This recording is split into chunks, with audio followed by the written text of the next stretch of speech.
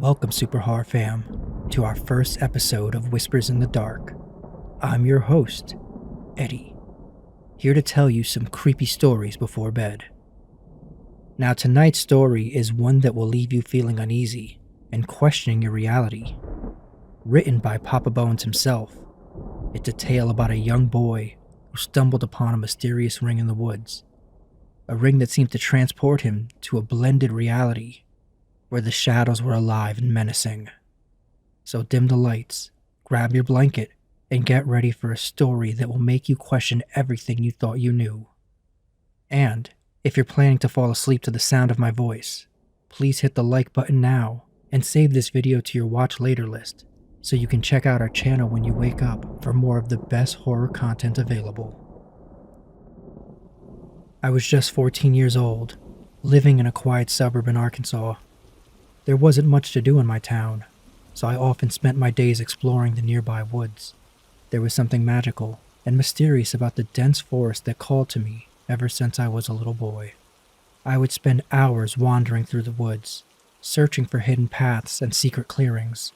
I loved to feel the crunch of leaves and twigs under my feet and the cool breeze on my face.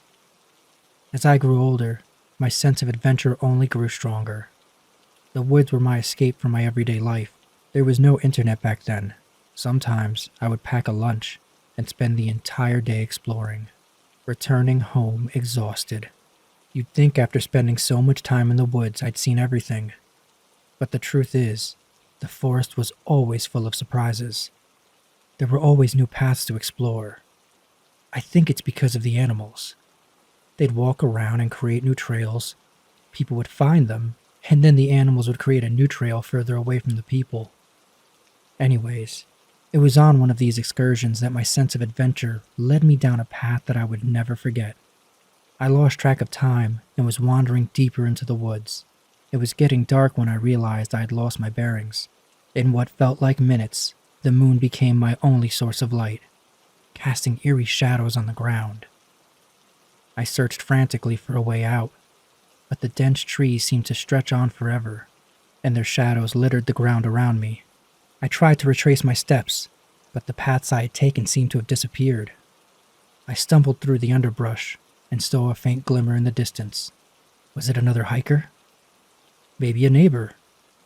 Even a stranger would probably be able to point me in the right direction to get out, so I made my way towards the light.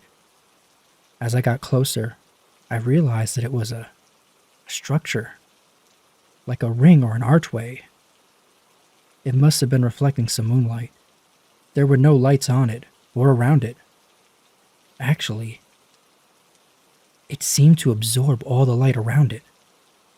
It looked like it was made of wood, dark wood, almost black in color. But that was probably just because it was so dark. It was ancient looking and covered in strange symbols that I couldn't identify. Even though its appearance was strange, even unsettling, I was so curious about the structure I'd found. I ran my hand down one of its sides. It was smooth and cool. My hands were so hot, probably because I was just so worried about being in the dark. I stood inside the ring and pressed my hands against it. As I crossed to the other side of it, I was immediately blinded by a bright flash. For a few moments, I couldn't see or hear anything. Once my eyes were again adjusted to the darkness, I became afraid. For a while I'd forgotten about it being dark and me needing to get home. I felt a sudden urge to run. I started running as fast as I could. Either I would get home faster or get lost faster and then get home faster. Either way, it would be faster. My plan did work. I did make it home. When I arrived, my parents were worried sick about me. They'd been calling my friends, neighbors, everyone and anyone. As I tried to explain to them what happened and told them about the ring and the flash of light, I could see the skepticism in their eyes. They thought I was imagining things, or maybe trying to distract them. I'd never been home that late on a school night. I was sent to my room. After the day I had, I was ready to send myself to my room. I laid on my bed and turned out the light. As I laid there in the darkness, my mind was racing. I'd always been a curious kid, but this was something else entirely. Why couldn't I get that ring out of my mind? And what was that flash? Distracted by my own thoughts, I didn't notice at first the strange movement around me. But then I saw it. The shadows were shifting and twisting, almost as if they were alive. It was like there were living shadows hiding in the normal shadows around me. I watched in disbelief as the shadow bodies emerged from within the darkness, their shapes flickering and indistinct. It was as if they were studying me, observing my every move with a cold detachment. I stared at the shadow people. A sense of dread began to wash over me. I felt like I was being watched by something sinister. I tried to shake off the feeling, but the shadow people continued to watch me, closely, almost hungrily. For the first time in my life, I felt truly afraid. The darkness seemed to be closing in around me, suffocating me with its weight. I started screaming. My screams must have alerted my parents, as they rushed into the room to see what was wrong. But as soon as they turned on the light, the shadow people vanished, leaving me alone, afraid, and confused. I asked my parents if they had seen the shadows, but they looked at me concerned and told me that I was just having a nightmare. I knew that I wasn't just imagining things, but I didn't want to argue with them. I didn't want to sound crazy. I asked my parents to leave the light on when they left my room and fell asleep. The next morning I woke up and everything appeared normal, but if I'm being honest, I noticed some small differences. The shadows seemed darker, deeper. The edges of the furniture seemed fuzzy, like they were blurring into the shadows around them. I told myself I was just feeling a little sensitive about what had gone on the night before. I got ready and got my backpack and went off to school. I can hardly remember that day at school. I couldn't focus on anything the teachers were saying. I could feel the shadows watching me. Every time I closed my eyes, I would see the structure in the woods. When school finally ended, I rushed home, eager to get away from pretty much everyone. But as soon as I arrived, I knew that I wasn't safe. The shadows were waiting for me, lurking just beyond the edge of my vision. I quickly ran around the house, turning on all the lights. It started to rain outside. I looked out the window and watched as the storm clouds blocked out the sun, creating shadows everywhere. Then I saw something that made my blood run cold. A shadow emerged from under a car parked down the street and was slowly making its way towards Joey, a little kid that lived 4 houses down. I didn't know what to do. I panicked. I ripped the window open and started yelling at Joey. "Joey, don't move! No, get inside! Get inside right now!" I yelled out the window. Joey looked up, startled by my shouting, but he couldn't hear what I was saying because of the rain. This large shadow beast started speeding up, like it was charging towards Joey, but it ran right past him. It was almost as if it couldn't see him. The shadow seemed to be exclusively focused on me, like it somehow knew I could see it. I could feel it getting closer, almost suffocatingly close. Just then a car drove up the street with its lights on. As the lights hit the shadow beast, it started to flicker in and out of existence. They were clearly stronger in the dark. I slept with the lights on again that night, or I would have, if I slept any. All night I saw the shadow people lurking in the darkness, waiting for me to let my guard down and turn off the light. The next day at school was even worse. Have you ever considered how many shadows there are around you? I started noticing them everywhere. Underneath parked cars, behind bookshelves, the inside of my book bag. All shadows. And whenever I closed my eyes, I could see that structure, that ring in the forest. That ring was somehow responsible for all of this. When I got home that day, I went straight to my room and closed the door. I didn't want to talk to my parents or anyone else. I just wanted to be alone with my thoughts. As I laid on my bed, I looked over at my closet, Another place for shadows to hide. I could see them through the crack, watching me with their unblinking eyes. Just then my mother came in my room. She was worried about me. I tried to pretend everything was fine, but I couldn't look her in the eye for more than a few seconds at a time. I had to keep my eyes on the closet. The shadow people didn't seem to notice my mom at all. This actually made me feel better. My mom was safe. Everyone was safe. Maybe I was seeing things people aren't supposed to see, and maybe the things I was seeing could see me too. Maybe they weren't supposed to see me either. My mom left my room, and I turned my attention to my window. It was dark out. A shadow figure was standing outside, just beyond the reach of a streetlight. It was watching me, waiting for me to make a move. I knew that I couldn't keep living like this. I had to figure out what was going on and put an end to it. And I knew the only way to do that was to go back to the ring in the forest. The next day I didn't go to school. Instead, I made up my mind to find the ring in the forest again. I packed my book bag with some essentials and set out to find it. I walked for hours. It's difficult to find something you've only come across accidentally when you were lost. But eventually, I came to the clearing where I found the ring before. Or at least I thought I did. Everything looked right, but there was no ring. I searched the area, not for a giant black archway, but for little things. Could it have been moved? Was I even really at the right place? It was hard to tell. But no, I was sure of it. This was the place. But the ring was missing.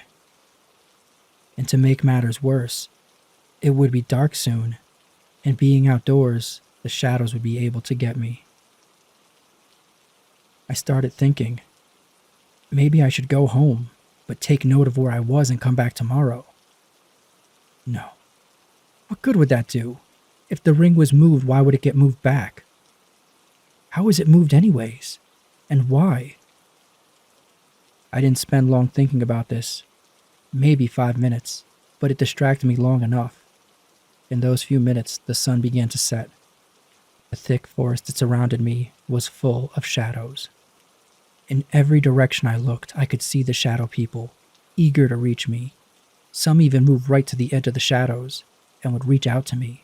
Their arms would flicker when exposed to the dying sunlight. I brought a flashlight with me, but what was I supposed to do? Point it at myself and not move until morning? That sounded like a bad idea. But at least it was an idea. I frantically began searching through the book bag and pulled out the flashlight. I did my best to prepare myself for whatever was going to happen next. Then I saw a familiar glisten. The ring was beginning to appear.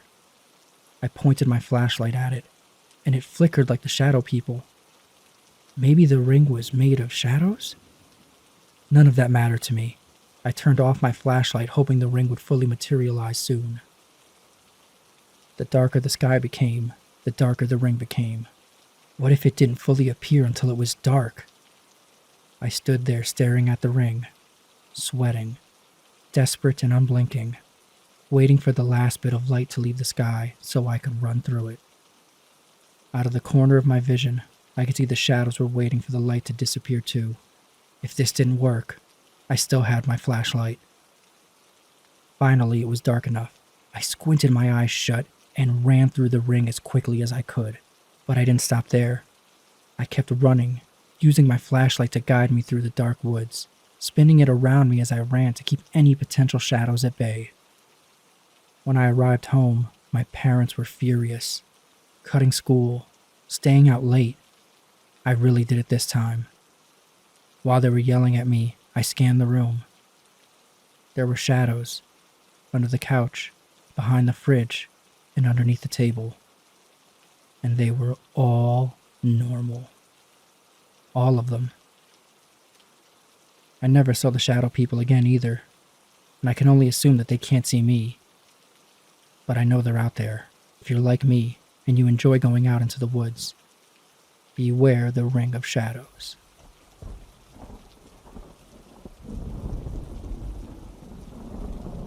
That's it for tonight, Horror Fam. I hope you enjoyed it. If you're still awake, feel free to loop this video until we can get a few of these together to make a longer compilation. The world is an incredible place, and there's still a lot we don't know about it.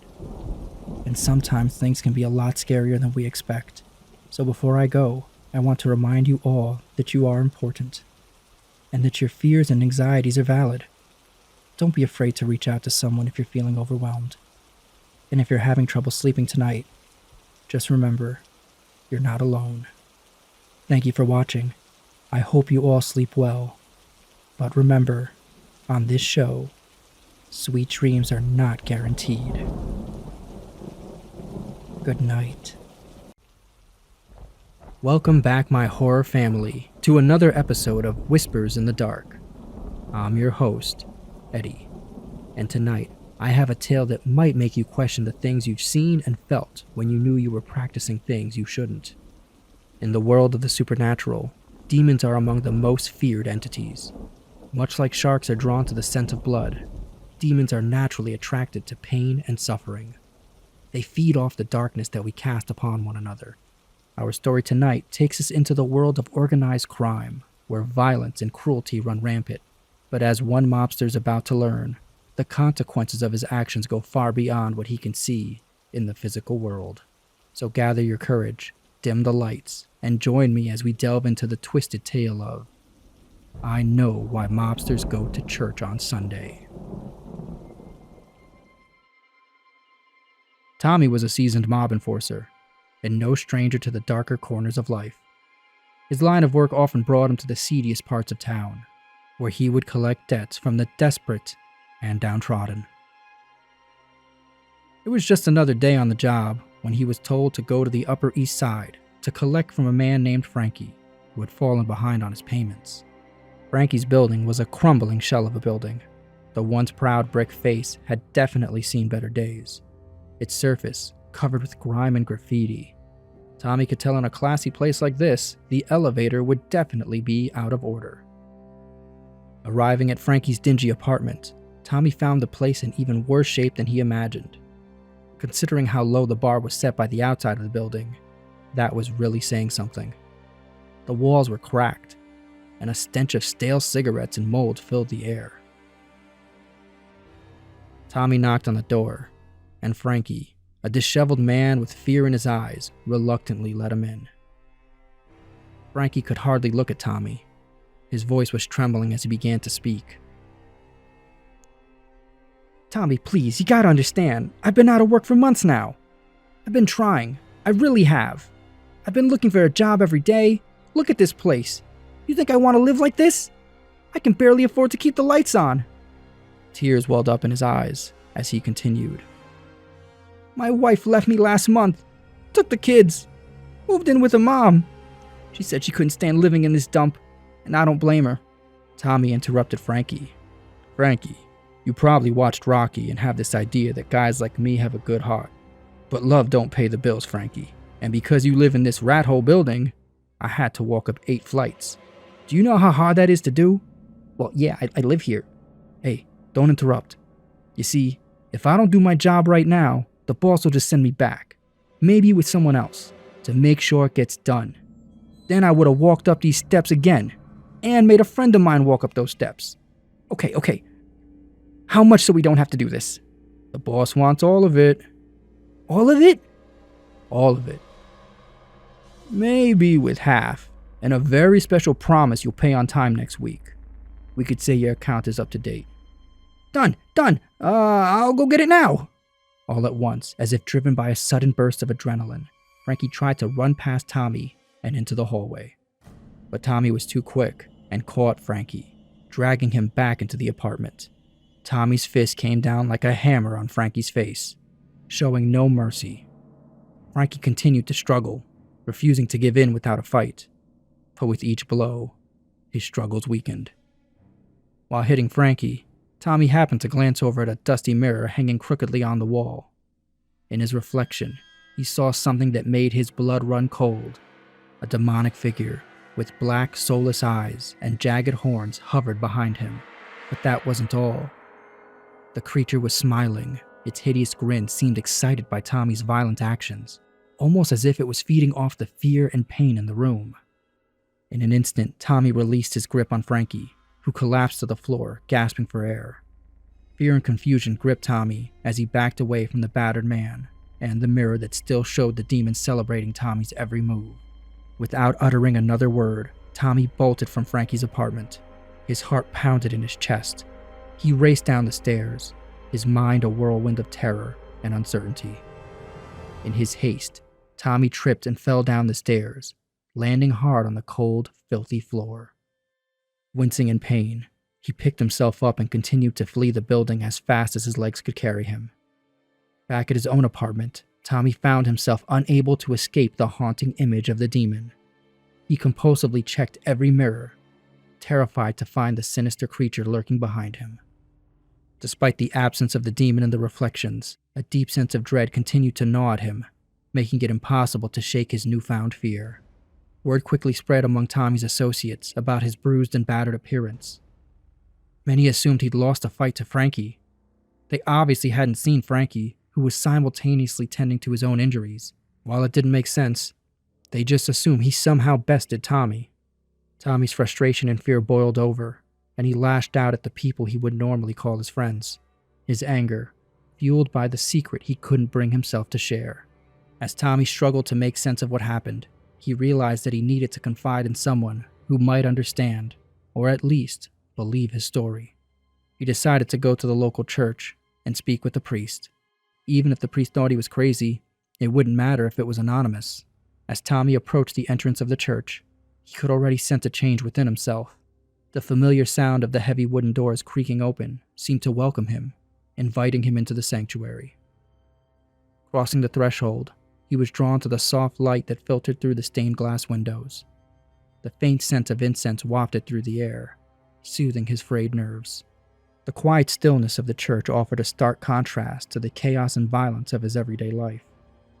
Tommy took a moment to stand there. The weight of his trouble seemed to lift ever so slightly from his shoulders. For the first time in what felt like an eternity, he found himself able to take a deep, calming breath. Tommy hesitated for a moment before stepping into the confessional booth. He began to recount his terrifying experience to the priest, trying to convey the horror and confusion he felt. Then the priest asked Tommy what he was doing when he saw the demon. It was important to rule out things like drugs and alcohol before immediately jumping to the supernatural. I was visiting a guy to help him move some furniture. We started joking around, trying to lift a heavy couch. I lost my grip and my fist and accidentally, repeatedly hit this guy in the face. And that's when I glanced at the mirror and saw that thing. The priest listened intently to Tommy's story. He nodded solemnly before offering his advice. My son, we all have our crosses to bear, and sometimes we find ourselves in difficult situations. The important thing is you've come here seeking guidance. You must face the darkness and seek the light to dispel it. Pray for strength and guidance, and trust that God can help even those who feel lost in their line of work. Tommy shook his head unconvinced. Father, you don't understand. My job, it's not something you can just walk away from. It's not something God would approve of either. The priest remained firm. God's love is limitless, Tommy. No one is beyond redemption. But if you're sure about what you saw, remember, demons have their own preferences. If you want to keep them at bay, consider doing things they wouldn't like. Acts of kindness, charity, helping others, and attending Mass are all ways to counteract their influences. Tommy sat there quietly for a moment, thinking about how happy the monster in the mirror looked. He couldn't deny the demon looked like he enjoyed what Tommy was up to.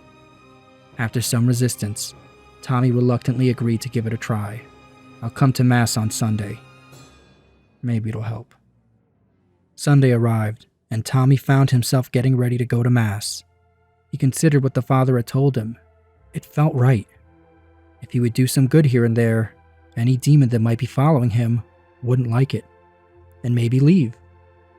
Tommy arrived at the church, found a pew in the back, and quietly sat down. He looked around and found himself surrounded by the familiar faces of older members of the family. They sat in silence, avoiding eye contact and any kind of acknowledgement. As the sermon progressed, Tommy couldn't help but feel curious about whether the demon had followed him into the church.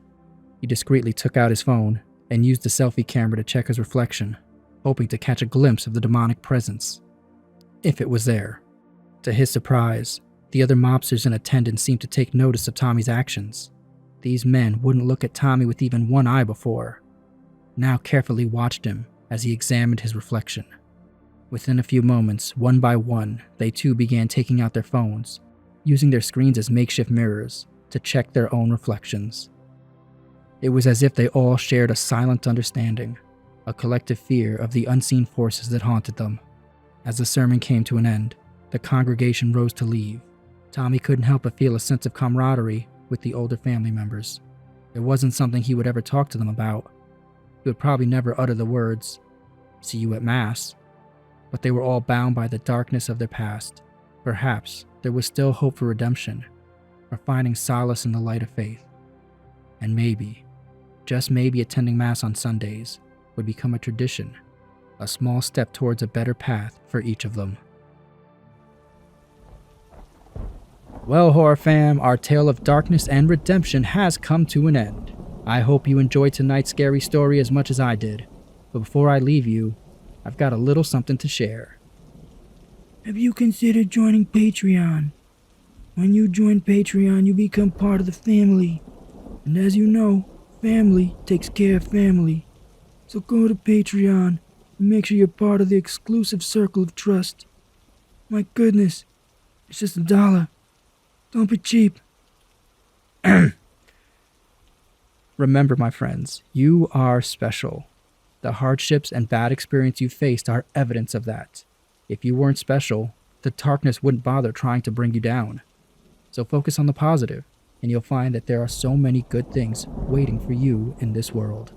With that, I hope you all sleep tight, but remember, on this show, sweet dreams are not guaranteed. Good night.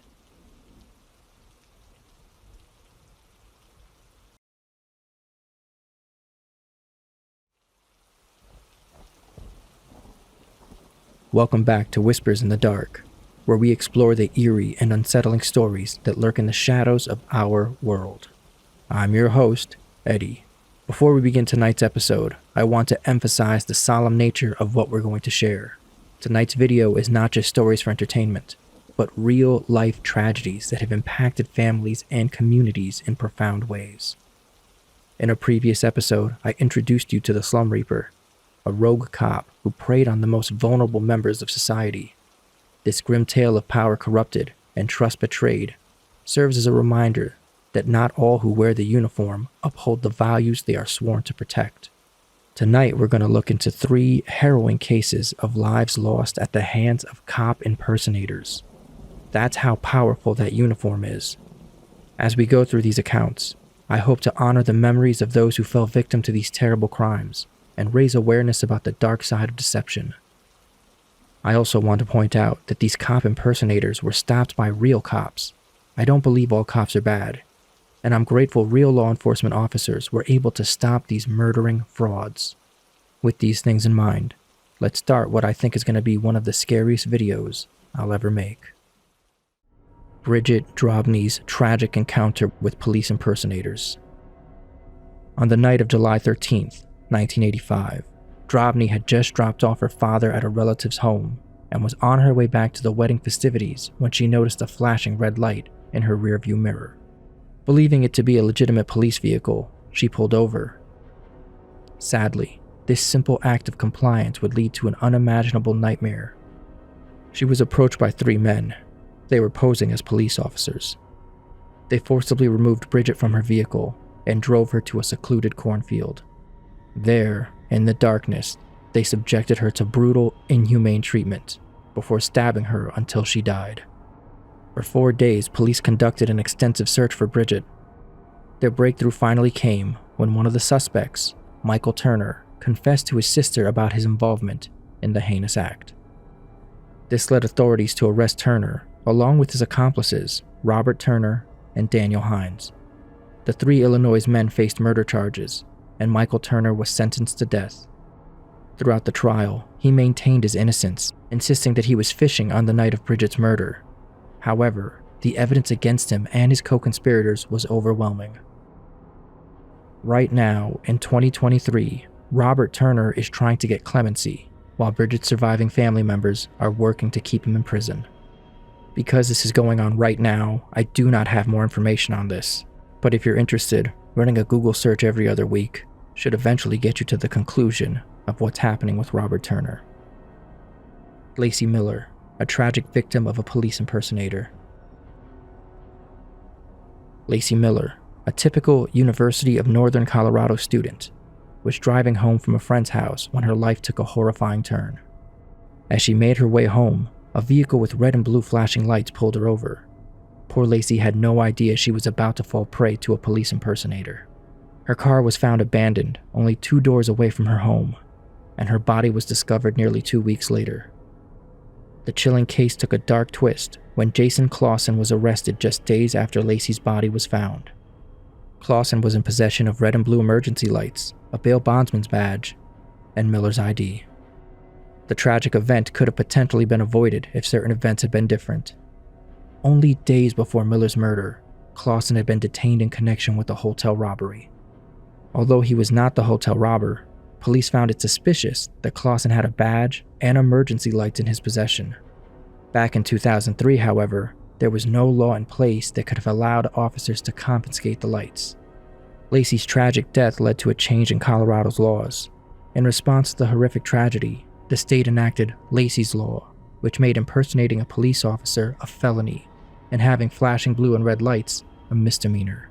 Before this law, impersonating a police officer in Colorado was merely a misdemeanor, and possessing the lights resulted in a $15 traffic fine. William Suff, the Riverside prostitute killer. William Suff appeared to be a friendly, community-oriented individual, but beneath the surface lay a dark and sinister secret. William was a murderer. Not just a murderer, but the worst kind of murderer. William Suff was found guilty of murdering his 2-year-old daughter. Despite spending 10 years in prison for this terrible crime, his violent tendencies did not subside upon release. Suff's twisted killing spree continued as he impersonated a police officer to prey upon prostitutes in Riverside County.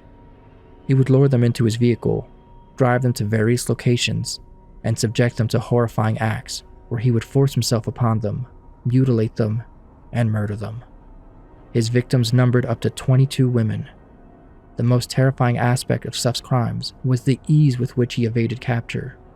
On one occasion, he delivered furniture to the very task force assigned to apprehend the killer. These people were assigned to find him. As if that wasn't unsettling enough, it's rumored that he used the breast of one of his victims in a chili that won first prize at the Riverside County Annual Cook-Off. As we come to the end of tonight's chilling episode, let's take a moment to reflect on the lives lost to these ruthless cop impersonators. Their stories remind us that danger can lurk behind the most unsuspecting facades, and it's crucial to stay vigilant and aware in our daily lives. Although we can't undo the past, we can honor the memories of those who fell victim to these heinous crimes and work together to prevent such tragedies from happening again. Always be cautious and trust your instincts when interacting with those in authority, and remember to verify their identities if something feels off. According to actual law enforcement, if you feel unsafe when getting pulled over, you can drive to a populated area and call 911. Now that doesn't mean to hit the gas and go flying down the road. If it's safe to do so, call 911 and put your hazards on while looking for a populated place to pull over. That way, if it's a real officer, they know you see them and you aren't trying to do anything foolish. Lastly, let's not forget the genuine, good law enforcement officers who put their lives on the line to protect us and bring criminals, like the ones in this episode, to justice. Now, it wouldn't be an episode of Whispers in the Dark if I didn't let you all know how valuable you are. Every one of you matters. That's why it's important to me that you trust your instincts, take good care of yourselves and your loved ones. Thank you for joining me tonight on this episode of Whispers in the Dark. Until next time, I hope the shadows are kind to you and you sleep well. But on this show, sweet dreams. are not guaranteed. Good night.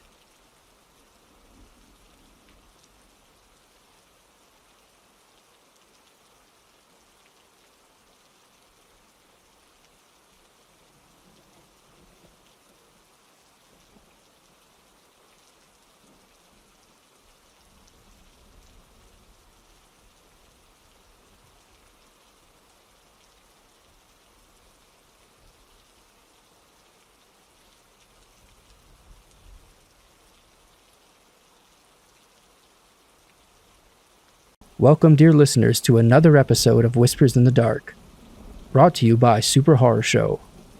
I'm your host, Eddie, and tonight I have a collection of terrifying tales that'll make your skin crawl and your heart race. Gather round and listen closely, because we're about to venture into the most terrifying place of all, reality, where twisted neighbors and sinister strangers lurk just beyond our locked doors. Are you ready to confront the darkness? Well then, sit back, grab your blanket, and let's dive into the abyss of terror with 4 horrifying encounters with creepy neighbors. Julia had recently moved into a rundown apartment building located in a bad part of town. She didn't have much choice at the time. The rent was affordable, but she was also very young. And let's be honest, young people think they can handle anything.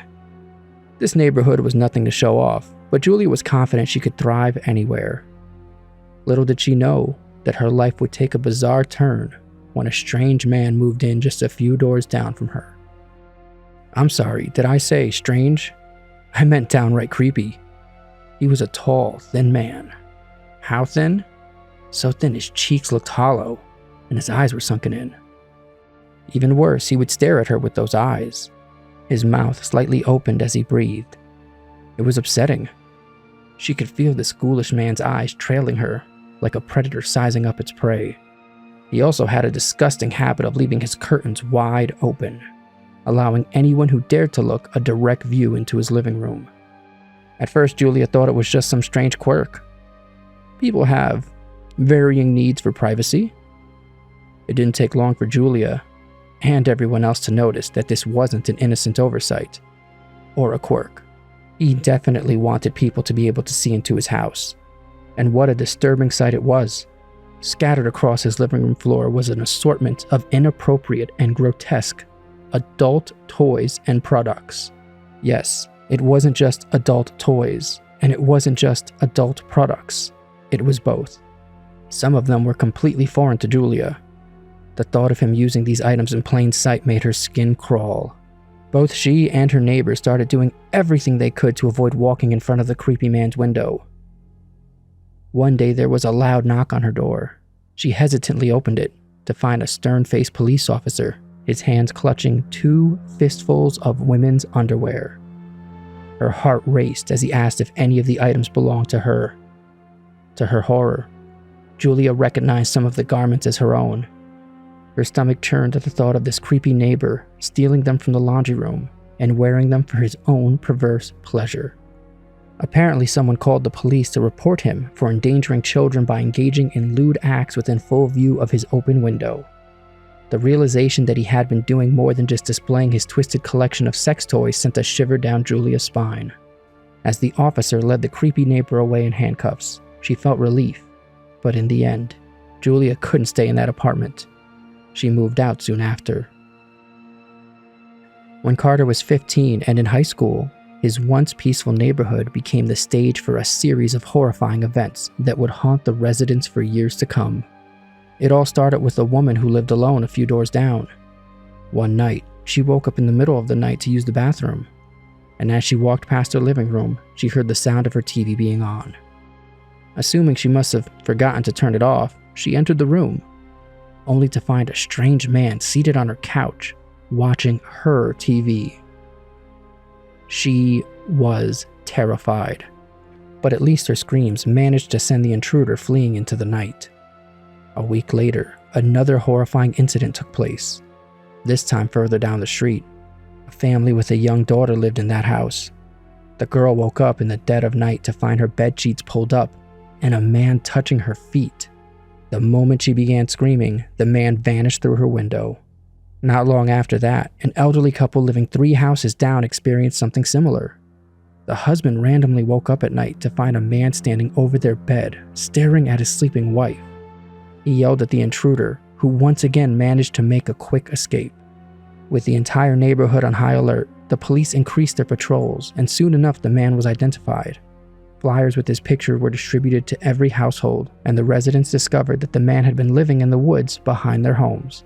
It was a place where homeless people would often set up makeshift tents. But for Carter, the creepiest part of this whole thing unfolded one summer night, at Carter's own home. It had been a hot day, so their sliding glass door was open, with only the screen door shut to let in the evening breeze. Their usually friendly dog suddenly sprang to his feet, growling viciously. His hair stood on end, and his tail stiffened. Something was not right.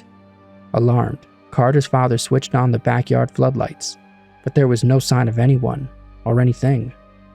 The following morning, as they tended to the yard, they discovered that the lock on their back gate had been forcibly broken. Someone had tried to break in. If not for their dog, there's a good chance that the same intruder that had been terrorizing their neighbors would have entered their house. In the weeks that followed, the neighborhood remained on edge, worried that the crazy man would return. Carter and his family were forever grateful to their loyal dog, who had undoubtedly protected them from becoming the next victims of this disturbing and frightening series of events. Years ago, Angelo lived in an upscale apartment complex. On his floor, most of the residents were well-dressed 30-something-year-old professionals.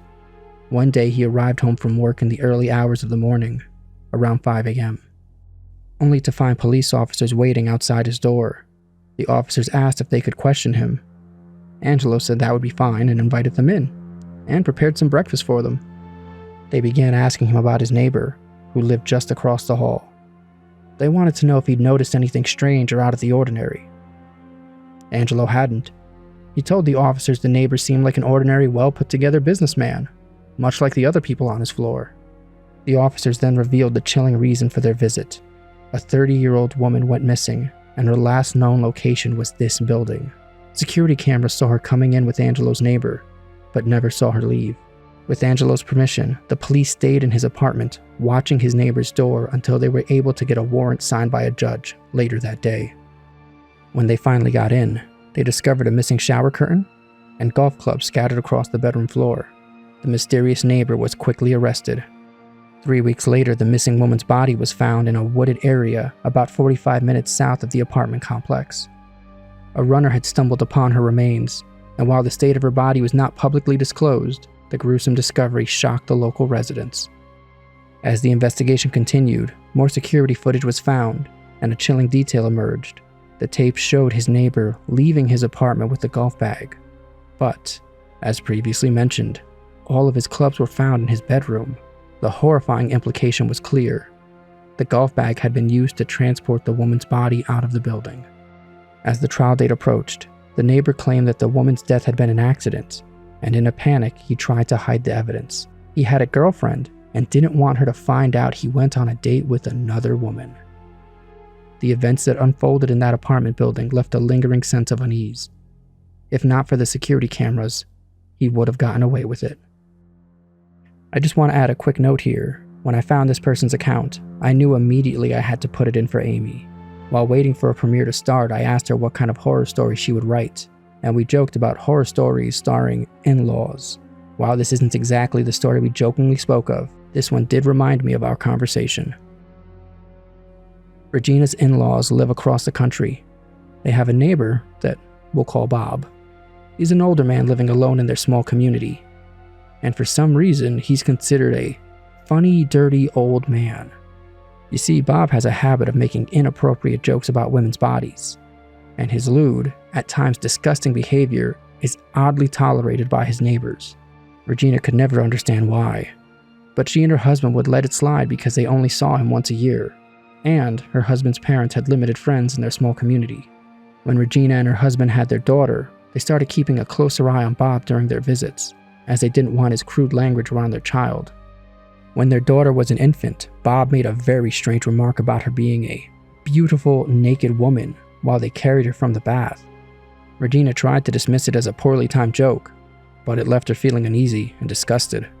As their daughter approached her second birthday, Bob crossed another line when he told her she had sexy eyes. Regina and her husband immediately recognized the inappropriateness of his comment. They confronted her husband's parents, explaining their concerns about Bob's behavior, and let them know in no uncertain terms that they didn't want him around their daughter, or them anymore.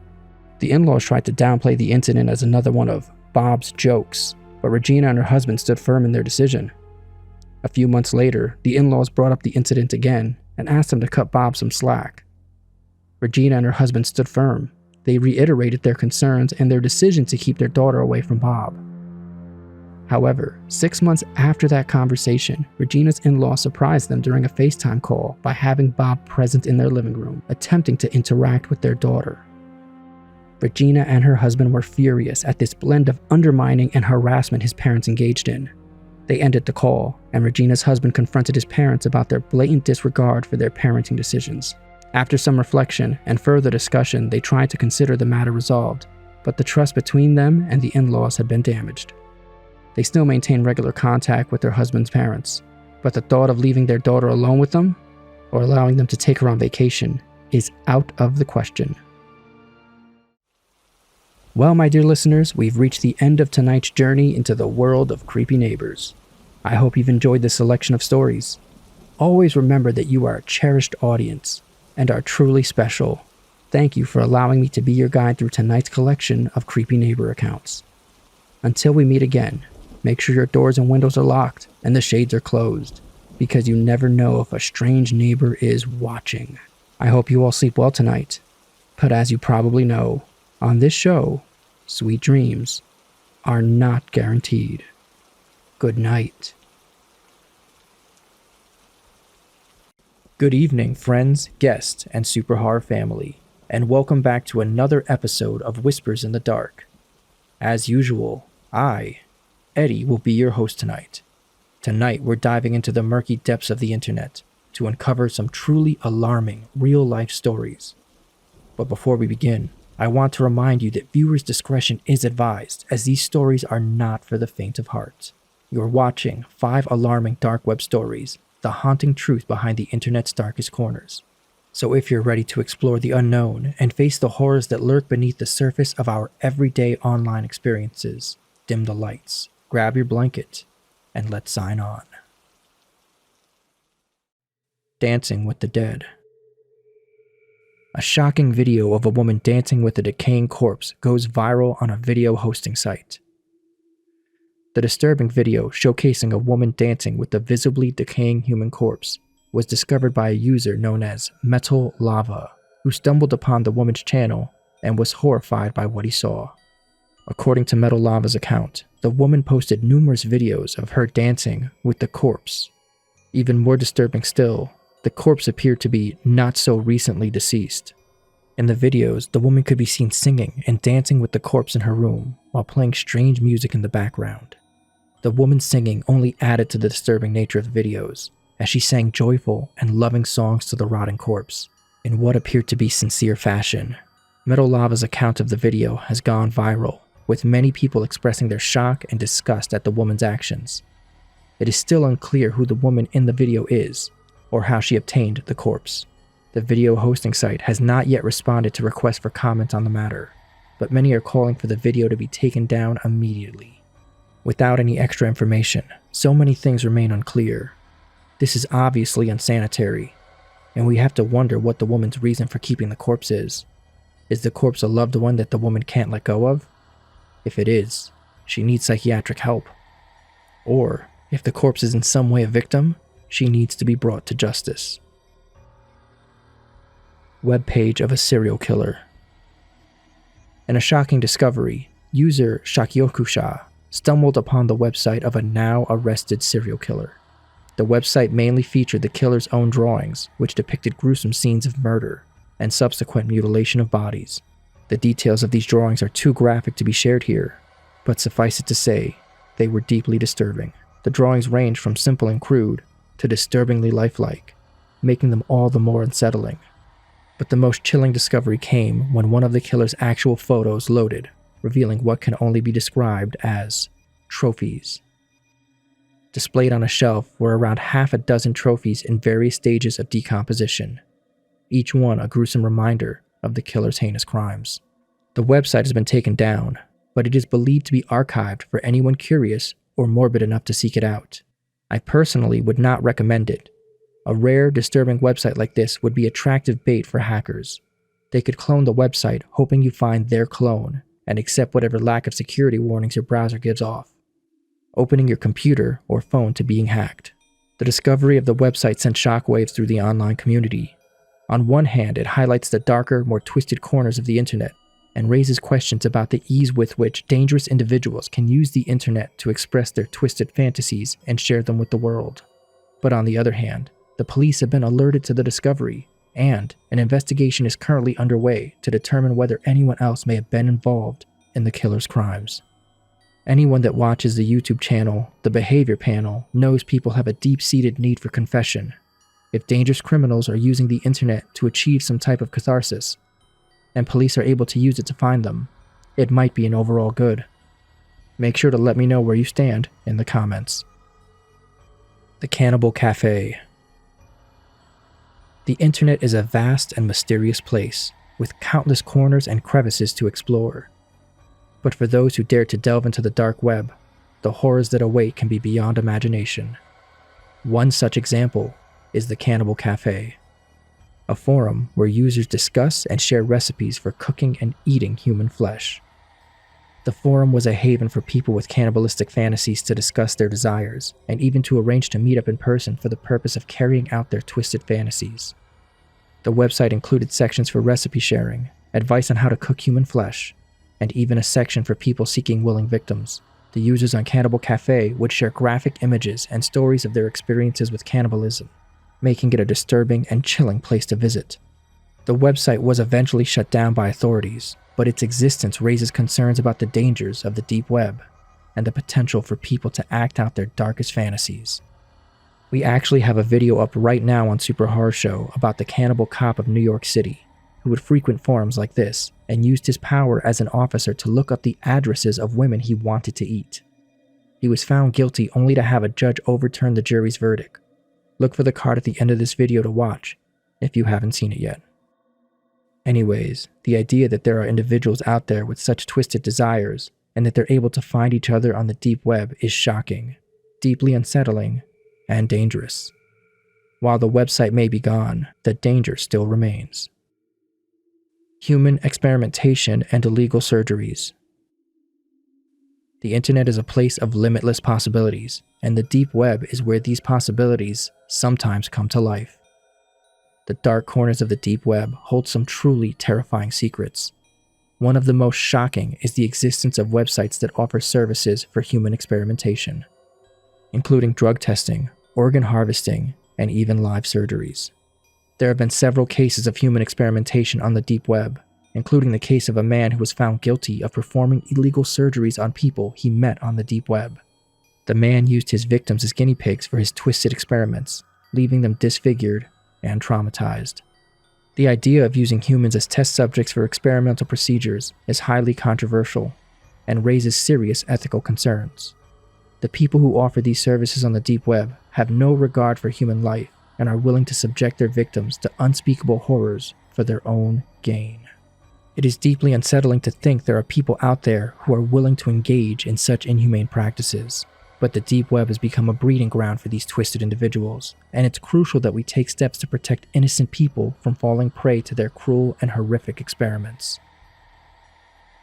They know who you are. Reports have emerged of the dark web's anonymity being compromised, leading to unsettling incidents of personal identification being harvested without the user's consent.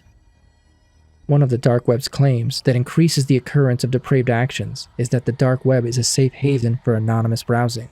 But the truth is, there are various methods that can reveal a user's true identity, sparking fear among internet users who might have delved into the dark web out of simple curiosity.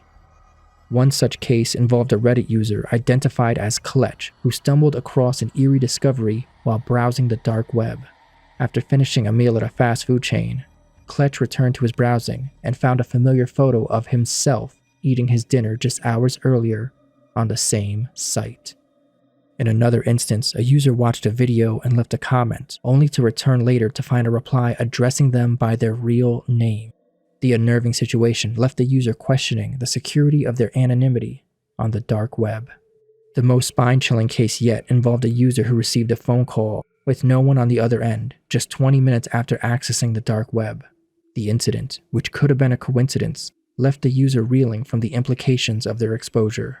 While it's not fair for curiosity to be immediately met with danger or hostility, we need to remember it's a big internet out there. There's an endless supply of safe, interesting content to keep your curious mind busy forever. If you choose to swim with the sharks, you might get bitten.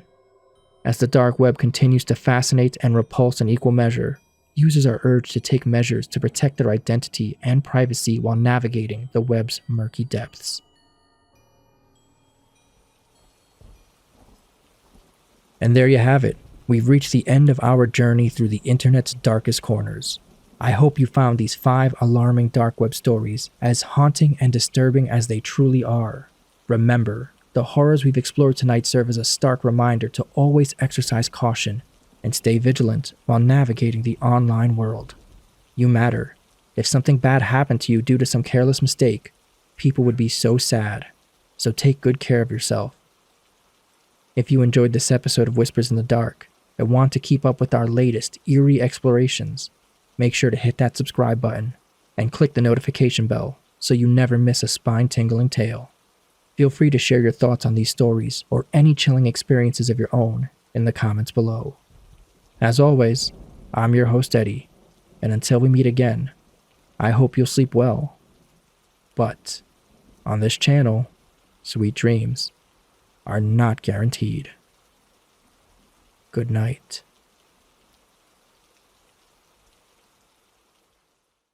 Good evening, my fellow night owls. I, Eddie, will be your host tonight, and together we'll delve into the darkest corners of the ocean, where military forces have encountered and exploited creatures beyond our wildest imaginations. From colossal squids with razor-sharp beaks to elusive sea monsters and dolphins trained as aquatic assassins, these chilling tales will leave you questioning what truly lurks beneath the waves. So plug your nose, hold your breath, and take the plunge into tonight's episode of Whispers in the Dark. The mysterious pyrosomes. The USS Maddox incident, which is considered to be the precursor to the Vietnam War, has long been a source of controversy and speculation. In 1964, the USS Maddox, a US Navy destroyer, was patrolling the waters off the coast of North Vietnam when it was allegedly attacked by North Vietnamese warships. However, the events of that night have been shrouded in mystery, with some suggesting that the attack may have been fabricated by the US government as a pretext for war, but new evidence has emerged that may shed light on what really happened that night. Marine biologist Ted Newberry has uncovered a theory that could explain the strange events of that fateful evening. According to Newberry, the objects on the radar that appeared as torpedoes may have been a rare organism known as pyrosomes. Pyrosomes are made up of thousands of individual organisms, creating a large, floating, see-through structure that can be up to 60 feet long. They emit a bright light, which accounts for the reports of lights on the night of the USS Maddox incident, which were confused as enemy cockpits and searchlights. Newberry's theory is that the pyrosomes may have been mistaken for North Vietnamese torpedo boats by the crew of the USS Maddox. This would explain why air support reported seeing no boats, and why the torpedoes on the radar appeared to have a mind of their own. The idea that pyrosomes may have been responsible for the USS Maddox incident is certainly a creepy one. Attacked by a giant squid. In 1978, the United States Navy frigate, the USS Stein, was deployed on a secret mission in the depths of the Pacific Ocean. The crew was performing special operations when their sonar systems suddenly went offline, leaving them vulnerable to any underwater threats. What they found upon inspection was nothing short of spine-chilling. Upon returning to port, the crew discovered that the sonar system had been attacked. Deep slashes, measuring an enormous 4 feet in length, had been gouged into the delicate machinery. But that wasn't the worst of it. Within the cuts, the crew found large teeth, which upon closer inspection were identified as belonging to a giant squid's suction cups. The largest squid ever discovered by scientists was just under 43 feet long and weighed over 2,000 pounds. But the claws found on the USS Stein were believed to have come from a squid more than 3 times that size. Navy biologist F.G. Wood, who investigated the claws, could not rule out the possibility that this was in fact an undiscovered species, never before seen by mankind. It's not unheard of for giant squids to attack ships. The massive creatures are known to be hunted by sperm whales, who often display large wounds and scars from their battles. In fact, the damage to the USS Stein sonar system was eerily similar to injuries seen on whales attacked by giant squids. Because these two creatures are known to fight each other, it's possible that the squid mistook the ship for a whale and attacked it with all of its might. The thought of a monster squid lurking in the depths of the ocean, waiting to attack unsuspecting ships, is enough to send shivers down anyone's spine. Kretsch's sea monster. In the annals of maritime history, tales of sea monsters have always sparked the imagination. But a recently uncovered incident from over a century ago is proving the reality of such creatures may be closer than we think. On April 30th, 1918, a German submarine was captured by the British warship HMS Coropsis. The U-boat captain, Gunther Kretsch, told the British that his vessel was damaged and unable to dive. Kretsch claimed that his sub had been attacked by a sea monster, which climbed onto the vessel, causing it to take on water. According to Kretsch, the monster was a fearsome sight. It had horns, small deep-set eyes, masses of monstrous teeth, and a small head. Its attack had caused the sub to surface, leaving it vulnerable to the British warship's capture. But newly released records revealed that the truth behind the sea monster story is far from fantastical. A crew member named Gottshammer recalled that Kretsch had been chilly and insisted on a heater being fitted to the officer's compartment. This required running cabling from the sub through the main hatch, which meant it could no longer be properly sealed. When the British warship was sighted, the hatch was ordered shut and the sub was put into a dive. Unfortunately, the hatch immediately failed, filling the U-boat with seawater. It caused the sub to resurface, leaving the crew no choice but to surrender. And thus, the legend of the sea monster was born, out of shame and incompetence. A convenient cover-up for Kretsch's failure. Sharks. During the Second World War, the US Navy considered many dangers that could threaten their personnel. One threat, however, was initially considered insignificant: shark attacks. The Navy's Research and Development Branch concluded that sharks were not interested in strange objects floating in the sea, and were therefore considered not a significant danger to personnel. The assumption was that the loud commotion created by sinking vessels would drive the sharks away. But as it turned out, the truth was far more sinister. The data they had from naval engagements came from World War I. Those battles took place in freezing waters, and sharks had not been encountered before. It was not until the naval battles of World War II in tropical waters that sharks became an issue. In 1943, Lieutenant Arthur George Reading experienced firsthand just how dangerous sharks can be. After his plane crashed into the sea with radio man Everett Hardin Almond, sharks immediately became a real threat. Reading described how he spent 16 hours fighting off the relentless attacks of sharks using his binoculars as a weapon. The situation quickly escalated when Almond became wounded and a cloud of blood filled the water. 5 sharks repeatedly attacked Almond, tearing apart his leg. While Reading tried to keep his companion afloat, lashing out with his binoculars, he was struck by a tail, breaking his jaw. They were separated, and Almond was eventually overcome and killed. The incident highlights the true danger posed by sharks in tropical waters during wartime, contrary to what the Navy had initially thought. All nature reserves the right to be unpredictable, especially in habitats we're not accustomed to, like the ocean. Dolphin assassins. It's been confirmed that military forces have been using dolphins and whales for various operations since the 1960s. These marine creatures have been trained to carry out a wide range of tasks, from delivering tools to identifying torpedoes and mines. However, it seems their training does not stop there. Reports suggest that dolphins can be trained to remove divers' face masks, leaving them helpless and forcing them to surface. Even more disturbingly, these animals can be fitted with lethal weapons, including pistols and explosive gas-injecting wasp knives. Recently, Hamas provided evidence of an even more sinister use of these trained marine animals. They revealed a dolphin face harness that has a spear gun attachment, allegedly belonging to an Israeli dolphin referred to as a hostile aquatic unit.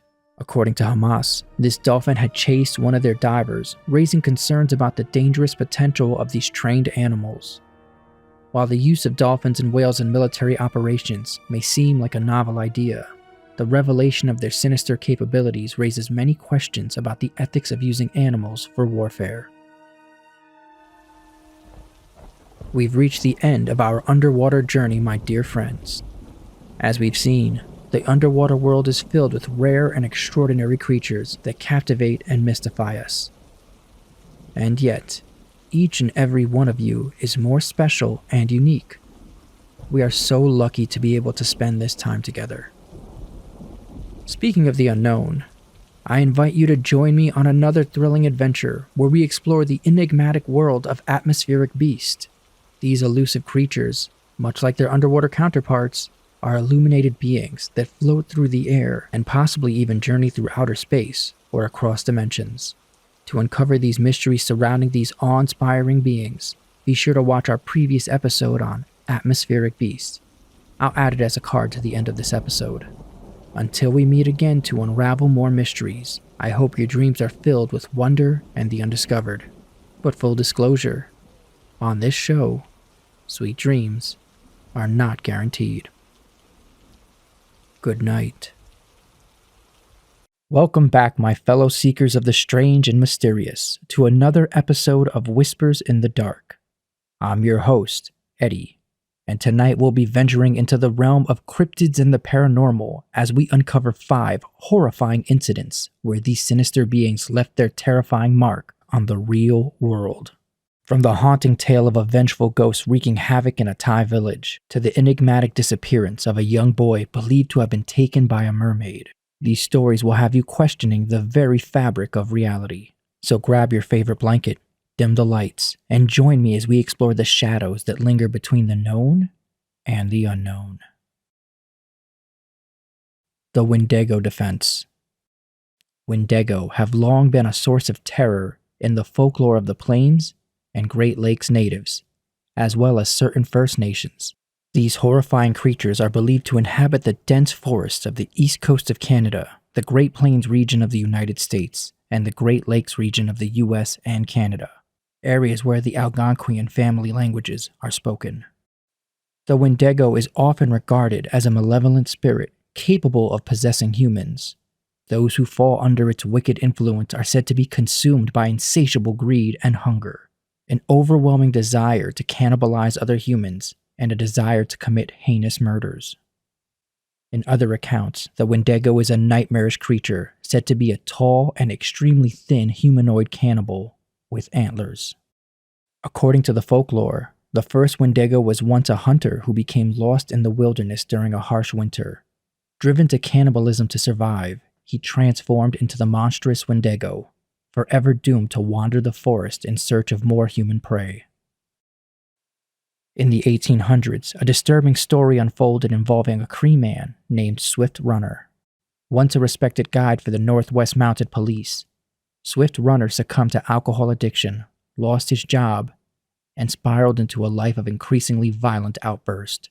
In 1878, he led his wife, 6 children, mother-in-law, and brother deep into the woods where he brutally murdered them and consumed their flesh.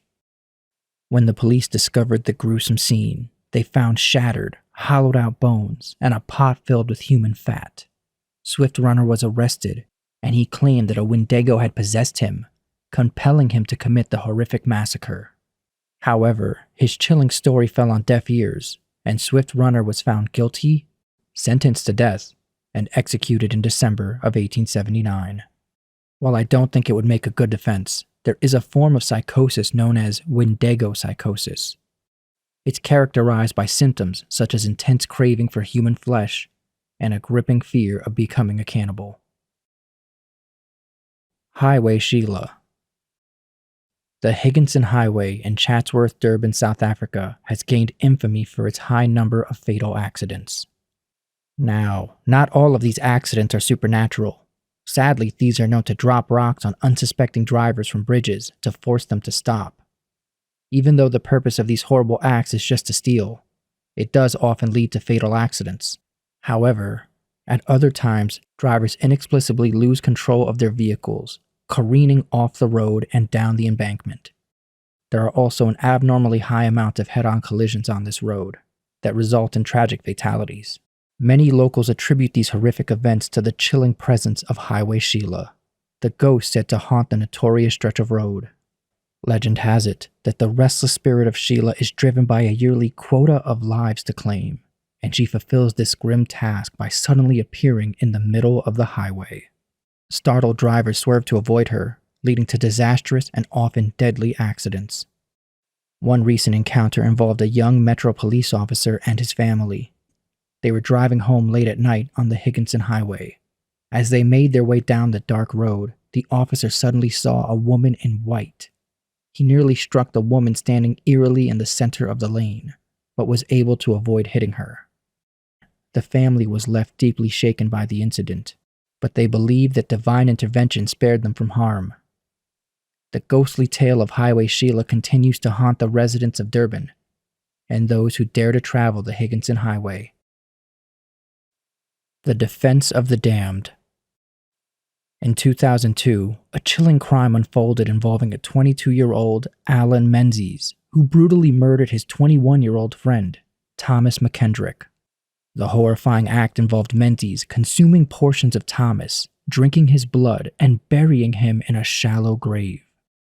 What makes this case even more disturbing is Menzies' motive behind the heinous crime. Menzies shockingly revealed that the vampire queen from the movie The Queen of the Damned had commanded him to kill his friend. It's worth noting, the fictional character was played by R&B artist Aaliyah, who tragically passed away a year earlier. Either way, Menzies claimed to have watched the movie more than 100 times. And stated the vampire queen promised to turn him into an immortal if he carried out her murderous wishes. According to Menzies, the decision to kill McKendrick came after his friend insulted the fictional vampire queen. Menzies even went so far as to believe that he had become a vampire himself following the gruesome murder, and callously admitted that he felt no remorse for taking McKendrick's life. In 2003, Menzies received a life sentence for his unspeakable crime. However, he was discovered dead in his prison cell in 2004.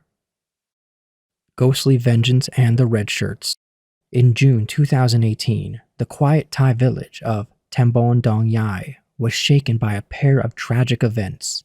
Two men mysteriously died in their sleep, leaving concerned villagers searching for answers. Desperate for an explanation, they sought the help of a local medium to perform a rite and communicate with the spirits. The medium revealed that a vengeful ghost of a widow confessed to taking the lives of the two men, and she had intentions of taking 2 more victims. The villagers were gripped by fear when they heard this sinister message and desperately searched for a way to protect their loved ones from the ghost's wrath. In an attempt to ward off the vengeful spirit, many villagers hung a red shirt in front of their homes, hoping it would act as a barrier against the ghost's malevolent intentions. Some even went a step further, attaching a note to the shirt claiming that no men resided in their house, only pets. Remarkably, after the villagers displayed the red shirts as a protective measure, no other men in the village suffered the same tragic fate as the first 2 victims. The account of the widow's ghost and her quest for vengeance continues to haunt the residents of Tambon Dong Yai. Mermaid kidnaps a boy. In December 2013, 12-year-old Siyabonga Masango left his home in Mpumalanga, South Africa, to play soccer with his friends. As the day grew hotter, the boys decided to cool off by swimming in a tributary of the Sabi River. Little did they know that this innocent decision would lead to a heartbreaking and inexplicable disappearance. A man washing his car nearby witnessed Siyabonga being suddenly pulled into the water and rushed to help. However, despite his efforts, there was no trace of the young boy in the water. The baffling incident prompted a 2-week search by police divers, who suspected Siyabonga had been attacked and drowned by a crocodile. Yet the young boy's family held on to the belief that their son had not fallen prey to a crocodile, but was instead taken by a mermaid. They were convinced he would be released in time to return to school. To ensure this outcome, the family performed rituals, hoping for a miraculous reunion with their son. Despite their unwavering faith, Siyabonga was never found, and his ultimate fate remained shrouded in mystery. And there you have it. We've journeyed through the chilling accounts of cryptids and paranormal beings, taking a peek at some of the darkness that lies within our world. As we've seen tonight, some people have used the supernatural as a convenient scapegoat to hide their own crimes and guilt. However, in the case of the mermaid story, we encountered a family who genuinely believed in the presence of otherworldly forces at play, without the motive of hiding guilt. It's essential to remember that while the supernatural and unexplained phenomena can be captivating, we shouldn't forget the importance of taking responsibility for our actions. It's a crucial part of growing, learning, and becoming better versions of ourselves. Before we part ways, I just want to say that each and every one of you is special, and I'm grateful to take these journeys through the shadows with you. So I hope you're back tomorrow to keep seeking the truth. I also hope you sleep well, my friends.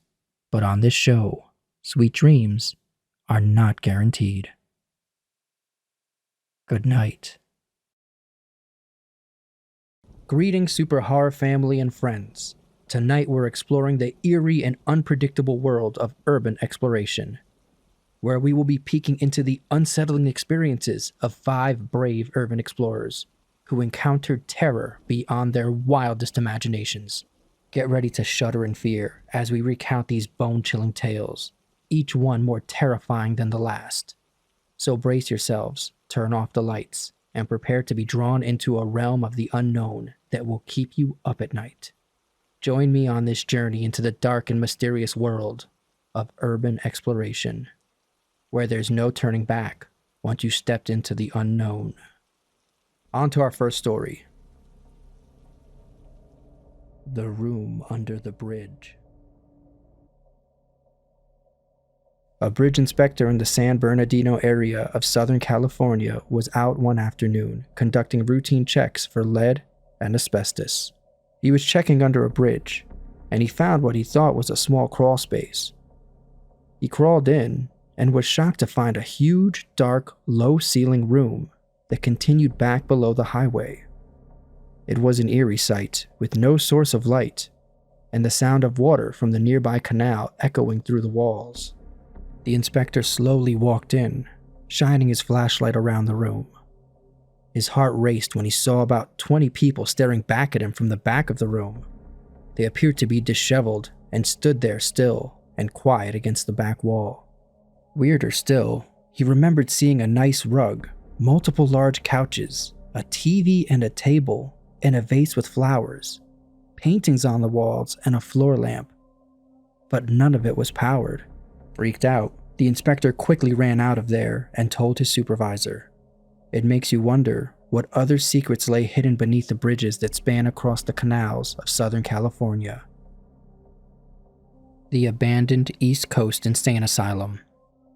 There's an abandoned East Coast Insane Asylum that hides underground maze-like tunnels that snake beneath the asylum. A visitor who has been to the complex more than 10 times in the last decade describes the tunnels as roughly 10 to 15 feet underground and long. The subterranean network of tunnels connects each building for steam, water, sewage, and electric, with an emergency escape hatch that leads out to the woods. Most entrances to the tunnel system are hidden in walls, making them difficult to find. He discovered one entrance in the complex's post office, a place he'd been many times before, without noticing it. The complex has been abandoned for 20 to 30 years, causing parts of the tunnels to be wet from leaking water. The underground tunnels are completely devoid of any outside sources of light, making the darkness oppressive as it seems to absorb any light that it gets. A very strong, bright flashlight is required to navigate through the tunnels. Without one, it's a challenge to make out the features of things in the distance. Even with the right kind of flashlight, sometimes the only information you would get is a slight tonal difference to determine when something was off in the distance. On one of his solo visits, this man went to what used to be a water treatment building for the complex. At the end of the tunnel, he described a large room with two 15-foot tall water storage tanks. Inside of them, there was around an inch of water and a lot of muck. He heard a sound coming from the opposite side of the room, maybe 20 feet away.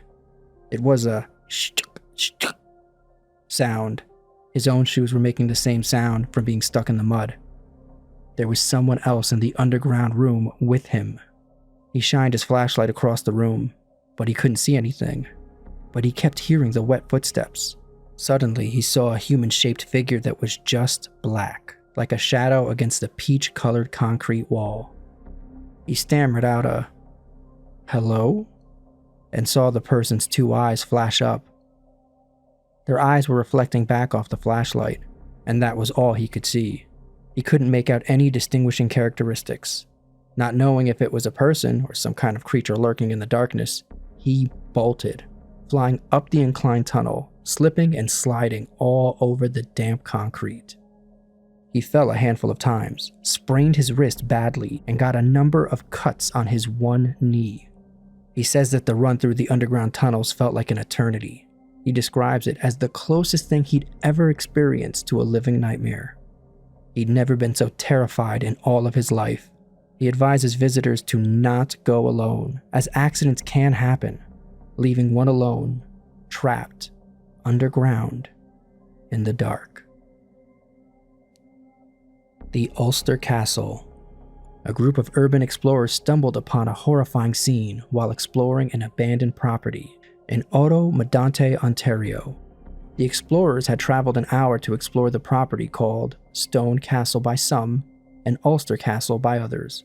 When they arrived, they found that all the buildings on the property were still intact, except for the main house, which had been destroyed by a fire. However, the group was not deterred, and they proceeded to explore the other buildings on the property. They did travel an hour after all. The first building they explored was a barn, and it was there that things immediately took a chilling turn. In the basement of the barn, they discovered evidence of satanic rituals.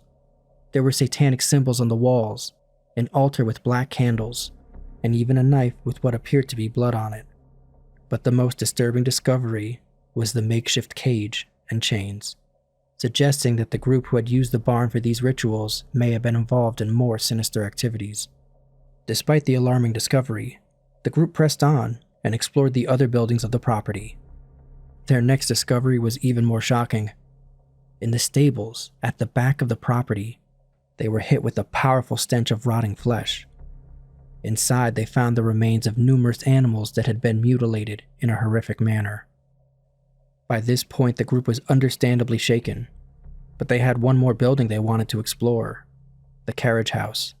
However, their nerves were so frayed that one member of the group refused to go inside, so the rest of the group split up, with some heading to the main house and others going to the carriage house. As it turned out, the group that went to the carriage house were the lucky ones. There was nothing of interest inside, and they quickly went to rejoin their friends at the main house. But at the main house, things were different. The group was confronted by another group of people who had been lying in wait for them. The group, which consisted of adults, teenagers, and children, were armed with weapons ranging from golf clubs to baseball bats. The urban explorers quickly realized that they were in serious danger, and they tried to flee. But the other group blocked their escape and demanded to know why they were on the property. It was a terrifying moment for the group, and they feared for their lives. Fortunately, they were eventually allowed to leave, unharmed, but the incident left them traumatized and deeply shaken. The Mundet Court Factory. Once the pride of Portugal's cork industry, the Mundet cork factory has become an abandoned, decrepit shadow of its former glory.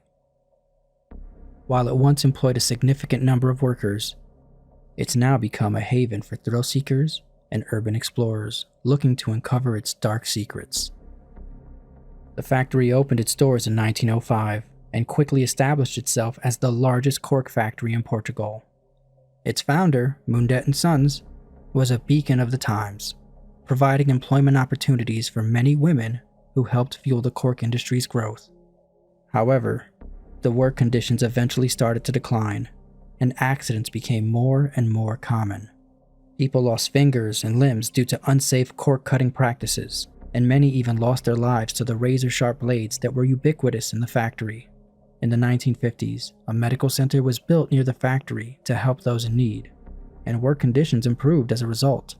But tragedy struck the factory again in 1986, when the factory's owner, Paula Mundet, known as the Cork Queen, was brutally murdered by her lover, who mutilated her body beyond recognition. The gruesome murder, combined with the decline of the cork industry, ultimately led to the factory's closure in 1988.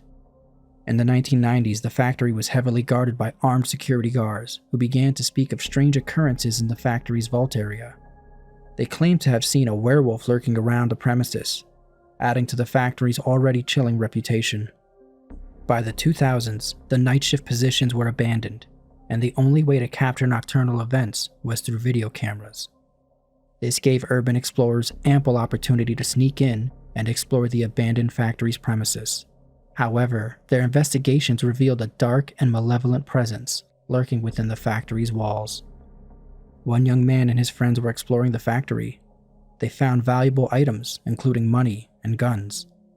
Then one of them found a disturbing photo of a distorted girl's face. They continued to explore the factory, capturing eerie mist and colorful orbs on camera, as well as hearing the rattle of the long-abandoned machinery. Then, they saw someone staring at them from a window. Terrified, they ran outside. Once they got out, they looked up to see that the window didn't have access to it by a balcony or other means. Anyone seen there had to be floating. On another occasion, they saw two giant orbs floating above them, causing their infrared sensors to shut down. In the factory's red zone, where the worst events took place, they found papers from the 1980s. They could hear machines rustling and roofs collapsing in complete darkness. Now the factory is being demolished, but its dark legacy will linger on, haunting those who have lost loved ones and limbs to it, as well as those who have dared to enter its premises after its closing. Bodies in the sewer pipes. A group of friends, John, Mike, and Q, shared a love of exploration. They often went on daring escapades, exploring sewer pipes and abandoned buildings. One day, while hiking in the woods, they stumbled upon a pipe sticking out of a hillside. The pipe was almost hidden by the trees, and it piqued their curiosity. The group agreed to explore the pipe, and they crawled through the cramped, dark tunnel on their hands and knees. They crawled for around 600 feet when they reached a large manhole room. The room was dark and damp, and the musty smell was overwhelming. As they looked around the room, they noticed 3 smaller pipes leading off in different directions. They chose one and decided to explore it further. The pipe was so narrow that they had to crawl on their stomachs. The only light source available came from the faint glow of their headlamps. As they crawled deeper, the pipe became smaller, and the wall seemed to close in on them. It was claustrophobic, and they had to take deep breaths to remain calm. Suddenly, Q let out a cry of disgust. They'd come across a dark lump that blocked their path. It was a disgusting mess of fur and waste, and who knows what. The group hesitated, unsure of what to do, but eventually, they convinced Q to climb over it. As they continued their crawl, the stench grew stronger, and they all began to feel nauseous. Their heads throbbed, and their eyes watered from the disgusting stench. Eventually, they reached a point where the pipe opened up into a larger space. They could feel a breeze on their face. Suddenly, Mike's voice broke the silence. "Guys, something's not right here," he said, his voice trembling. "There's a horrible stench ahead, and it's making me feel sick."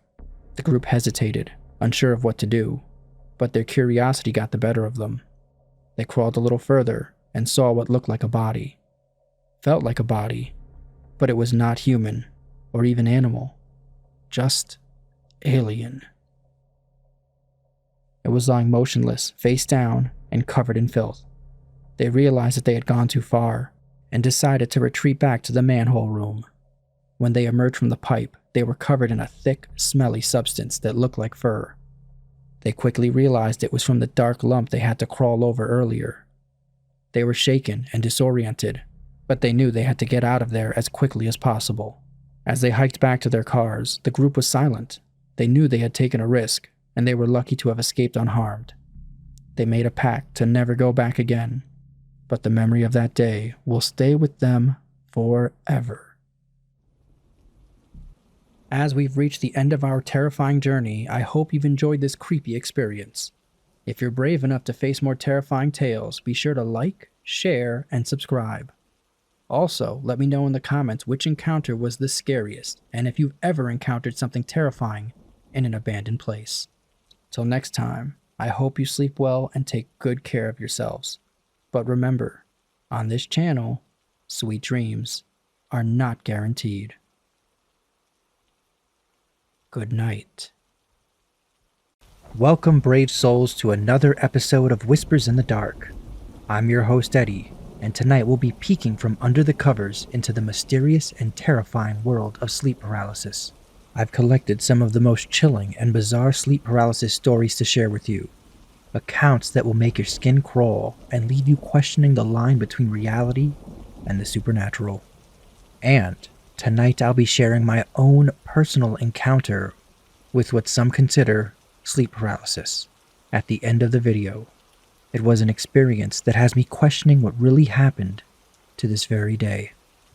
So grab your blanket, dim the lights, and prepare to journey with me into the shadowy realm of nightmares that refuse to stay confined to your sleep. Lights out. Adam, a student, experienced the eerie grip of sleep paralysis one night. As he drifted off to sleep, the book he'd been reading fell to his chest, and the faint hum of the television echoed from the living room below. When he regained consciousness, it seemed as though everything in his room remained the same. The bedside lamp cast a warm glow about the room, but a sudden chill took over the air, making him shiver. As the cold crept in, an unsettling sensation came over Adam. He felt as if unseen eyes were watching him intently. Panic set in when he discovered he was unable to move. His limbs felt like they were lead, heavy and unresponsive. Now in this state of heightened panic, he heard the familiar sound of the lamp click. The lamp was somehow turned off, like someone turned it off, plunging the room into darkness. Trapped in his own body, Adam's heart raced, his breaths coming in shallow gasps. Then, from the shadows, a ghastly figure emerged, an old man without eyes, with dark, hollow sockets oozing blood. The apparition's rage was palpable as it screamed and lunged at Adam's legs, its icy touch searing his skin.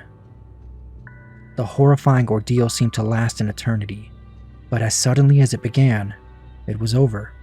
When Adam finally woke up, he was drenched in sweat and gasping for air. The Grinning Gremlin. Imagine waking up to the sinister grin of a small green creature, frozen in fear as it haunts you every night. This is the chilling experience of a Reddit user who claims to suffer from sleep paralysis that's accompanied by a terrifying encounter with this nightmarish gremlin. Described as a pointy-featured, brownish-green creature, it bears an uncanny resemblance to the unsettling figure depicted in Johann Henrik Fuseli's famous painting. The gremlin seems to haunt the poor Redditor, perching itself on her chest as it whispers unintelligible words, its presence heavy and suffocating. But the creature doesn't always remain in one place.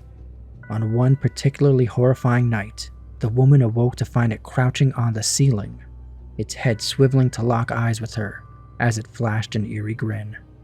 In another petrifying encounter, the gremlin lurked behind her on the bed, its hushed whispers echoing in her ear until she jolted awake, the sensation of its cold, slimy tongue still lingering. Although she understands that these experiences are products of her mind, the terror she feels is all too real. While she might find some solace in the fact that it's just sleep paralysis, she's still horrified by the idea of the grinning gremlin's sinister presence, lingering in the shadows of her room, waiting for her to sleep. The vengeful specter. Sleep paralysis can be triggered by various factors, and in one harrowing case, a 35-year-old man's battle with alcoholism led to the onset of nightmarish episodes that would shake him to his core. As he struggled to overcome his addiction, he began to experience sleep paralysis almost every night, haunted by the same chilling apparition. Each episode would begin with him awakening in the dead of night, his body locked in place, unable to move a single muscle. As the darkness closed in around him, he would become aware of a woman standing by his bedside. It was the same woman each time, her presence growing increasingly violent and menacing. The man could do nothing as she leapt onto him, wrapped her hands around his throat, and began choking him while she vowed to end his life.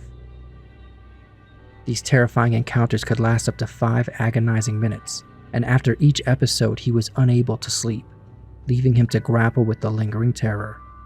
The relentless attacks eventually took their toll, and the man, once on the road to recovery, turned back to alcohol as a means of coping with the crippling anxiety that plagued him every time he closed his eyes. A haunting question. There's something inherently unsettling about the idea of a twisted, malevolent child, with lifeless eyes and a penchant for terror. This account, shared on Reddit, captures the essence of our deepest fears about such paranormal offspring. The author recounts their frequent experiences with sleep paralysis, sometimes several times a week. However, one particular incident left them terrified. As they laid in bed, eyes closed, the innocent-sounding voice of a young boy asked, "Can you see me?" Accustomed to sleep paralysis, the author found themselves unable to move, except for their eyes. Upon opening them, they were met with the sight of a small boy standing at the foot of the bed, staring at them intensely. The boy repeated his question, prompting the author to close their eyes, desperately trying to wake themselves up. Even though they were aware this was all just some terrible awake nightmare, the vividness of the hallucination was unnerving. With each repetition of the question, the boy's voice grew deeper and more sinister. As the chilling words echoed, the author felt a sudden brush against their shoulder, prompting them to open their eyes once more. Now, just inches from their face, the boy stared at them, his voice now a deep, guttural growl as he screamed, "Can you see me?" It was at this point the author finally woke up, their heart racing and their entire being shaken by the disturbing encounter. They're still haunted by the memory of the sinister child and his unnerving question. Well, my fellow thrill seekers, we've reached the end of our spine-chilling journey into the realm of sleep paralysis, is what I would normally say right now. But we have one more story tonight. Mine. Now, before I officially start, I want to tell you all that I think I did not suffer a sleep paralysis episode. I think a demon was trying to mess around with me. I know a lot of people say that about sleep paralysis, but there are a few extraordinary external circumstances in my case. Brief side note, because I'm on YouTube, I'm going to use euphemisms to explain some of the worst parts of this story. I'm saying that here because I hate it. I wish I could say the hard, horrible words that accurately represent what happened. But I can't, so it's going to be done this way. I was 16 years old. I'd stopped going to church when I was about 12, but still read my Bible regularly. And my father is a pastor. One evening, my mother was talking to me about a family friend that had one of the worst experiences I can imagine. She was watching a show on TV about incubus demons. Those are demons that will force themselves on you intimately. And said something to the effect of, "Oh God, I don't know what I would do if that happened to me." And that night, she was attacked by an incubus. When I heard about what happened, I told my mom that the woman should not have said that out loud. Demons can hear, and when she was attacked, she should have prayed out loud. Demons don't like prayer. it would have left. And that was the end of that conversation. A few nights later, while I was asleep, I felt this incredible pressure on my chest. It was so heavy. I thought my friend Mike was messing around with me. He would spend the night just about every weekend, so I guess my mind assumed it was the weekend and he was playing some kind of joke. But it wasn't the weekend, and Mike wasn't there, and there was nothing funny about what was happening. I swung my arms out in front of me in an attempt to hit Mike, who wasn't even over at my house. When my arms hit nothing, I was a little weirded out. I opened my eyes and saw nothing, but I could still feel the pressure. It was like I was being pinned. I remembered the conversation I had with my mom, and I got a little angry. Did some idiot demon hear our conversation and want to try to mess with me? I was about to pray out loud when something pressed against the underside of my chin, forcing me to tilt my head back and not letting me open my mouth because of the pressure on my jaw. All the while, the pressure on my chest still exists. I was afraid. Let's be honest, I was more than afraid. I was afraid, I was confused, I was simultaneously tired and pumped on adrenaline now. I didn't know what to do, but I remembered I could sign. My father bought me a book on American Sign Language. I couldn't sign a lot. I was a teen. I learned to say dumb things like, "I will consume your soul," a few insults, and the phrase, "I am brave." I intentionally taught myself how to express bravery, but not fear. So, in American Sign Language, I can only express confidence. I started signing, "I am brave." If you look up the sign for brave, it's a pretty big gesture. You place your hands, palm facing your body in front of your chest. Then, in an authoritative motion, you pull your hands out and a little down while balling them into fists. I signed "I am brave" over and over while praying in my mind until the pressure stopped. Then I immediately got up, grabbed my Bible with Jesus' words in red, and started reading out loud. The red words. The next day I called my father and told him what happened. He told me Pentecostal women say sleeping on your side helps prevent that. The really crazy thing is, I am a side sleeper. How did I end up on my back at all? Anyways, I was told that was sleep paralysis. Personally, I don't know. I could move my arms, my legs didn't feel paralyzed, but many people I tell me that, oh, well, that happens sometimes with sleep paralysis too. For me, it all feels too conveniently timed. But you personally are welcome to believe whatever you like. Now, welcome back for real this time. Thank you for joining me on this episode of Whispers in the Dark. I'm your host Eddie, and it's been a pleasure to be your guide through these eerie and unforgettable encounters. If you have thoughts you want to share about these, or experiences you want to share, feel free to put them in the comments. I read every comment. And remember, you are special. Until we meet again in the darkness, stay curious, stay vigilant, and most importantly, I hope you sleep tight. But remember, on this show, sweet dreams are not guaranteed. Good night. Welcome back to Whispers in the Dark, the show where we specialize in uncovering the unknown. I'm your host, Eddie, and tonight I've prepared to take you on a special journey. Are you ready to explore the terrifying twists and startling realities hidden within the enchanting fairy tales we've all grown up with? The stories we discuss tonight may seem familiar, but the truth behind them might be far more sinister than you ever imagined. So gather round, dim the lights, and hold on to your courage as we venture into the darkness to uncover the haunting secrets that lurk within these age-old fables. The Pied Piper. In the disturbing tale of the Pied Piper, a quaint village finds itself plagued by a horde of rats. As the townsfolk struggle with the infestation, a mysterious man arrives, dressed in a bizarre, multicolored outfit. He offers to rid the town of the vermin in exchange for a handsome reward. Desperate for a solution, the villagers agree to his terms. With a hypnotic melody from his pipe, the Pied Piper lures the rats out of the town, captivating them with his enchanting tunes. As promised, the rats disappear, and the village breathes a sigh of relief.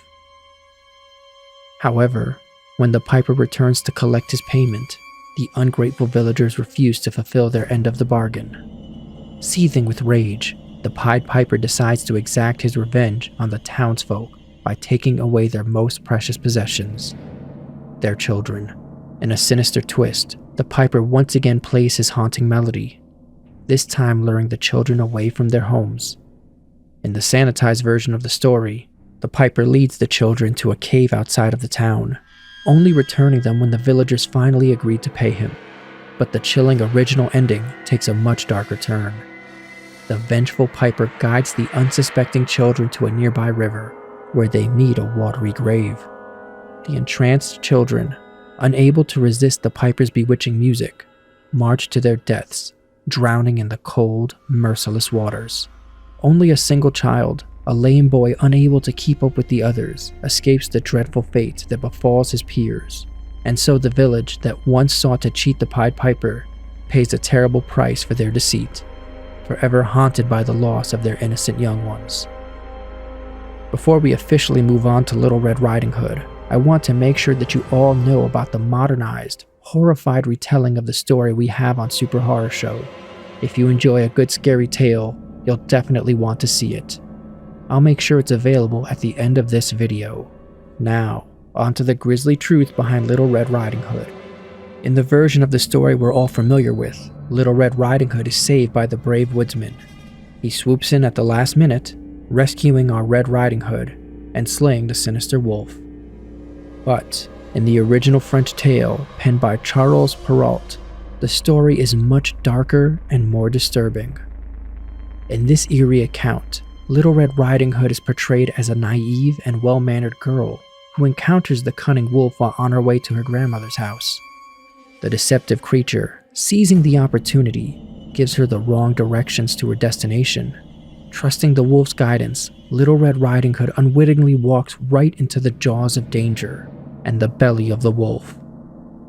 Unlike the familiar tale, there's no heroic woodsman or wise grandmother in the original version. Instead, the story ends with a chilling outcome. The unsuspecting Little Red Riding Hood is devoured by the ruthless wolf. The grisly conclusion leaves us with a haunting moral: never take advice from strangers. Rumpelstiltskin. The tale of Rumpelstiltskin takes a unique turn among the other fairy tales, as its author revised the original story to create an even more gruesome ending. In the first version, Rumpelstiltskin offers to save a young girl from a deadly predicament by spinning straw into gold for her. In exchange, she must promise to give him her firstborn child. The desperate girl agrees, unaware of the terrible consequences that await her. When the time comes for her to fulfill her promise, the girl is unable to part with her child.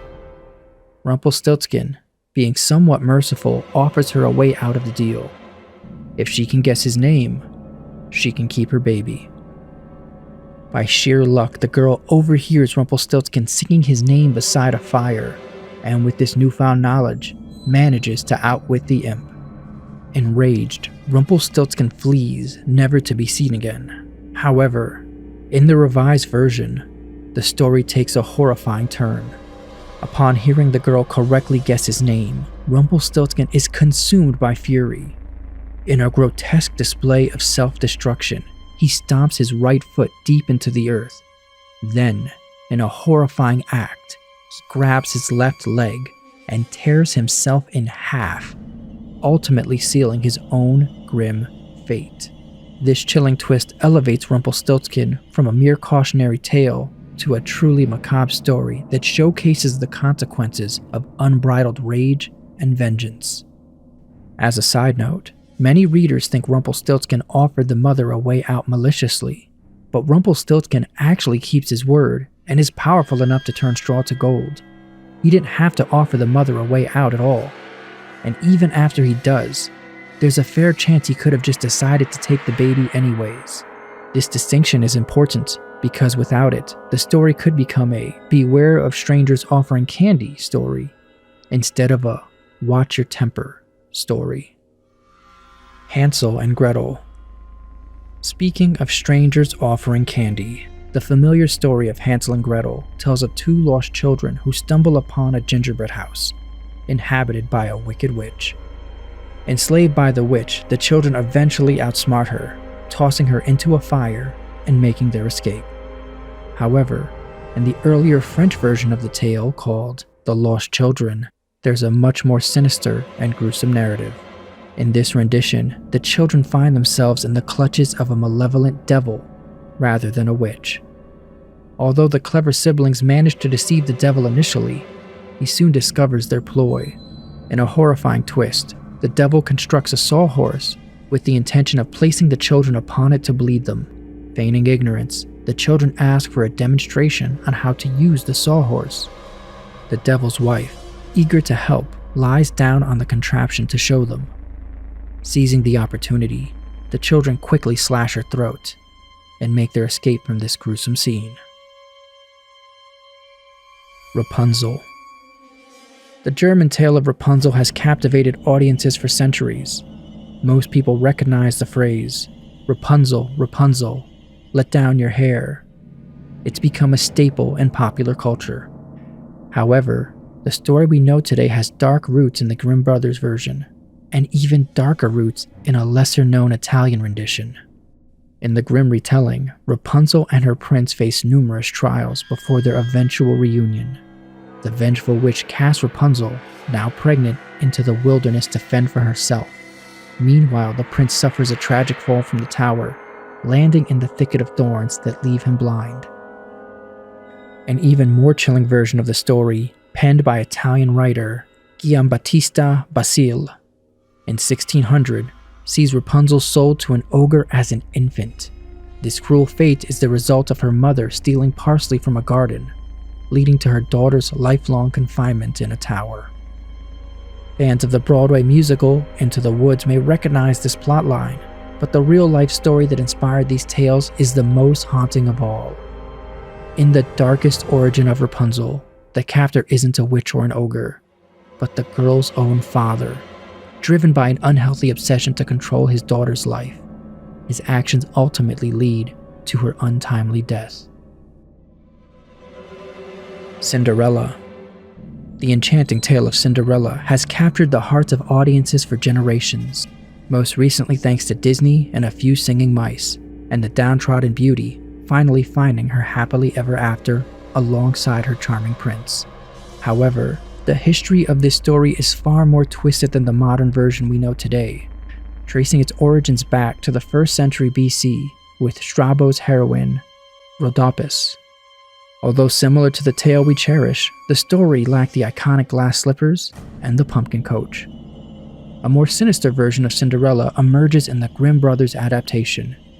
In their chilling rendition, the wicked stepsisters resort to gruesome measures in their pursuit of the prince's affection, each mutilating their own feet in an attempt to fit it into the glass slipper. However, their grotesque deception is exposed by two vigilant pigeons, who peck out the stepsisters' eyes as punishment for their deceit.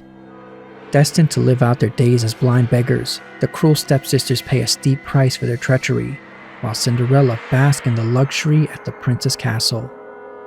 This grisly variation of the beloved fairy tale serves as a haunting reminder that even the most magical stories can harbor dark and terrifying secrets, exposing the lengths some will go to for power and fortune. Sounds a lot like horror, doesn't it? Thank you for joining me tonight on Whispers in the Dark. Your presence and eagerness to explore these chilling tales with me are what makes this journey all the more haunting and exhilarating. Before you go, be sure to check out the cards I've provided at the end of this video of our own personal scary tales. We have a horrified, modernized version of Red Riding Hood, a terrifying take on The Boy Who Cried Wolf, and The Gingerbread Man, both written by our own monarch of the morbid, Papa Bones, and a short, creepy Sleeping Beauty poem. Until next time, brave souls, I hope you find rest. But remember, on this show, sweet dreams are not guaranteed. Good night.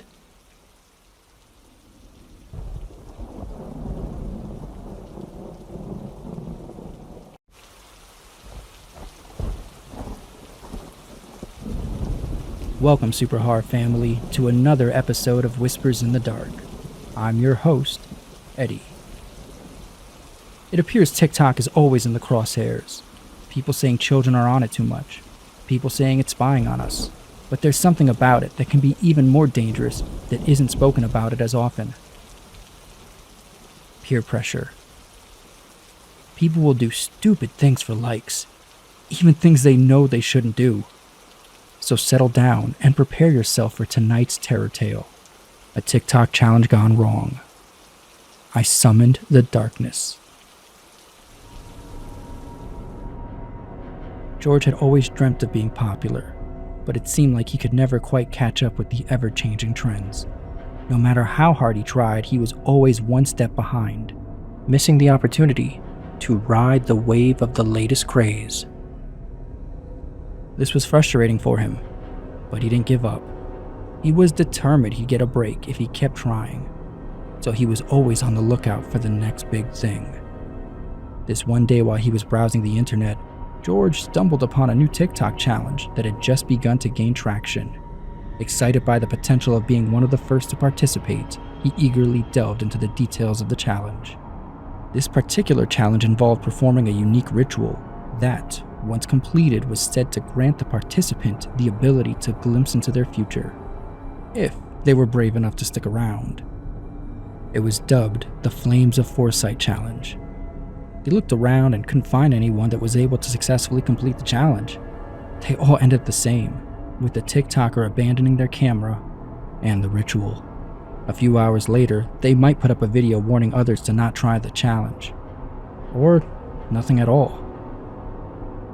This was it. George was ready, eager to make a splash on social media. He wasted no time in gathering the necessary materials for the ritual. He carefully studied the steps, determined to execute the challenge flawlessly. It had a lot of parts to it. He wasn't sure if he could get it all done on time. It said in the ritual's directions that it could be dangerous and should not be attempted more than once. George figured it was probably because it posed a fire hazard. This meant the ritual might take longer than TikTok would allow. George rewatched some of the videos where the people attempted the challenge and noticed they were all skipping the first few steps, so he followed suit. With his camera positioned at the perfect angle, George started the ritual. It was not safe at all.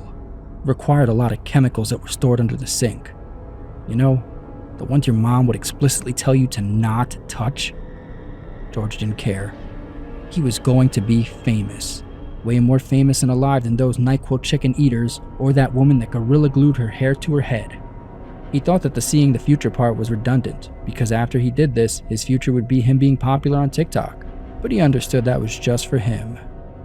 He performed the first few steps of the ritual. He had to draw strange symbols on pieces of paper and then dip them in various chemicals, then rest them beside a collection of sticks that he would have to ignite later. With all the preparation done, he began recording. Hey everyone, George here, and today I'm attempting something really exciting. I've discovered a new TikTok challenge that just started to trend.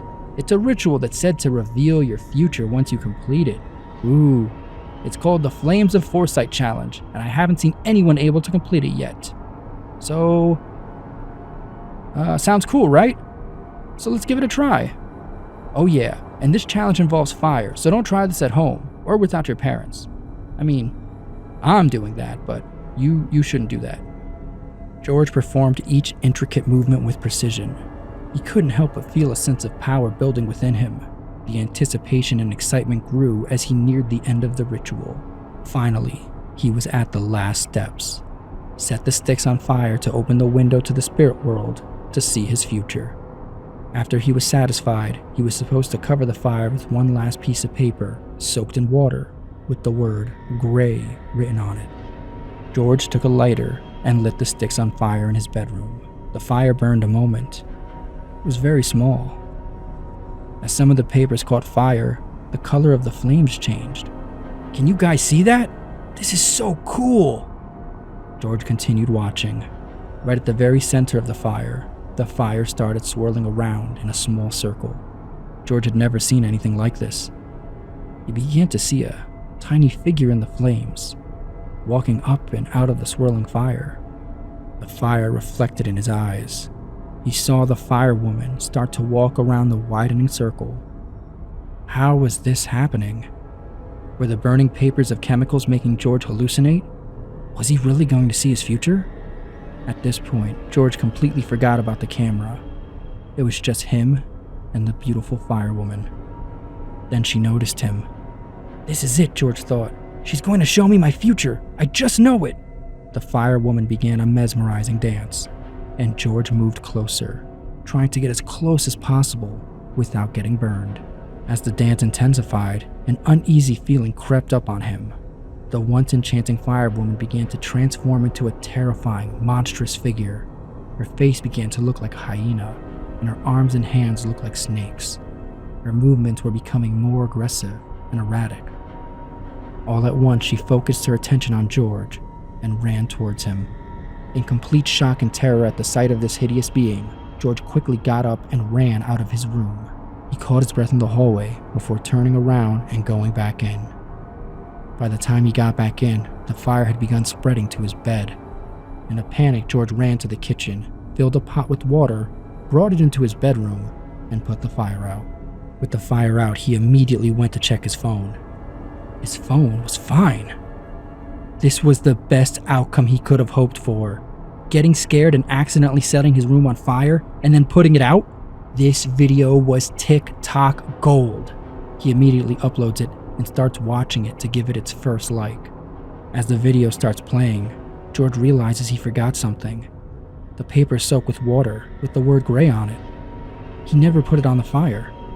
I mean, his room was on fire. That paper wouldn't have put out a fire that big. And he had to act or the house would have burnt down. George felt that his parents would be proud of the decision he made. His newly uploaded TikTok was performing incredibly. He couldn't keep up with the likes and the comments. Some people thought it was all a hilarious, elaborate joke. Others thought it was 100% serious and were asking about what he saw. George felt a combination of happiness, relief, and satisfaction he'd never experienced before. He laid down on his partially wet bed and fell asleep. He figured if anything strange ended up happening, he could find the ritual online and asked what to do if he didn't close the window properly. It might even make for an interesting follow-up video. The next morning, George woke up to a bright sunny day. He rubbed his eyes and looked at his phone. It was overflowing with notifications from his viral TikTok video. He spent a few minutes scrolling through the comments and likes. A grin spread across his face. This was the moment he'd been waiting for. But as the day continued, George couldn't help but feel a growing sense of unease. That ritual did something. It could have been a hallucination due to him burning chemicals, or it was real. If it was just a hallucination, nothing mattered. But if it was real, there was an open window to the spirit realm in his room. George decided the best thing he could do was put his fears to rest and research the ritual more thoroughly to see how to close the window. He scoured the internet, but there wasn't much information he could find. He reached out to other TikTokers who performed the ritual before him and asked them for their advice, but none of them got back to him. While he had an impossible time finding out how to close the window for the specific ritual he tried, he was able to find a bunch of people talking about what happens if you don't close a window to the supernatural. All of them bad. Not knowing what to do, he went to this weird shop in town, Beyond the Stars. His mother always told him the shop was for people that thought they were witches. His mother thought these people were idiots, and now here he was, going to them to hopefully get some help.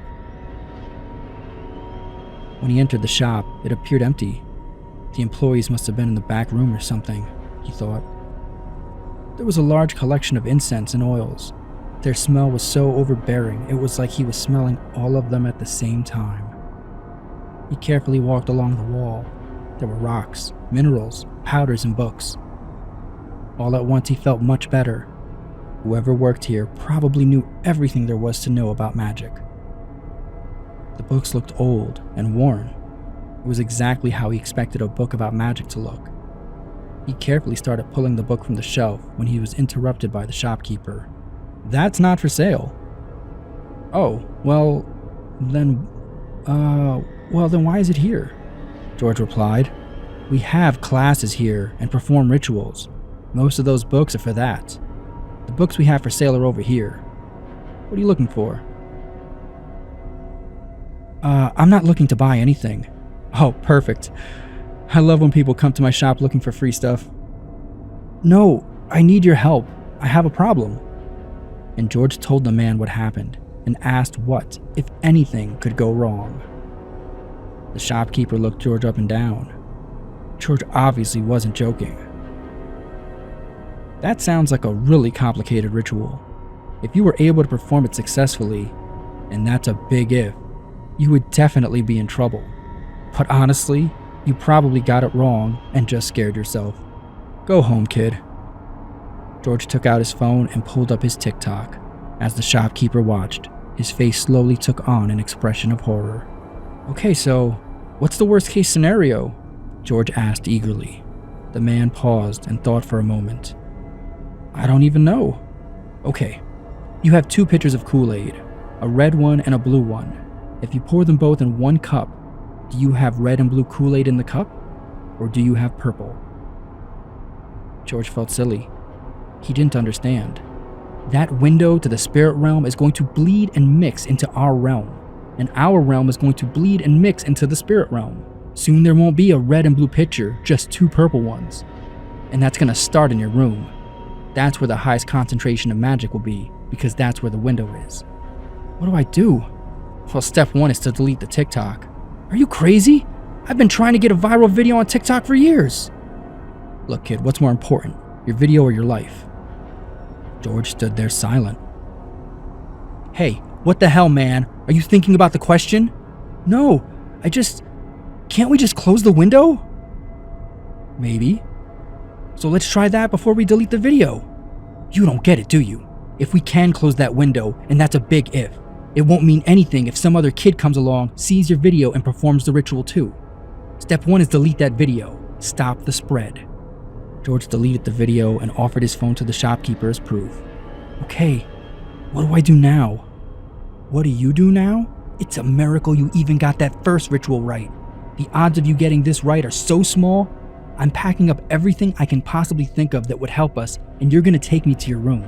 The shopkeeper pulled out a backpack and quickly started filling it up. By the way, if this works, you're gonna pay me back for everything I use. Okay, but what if it doesn't work?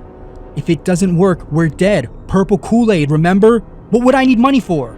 With the shopkeeper's bag packed, the 2 made their way to George's house. On the outside, it looked normal, but when they got inside, it was pitch black. George tried hitting the light switch.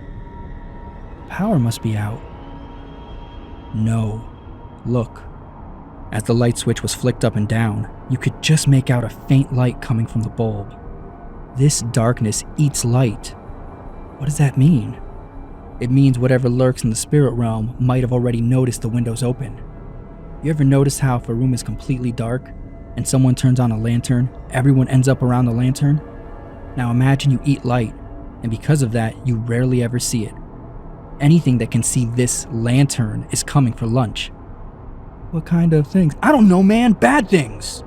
The shopkeeper reached into his pack and pulled out a small ornate lantern. He lit it, and a strange glow began pulsing out of it. Hey, how is your light created by magic? There's a holy man's thumb in there. That's what I lit. If the darkness manages to break this, you better hope it kills us too. It's worth a fortune. Stay close. No matter what you see in the shadows, keep near me. And the glow. The pulses pushed back the unnatural darkness as the 2 made their way through the house. The closer they got to George's room, the colder the air became. Their footsteps echoed and strange noises could be heard coming from within the walls. George pointed out his room door and slowly opened it. His room was even more distorted than the rest of the house. The walls bent and rippled as if they were made of water. That's a good sign, the shopkeeper said. What's a good sign? The ripples. I was right. The original ritual was started by fire and was supposed to end in water. Your room is trying to tell us that. Just then, something darted across their paths in the dark, scaring them both. Okay, let's do this thing then. I'm not sure what to do yet. I'm just pretty sure it'll involve water. Or some liquid. Hey, what if we made a new sheet of paper with the word gray on it, put water on it, and then put it where the fire was? The fire was supposed to die eating the paper, probably symbolizing darkness eating light. There's no ritual fire here right now. And even if we made one, it might still not work. There's a pretty good chance it'll just open up another window, and then when it ends, it'll close that second window we made. We need a symbolic way to show light eating the darkness. Just then the shopkeeper had an idea. The shopkeeper reached into his bag and pulled out a small glass vial filled with a luminescent glowing liquid. I created this mixture. It glows because one of the things in it is bioluminescent algae, he explained. When he uncorked the vial, a soft light began to enter the room. The darkness did not like that light. If only there was a way to know exactly how you prepared that paper when you performed the ritual. We could prepare another paper in the same way. If I gave you the paper, would you be able to tell just by looking at it? Just then, George pulled the paper with the word gray out of his pocket. The shopkeeper lit up and quickly looked at it. He set down a small gold bowl, put the paper in it, and started pouring the glowing liquid over it. The darkness in George's room responded immediately. As the piece of paper disappeared under the glowing liquid, the light in his room and house were completely restored. The shopkeeper stood up and handed George the small gold bowl. You need to take care of this now. Take care of it? Yes. That paper needs to stay trapped in the light in this room forever. Or until that paper disintegrates. But it's magic. It could take days, it could take decades. There's no safe way to check. If you start fishing around there with a spoon, and some of the paper breaks the surface, the window isn't really closed right now, it's just blocked. The shopkeeper collected his things, picked up his bag, and said goodbye to George. But before he left his room, he warned him. Hey, stay away from magic. And from TikTok challenges. Okay? Well, my friends, as the tale of the TikTok challenge gone horribly wrong comes to an end, we can see how the darkness can seep through the cracks of our seemingly innocent pursuits, forcing us to confront the unknown and the terrifying. I hope this eerie story has left you with goosebumps and a heightened awareness of the potential dangers lurking behind the screen. Really, you should probably watch less videos. I mean, not my videos. You should definitely watch more of my videos. As we close tonight's episode of Whispers in the Dark, I want to remind you all just how important you are. Technology has the power to bring us together, to bridge distances and connect us in ways we never thought possible. It's important we focus on the relationships and connections we can make, rather than competing for likes and attention. But also, you should like all of my videos. Let's embrace the potential for genuine interaction and shared experience that technology offers, and cherish the real connections we can make with others. Remember, you are the heartbeat of this community, and it's your presence that makes Whispers in the Dark a truly special place. As always, I'm your host Eddie, and I hope you all sleep peacefully tonight. But, on this show, sweet dreams are not guaranteed. Good night.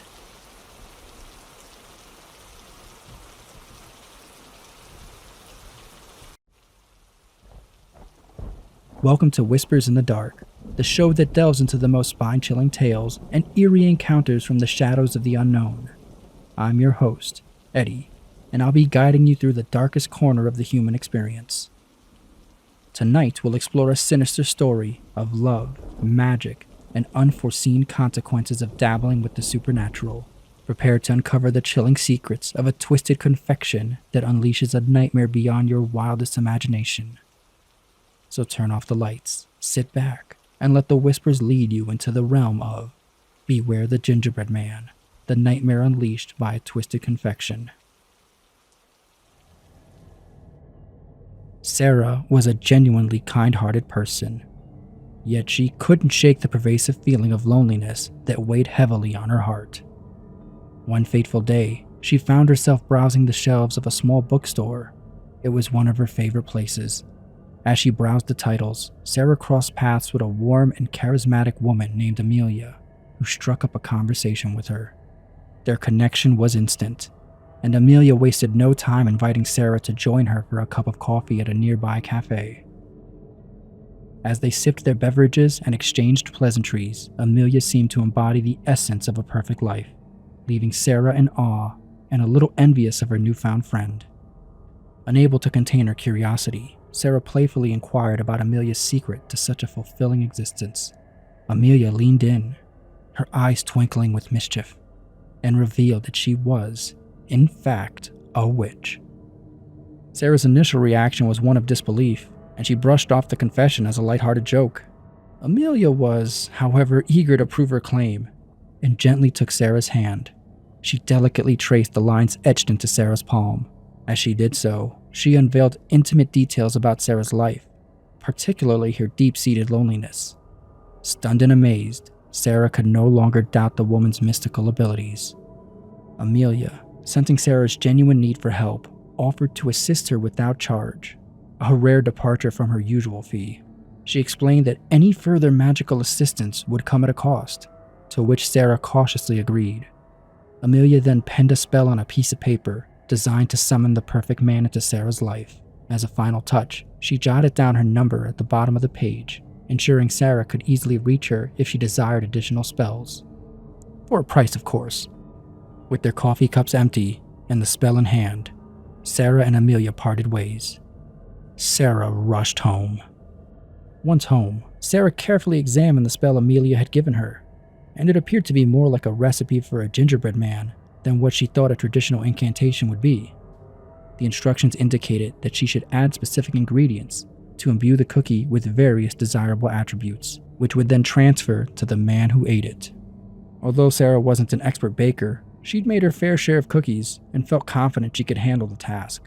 To make her ideal man, Sarah combined sugar to ensure he would be sweet, walnuts for strength, nutmeg to add an air of intrigue, and some cinnamon to make him intelligent. As she mixed these ingredients into the gingerbread dough, she couldn't help but marvel at the uniqueness of this enchanted treat. Once the cookie was shaped and ready, Sarah placed it in the oven and settled on her sofa, pondering who she would ultimately choose to receive the magical dessert. A few handsome colleagues came to mind, but Sarah's thoughts soon turned to potential complications. What if the recipient didn't eat the entire cookie? Or worse, what if it was shared between two people? Searching for the answers, she began to peruse the recipe, only to drift off to sleep unintentionally. The shrill blare of the smoke alarm jolted Sarah awake. Frustrated that she had burnt the first gingerbread man, she reminded herself that she could always bake another. After disabling the alarm and turning off the oven, she went to retrieve the ruined cookie, only to find it missing. Perplexed, she wondered if it had been burnt to a crisp and simply disintegrated. Determined to succeed, Sarah started over and carefully prepared a second gingerbread man. This time she watched it like a hawk, ensuring it baked to perfection. Once it was ready, she gingerly placed the cookie in a Ziploc bag and stored it in the refrigerator for safekeeping. The following morning, Sarah carefully carried the enchanted gingerbread man with her to work, eagerly anticipating the arrival of her charming colleague, Dale. As soon as he walked through the door, Sarah hurried over to greet him. They exchanged warm smiles and friendly small talk before Sarah excitedly presented the gingerbread man to him. She described how she discovered a peculiar yet delicious recipe and couldn't resist sharing it with him, especially since it was filled with nuts and extra sweetness. Dale's cheeks flushed with flattery, and he graciously accepted the magical treat. As he took the first bite, Sarah held her breath in anticipation. By the second bite, she could hardly contain her excitement. Upon hearing Dale's enthusiastic, "Wow!" after the third bite, she watched as he quickly devoured the rest of the cookie. Sarah gazed up at Dale and inquired how he felt. He said he felt great and complimented the cookie's exceptional taste before excusing himself to start his workday. The feeling of disappointment covered Sarah as she returned to her cubicle. She wondered what could have possibly gone wrong with the spell. She had followed the recipe so meticulously. Lost in her own thoughts, she was startled when Dave appeared at the entrance of her cubicle, asking if she had any plans for that evening. Overjoyed and in disbelief, Sarah eagerly accepted his invitation for a date. The night was nothing short of incredible, as they laughed and connected over a romantic dinner. Their enchanting evening ultimately led back to Sarah's apartment, where they continued to enjoy each other's company well into the night. As Dale drifted off to sleep in Sarah's room, it seemed that the spell had worked. The day after their magical date, Dale made it a point to frequently pass by Sarah's cubicle, leaving her little notes and tokens of affection that brightened her day. When she asked if they could go out again that evening, Dale regretfully declined, explaining that he had a commitment to visit his mother that evening. Nevertheless, they eagerly rescheduled their next date for the following night. However, the next day, Dale was unexpectedly absent from work. Concerned and disappointed, Sarah tried calling him, but her calls went unanswered. A whirlwind of thoughts raced through her mind. Had the cookie's effects worn off? Did his mother say something to change his feelings towards her? Sarah couldn't help but worry about what might have caused this sudden shift in Dale's behavior. Sarah's troubled thoughts were abruptly interrupted when her department boss Henry called for an impromptu meeting. During the gathering, Henry somberly revealed that Dale had tragically passed away. He shared that they didn't have much information at the moment, but there was a possibility that the police would need to interview some of the employees. The news hit Sarah like a ton of bricks, leaving her devastated and overwhelmed with grief. Dale had not only been a great coworker, but also a genuine friend. She couldn't fathom what could have possibly happened to him. Sarah asked Henry if the police would need to speak with her specifically. He told her he couldn't be certain, but if they did, they would likely reach out to her. Deciding that she needed some time to process the heartbreaking news, Sarah informed her boss that she would be taking a personal day and could be contacted at home if the police required her assistance. Tears streamed down Sarah's face during the entire commute home, and she continued to cry as she settled into her dark living room. Hoping to distract herself in the flickering glow of the television, she sobbed, feeling utterly alone. Suddenly, she heard a voice. "Why are you crying, Sarah?" Startled, she wondered if it was just the TV. She looked around, unable to pinpoint the source of the voice, but began to notice the scent of something burnt in the air.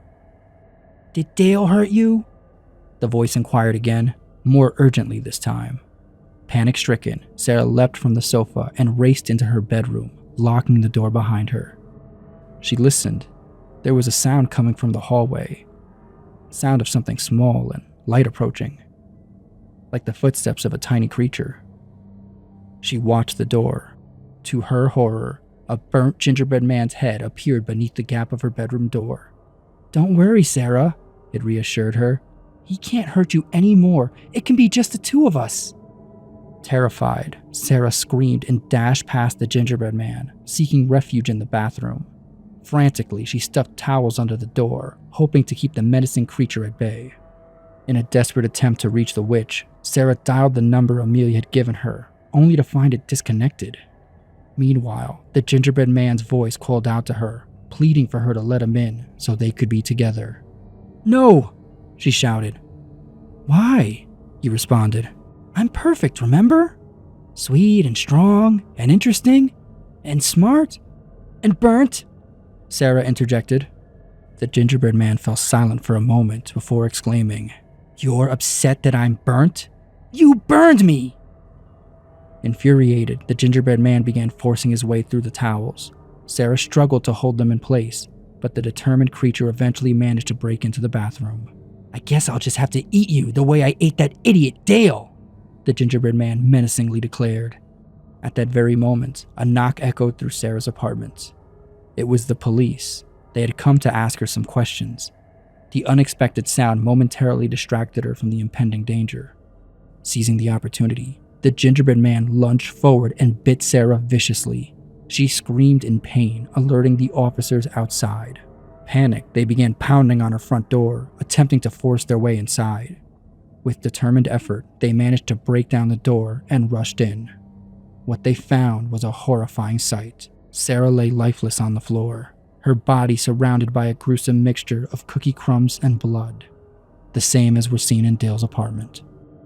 Due to the blood-soaked pieces of cookies scattered around Dale and Sarah's lifeless bodies, the case became known as the Case of the Crimson Crumbs. Despite the authorities' best efforts to unravel the mystery, the circumstances surrounding their tragic demise remains unsolved to this very day.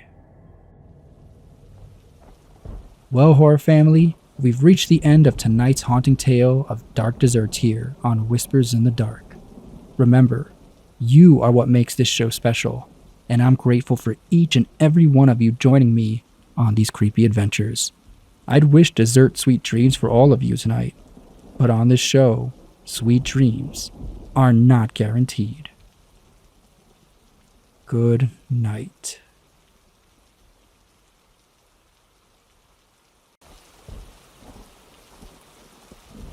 Welcome, dear listeners, to another chilling episode of Whispers in the Dark with your host, me, Eddie.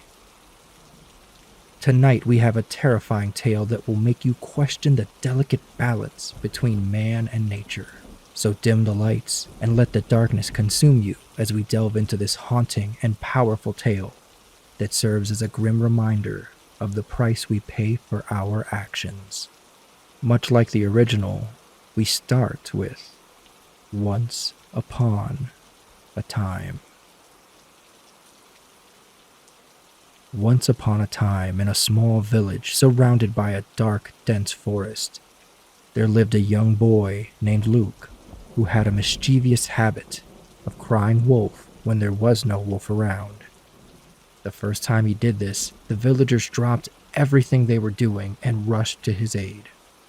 Armed with whatever they had on hand, they set off on a desperate hunt for a wolf and wouldn't rest until one was dead. He did it again. And again, everyone dropped what they were doing and killed another innocent wolf. By the third time the boy had cried wolf, the villagers had become quite adept at tracking and slaying these majestic beasts. Luke basked in his newfound fame, convinced that he had made the village safer by ridding them of these dangerous wolves. All thanks to him. Unbeknownst to him, the senseless spilling of innocent wolf blood had drawn the attention of Fenner, the formidable wolf demon. Fenner rarely meddled in human affairs. He understood the delicate balance between wolves and humans. Wolves sometimes preyed on livestock, and humans occasionally hunted wolves. The system was balanced. But this situation was different. These three wolves had been targeted without reason and ruthlessly slaughtered. Feeling compelled to intervene, Fenner decided to grant the three fallen wolves a chance for revenge. However, their physical bodies were ravaged beyond repair, so Fenner used his demonic magic to allow them to return as vengeful spirits. These three ghost wolves, fueled by their newfound spectral powers and driven by a desire for vengeance, made their way back to the village from the spirit world. Their eerie howls echoed through the night as they ran through the town. Even the townsmen, who were fairly proficient wolf hunters, were afraid. The encounter didn't make any sense to them. Wolves would eat some livestock here and there, but they would never get this close to the town. The spectral wolves roamed the streets. Livestock fell prey to their ghostly fangs. Anything left outside at night was destroyed. The townspeople woke up the next day to their town in shambles. Desperate and angry, they gathered their weapons and torches, setting out into the foreboding forest to hunt down the wolves responsible for the chaos. Driven by a combination of fear and determination, they ventured deeper into the woods. Yet the ghost wolves left no tracks to follow. The villagers did, however, stumble upon the trail of another innocent wolf and began to pursue it, oblivious to their mistake. Before long, the innocent wolf had been tracked down. It was surrounded and about to become the focus of the townmen's wrath. One of the townsmen lassoed the terrified wolf, and then another and another. The ropes all pulled against the wolf's neck in different directions. It tried to let out a howl, but all that came out was a broken croak. Just as the townsmen closed in on their target, the three ghost wolves suddenly emerged from the shadows, confronting the villagers in a haunting display of supernatural power. The trapped wolf regained its freedom and hurriedly ran deep into the woods, away from the men. The townspeople were taken aback, realizing the true nature of their adversaries. The ghost wolves stood taller than any wolf the men had ever seen. Their eyes looked like flames, and their coal-black fur gave off smoke. The ghost wolves, enraged by the humans' relentless pursuit of their kind, launched a ferocious attack. The villagers fought back with all their might, but their weapons merely passed through the ethereal forms of the vengeful spirits, leaving them utterly useless. The battle was intensely one-sided, with the ghost wolf's spectral claws and fangs ripping through the townsmen. The screams of the men filled the air. Overwhelmed by the relentless onslaught, the men began to retreat, fleeing backwards towards their village. The wolves pursued. As the frantic townsmen retreated from the forest, their terror-filled screams echoed through the air, reaching the ears of the villagers who stayed behind. Panic quickly spread as the men shouted their urgent warnings. "Get to the church! Save yourselves!"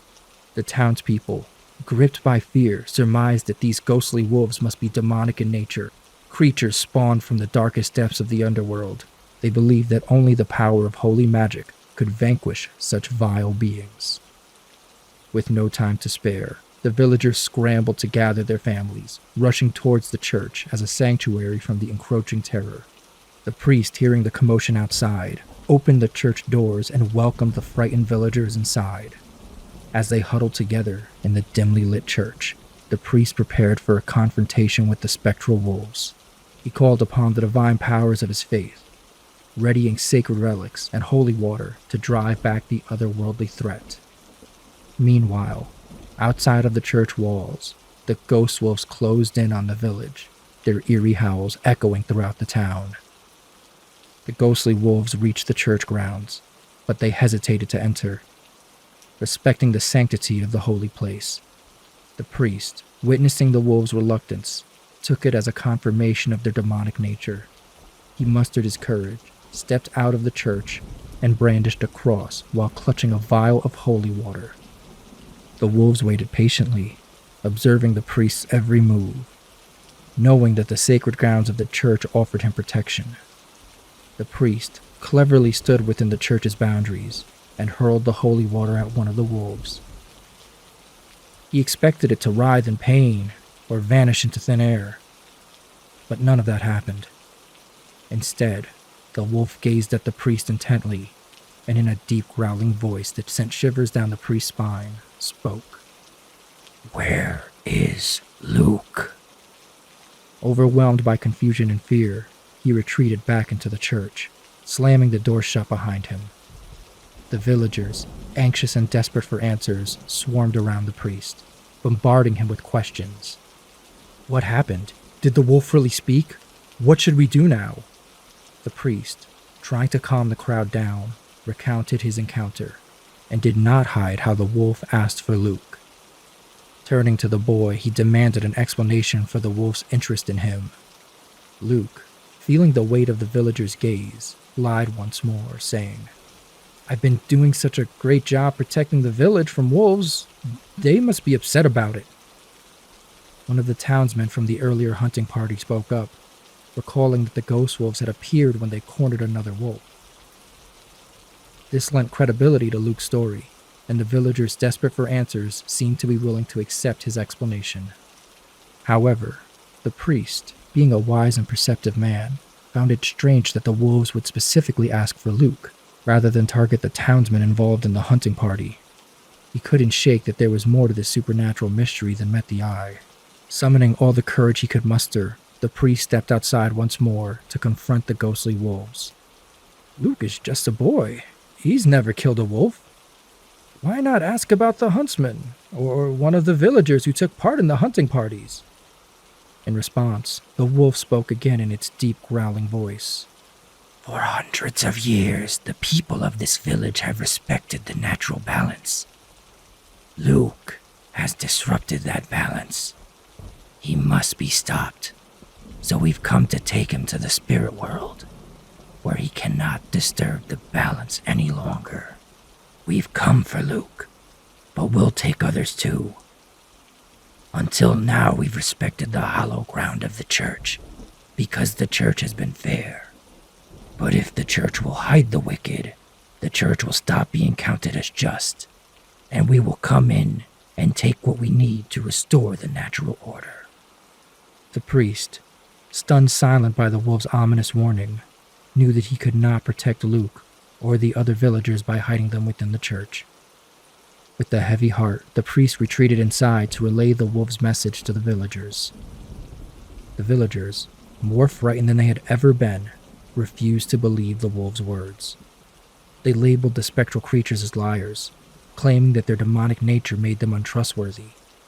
As the priest tried to reason with them, the townspeople grew increasingly agitated, accusing him of being a coward and insisting that the wolves would be unable to breach the hallowed ground of the church. Realizing that he needed to act for all of their sakes, the priest asked everyone to quiet down so he could think for a moment. He looked around the church, observing the symbols of faith that adorned the walls, and felt a renewed sense of purpose. In a clear, firm voice he declared, "We can beat them. I know how to send those wolves back to hell." The villagers, invigorated by his words, eagerly awaited his instructions. The priest quickly formulated a plan. "In the basement, we have bottles of wine used for communion. I need all of the men to go there and gather all of them. And in the back, there's some fine tapestry depicting some of the greatest acts of faith recorded in the Bible. I need all the women to go and carefully cut these into strips. Quickly, go now!" As the villagers hurried to fulfill his request, the priest seized the opportunity and grabbed Luke and pulled him outside. The boy panicked, screaming and begging for help. His cries alerted the townspeople, who immediately rushed back to the church door, shouting at the priest and demanding to know what was happening. The priest, determined to resolve the situation, addressed the ghostly wolves. He proposed a temporary deal. If the wolves truly respected justice, they would allow him to approach safely with Luke. In order to do so, he would need to step off the hallowed ground of the church.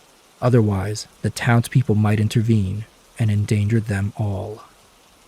The wolves remained silent, but took a step backwards, seemingly agreeing to the priest's request. With a deep breath, the priest stepped off the church property, holding onto Luke firmly. The villagers watched from the doorway. Fear and confusion etched on their faces as they witnessed the exchange between the priest, the boy, and the spectral wolves. As the priest held on to Luke, fear overtook the boy, and he began to shout the truth. The townspeople listened in horror as Luke confessed to his deceitful actions that had led to the destruction of their village. The realization that some of their bravest men had perished due to Luke's lies filled the villages with a mix of anger, sadness, and disbelief. The priest, now armed with the truth, turned to the ghostly wolves and pled for the wolves to show mercy and spare the villagers from further harm. He swore he would personally see to it that the delicate balance between humans and wolves would be restored. The wolves exchanged glances, and the one in the center gave a nod. The other two swiftly positioned themselves between Luke, the priest, and the church doors, discouraging the villagers from any rash actions. The central wolf spoke again.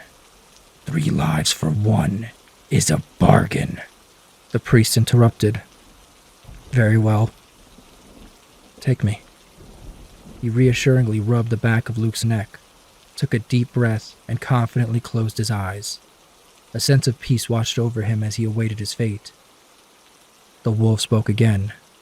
Fenner's magic does not come cheap. The price was the boy. The priest opened his eyes, realizing that the wolves were not interested in taking his life in place of Luke's. They were determined to restore the balance that had been disrupted by the boy's deceit, and the villagers would have to face the consequences of their actions. Luke looked up at the priest with tear-filled eyes, begging him to change what was done, but it was impossible. He couldn't take back the past. The ghostly wolves slowly approached the priest and Luke. The priest spoke again. You said 1 life for 3 was a bargain. The wolves stopped in their tracks. Fenner can be reasoned with, can't he? What will he do with the boy? Consume his energy? Manipulate it? Use it as a plaything? If he could do that with weak energy derived from a lying child, imagine what he could do with a priest's energy. The village fell completely silent. Not a single sound could be heard. No birds, no breeze, no breaths. The wolf asked the priest if he fully understood the consequences of his proposal. He would be ripped apart, just as they had been, to have his life essence extracted.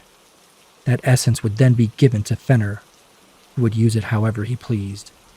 The priest understood and agreed, and sent Luke back into the church. The wolves surrounded the priest.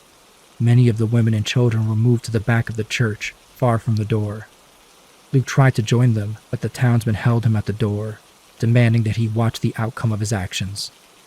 Luke watched, horrified, as the wolves lunged at the priest and tore him apart, his blood spilling in front of the church. When it was done, the ghostly wolves disappeared.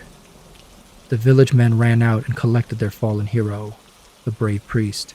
They could never forget the lesson they learned, and they vowed to rebuild their village in a way that respected the delicate balance between man and nature. And Luke, bearing the heavy burden of guilt, would spend the rest of his life striving to atone for his mistakes and honor the priest's sacrifice. And peace was restored to the once tranquil community. As we come to the end of this episode of Whispers in the Dark, I hope you enjoyed the haunting story of Beware the Howls, the boy who cried wolf's nightmare unleashed. While this tale paints a terrifying picture of vengeful wolves, it's important to remember that in reality, wolves are usually cautious of humans and avoid interactions whenever possible. Attacks on humans are extremely rare, as these beautiful creatures typically prefer to maintain a safe distance from people. Wolves play a vital role maintaining a healthy ecosystem, controlling prey populations, and even benefiting other species by keeping their habitats in balance. So the next time you hear a howl in the night, remember that these majestic animals are an essential part of our natural world, deserving of our respect and protection. Thank you for joining us for another episode of Whispers in the Dark, with me, Eddie. If you enjoyed this story, consider joining us on Patreon for $1 a month. It will help the channel create more eerie tales that'll keep you on the edge of your seat. I hope you sleep well, but remember, on this show, sweet dreams are not guaranteed. Good night.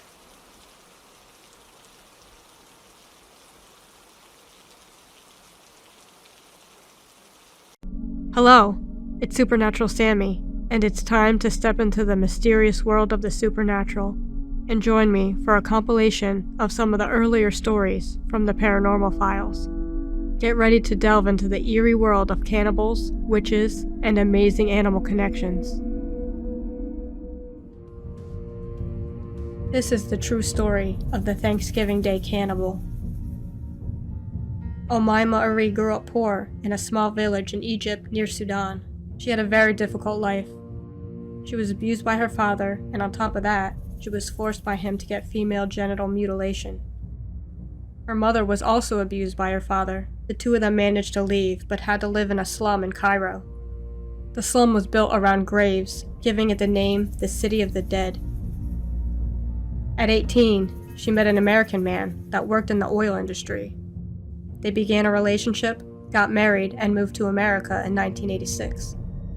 The relationship didn't last long, and they ended up getting divorced.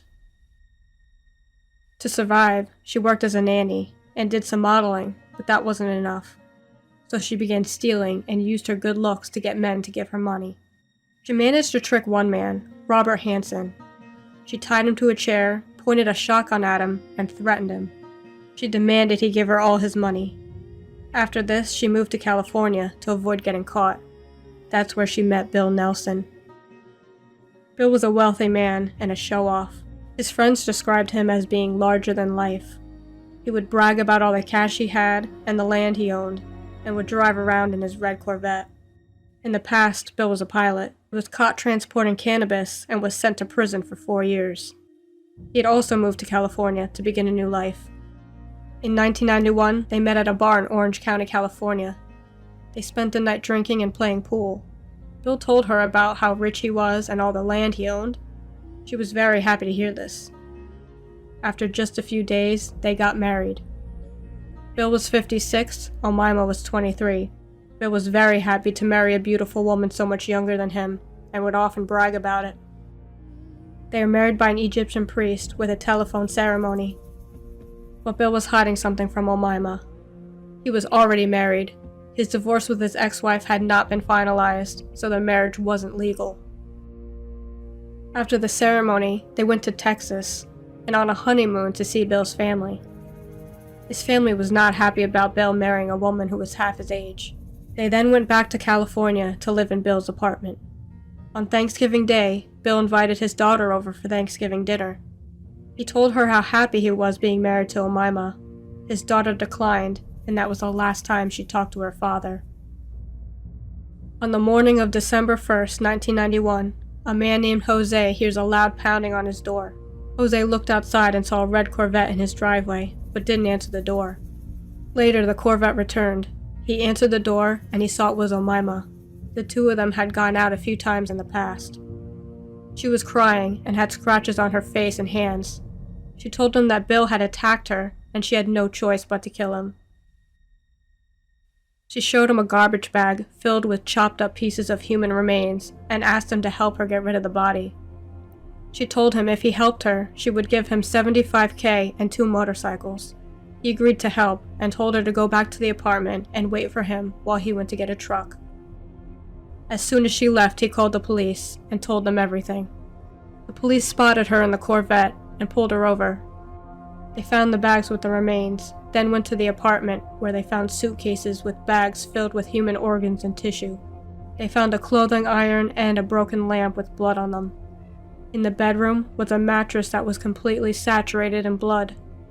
In the bathroom was a butchered and gutted human torso hung up with hangers over the bathtub, blood still dripping out into the drain. Then in the kitchen, they found a deep fryer with cooked turkey meat and 2 human hands floating in the oil.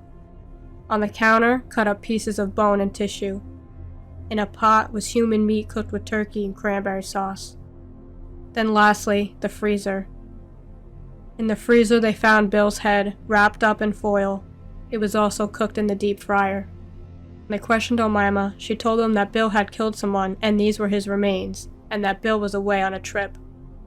The police told her they found Bill's head, so they knew she was lying. She then told them several different stories. One was that an ancient Egyptian demon told her to kill Bill and chop up his body. Another was that Bill was abusive, so she had to kill him for self-defense. She was then brought in and examined by a doctor to check for evidence of abuse. She showed no signs of trauma or abuse. The cuts she had on her body were determined to be made by her. It appeared she scratched herself all over her body, then cut herself with a knife. The investigators came up with what they think actually happened that Thanksgiving Day. They think Bill was tied up by Omaima willingly, and that she had found out about the marriage not being legal. She demanded money from him. When he said no, she cut off his genitals, then hit him in the head several times and stabbed him with scissors, then dismembered his body. Bill's cause of death was determined to be due to blunt force trauma to the head. The medical professional that examined Bill's remains said the cuts looked very precise and that she had most likely done this before. 100 pounds of Bill's body was never found. It was later assumed that she had put it in the garbage disposal. Omaima told her psychologist that she had cooked Bill's ribs in barbecue sauce and ate them. She said how sweet human meat was and how Bill was especially delicious and sweet. She was diagnosed with PTSD from the past abuse. She continued to claim that Bill abused her and told a story that she had been tied up by him. She said she managed to get a hand free and hit Bill, then stabbed him. She said she had no memory of cutting up and cooking his body. The evidence showed that Bill was tied up. His ankles had marks on them. In January 1993, Omaima was charged with second-degree murder, 28 years to life. While in prison, she married a wealthy disabled man who was a fan of hers. He was 70 years old. He died not long after getting married, leaving her a lot of money. Omaima was denied parole in 2006, and then again in 2011. She is eligible again in 2026.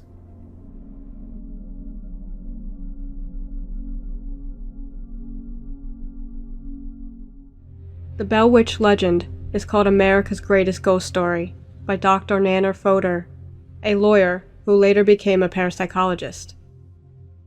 The story starts in a cabin that sits on 1,000 acres of land in Red River, Tennessee, owned by John and Lucy Bell. John and Lucy lived with their 6 kids and were tormented by an entity later called the Bell Witch. Even the name Bell Witch is strange, because it didn't look or act like the way you would think a witch would act.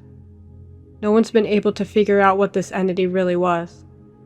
The witch, who identified herself as Kate, was very egotistical and manipulative. She tortured not only the Bell family, but also those who traveled through the area,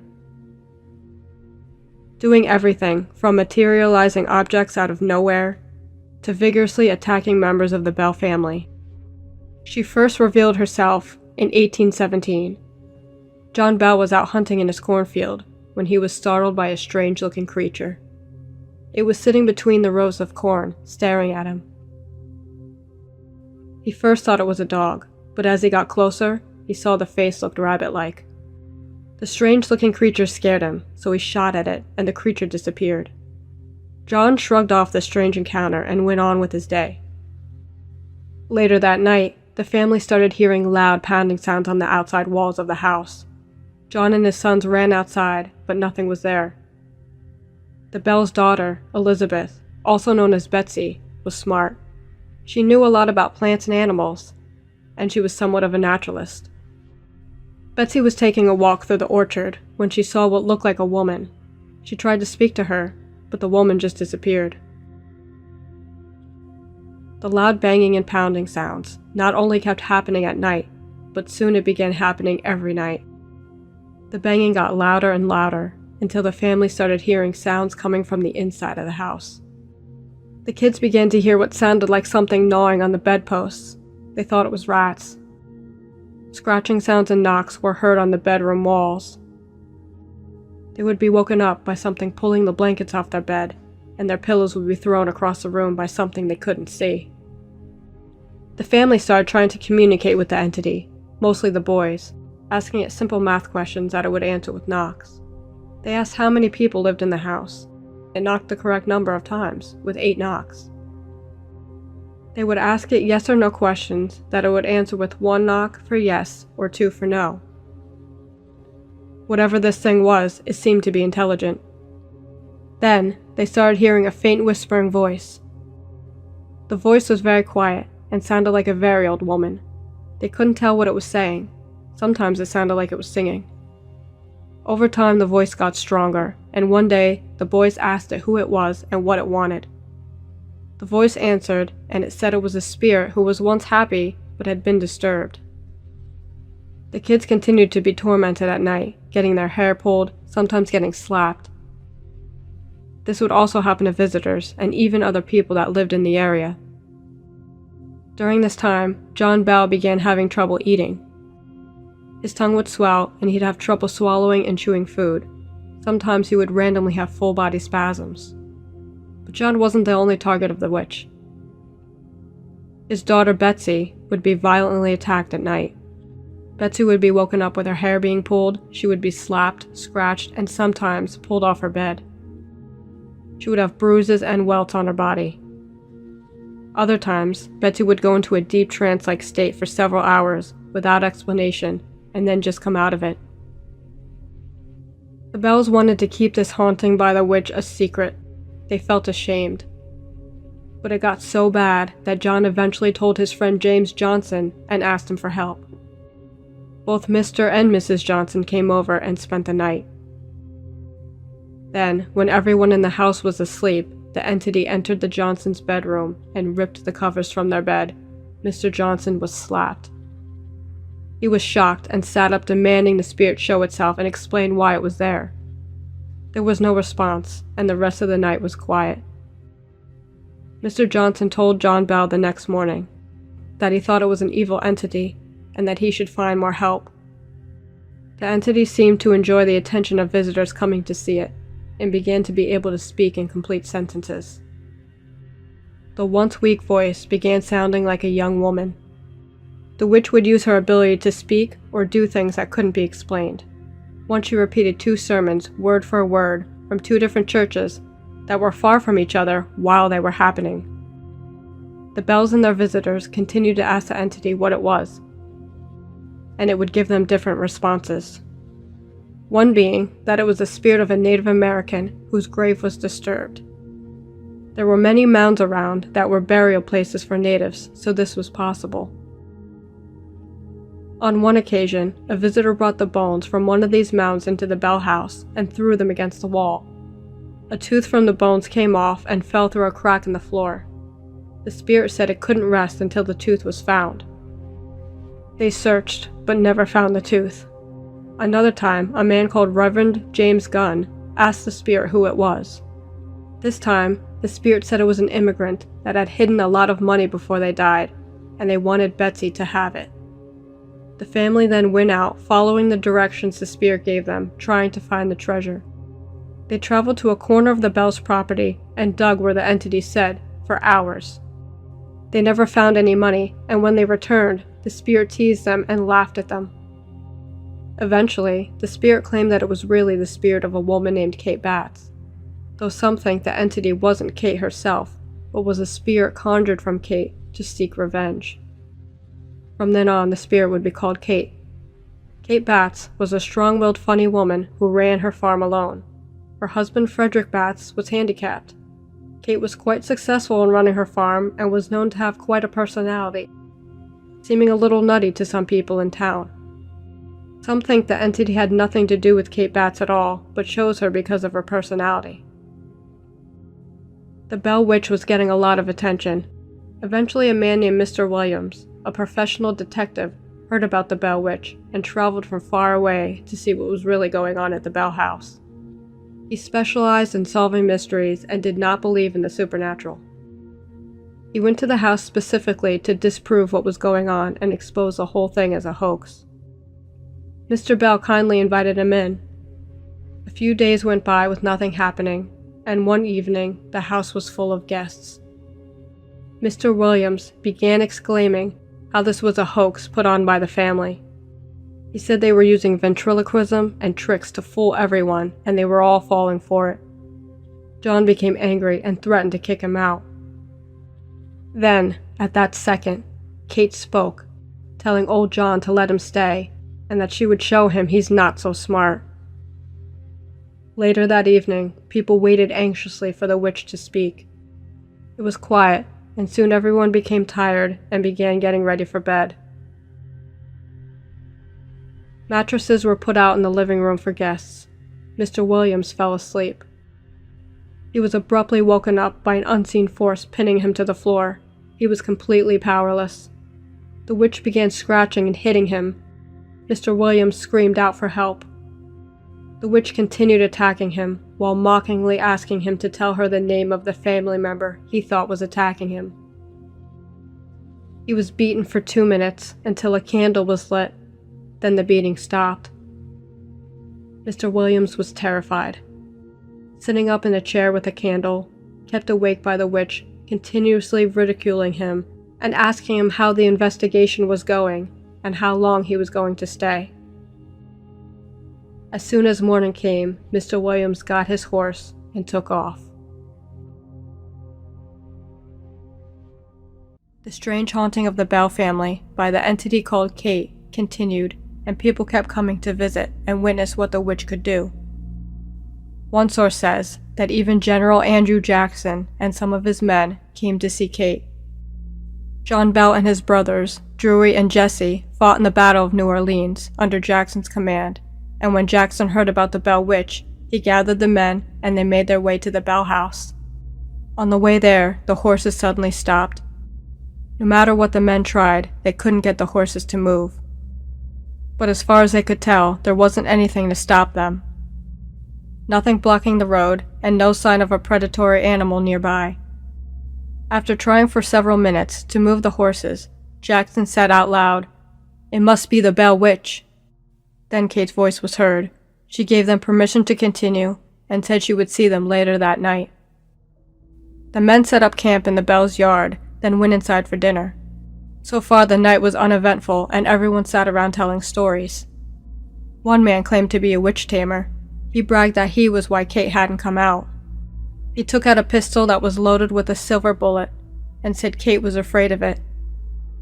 Then, suddenly the man jumped up screaming and jerking around, saying he was being poked with needles.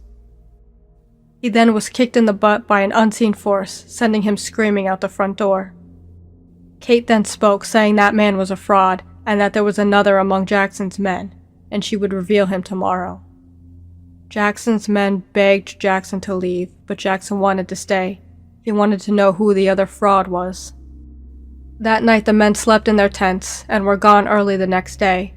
No one knows what happened that night, but some claim that Jackson said, "I would rather fight the British at New Orleans than fight the Bell Witch." But Kate wasn't always abusing and insulting. Sometimes she was helpful. She would manifest food like grapes and nuts. When someone in the family misplaced something, she would find it for them. Kate really liked Lucy Bell. She said Lucy was a good woman and would call her Old Luce. She would often help her. When Lucy got sick, Kate would sing to her and give her food. This was even witnessed by a group of women that were visiting Lucy. Kate had other nicknames for the adults in the house. John was called Old Jack, and the Bell's close friend was called Old Sugarmouth. The witch no longer abused Betsy like she did in the past, but started only bothering her when she was with the boy she liked, Joshua Gardner. Betsy and Joshua went to school together and began a relationship. They even got engaged. Kate did not approve of Betsy seeing Joshua and would bother them any time they were together. Kate would tell Betsy not to marry Joshua. Betsy and Joshua would try to escape the witch by going outside and away from the house, but Kate would follow. Eventually, Betsy and Joshua called off their engagement, and Kate left Betsy alone. Another man was interested in Betsy, Professor Richard Powell. Powell was previously Betsy and Joshua's teacher, and was quite a bit older than Betsy. He was supposedly a genius at mathematics and studied the occult and ventriloquism. He was also married at the time to a woman named Esther Scott in Nashville. He kept his marriage to her a secret. He later married Betsy. The witch set her sight on John Bell and would continue to harass him and tell him how she was going to kill him. John would keep suffering from twitching and trouble swallowing. One day while working on his farm, John was tripped, then attacked. He then had a seizure. This left him confined to the house, where he would be tortured by Kate. His shoes would be taken if he wanted to walk around. She would curse at him and slap him on days he seemed to be feeling better. One day the family found a small glass container containing liquid hidden in a chimney flue, and gave it to the doctor that treated John. The witch said that it was going to be used by her to kill John. The doctor left with the mysterious container. John's health continued to deteriorate. On December 20th, 1820, while the family ate breakfast, they heard Kate say how she had killed John Bell with a bottle from his medicine cabinet. When the family checked, all the medicine was gone, except a small bottle like the one the doctor had taken away before. John Jr. threw the bottle into the fire, where it created a blue flame. John passed away the next day. John's funeral was one of the largest that that town had seen. Many people coming from miles away. During the funeral, Kate was heard laughing and singing. She continued until everyone had left. In 1821, the Bell Witch told Lucy Bell that she would be departing and would come back in 7 years. Kate did return in 1828 to visit John Bell Jr. She would talk to him about life and spirituality. The witch also made some predictions about the Civil War and other things that ultimately didn't happen. She left again after a few days, saying she would come back in 1935. There is nothing written about the Bell Witch returning, but many think she never left. Who or what was the Bell Witch? Many think the family made up the story or faked the haunting, but the detail and mass number of witnesses and events would be hard to create. There are numerous books written about the happenings, filled with accounts. There are some popular non-extraordinary theories on what happened at the Bell property. Some accused Betsy and her brothers of arranging the incidents that resulted in the death of their father. John Bell was accused of abusing Betsy and his daughters. Some say Lucy Bell was the one who poisoned her husband. But the man who married Betsy, Professor Richard Powell, had a strange history. In his book, he briefly mentioned being married to Esther, but doesn't talk about her death. He does talk about Betsy and their marriage. He would visit the Bells often, but John Bell never liked Powell. He didn't appreciate how interested he was in young Betsy. The witch never came out or spoke when Powell was at the Bells. Powell was very mean to the slaves that worked on the property. Many of them suspected Powell was the cause all along, with his goal being to marry Betsy and get her family's money. Maybe he was so mean to the slaves because they knew he was behind the haunting. Some think that Powell used voodoo because New Orleans wasn't far. Could the Bell Witch be the result of a curse or summoned spirit?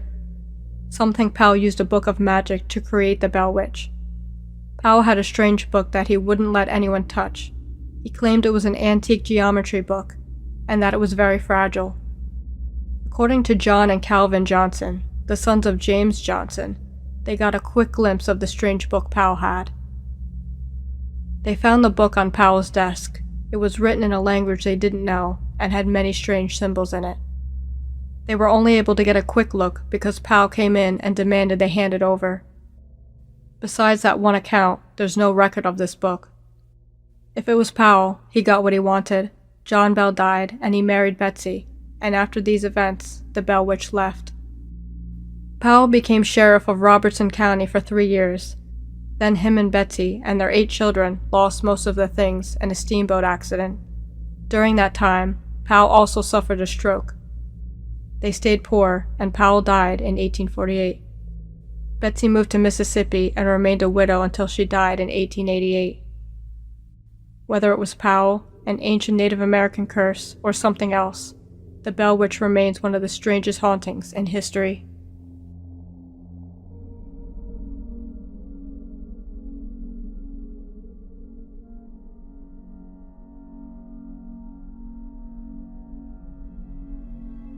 On the March 3, 1961 edition of the Shrewsbury Chronicle, you can find the story of Sam Rogers.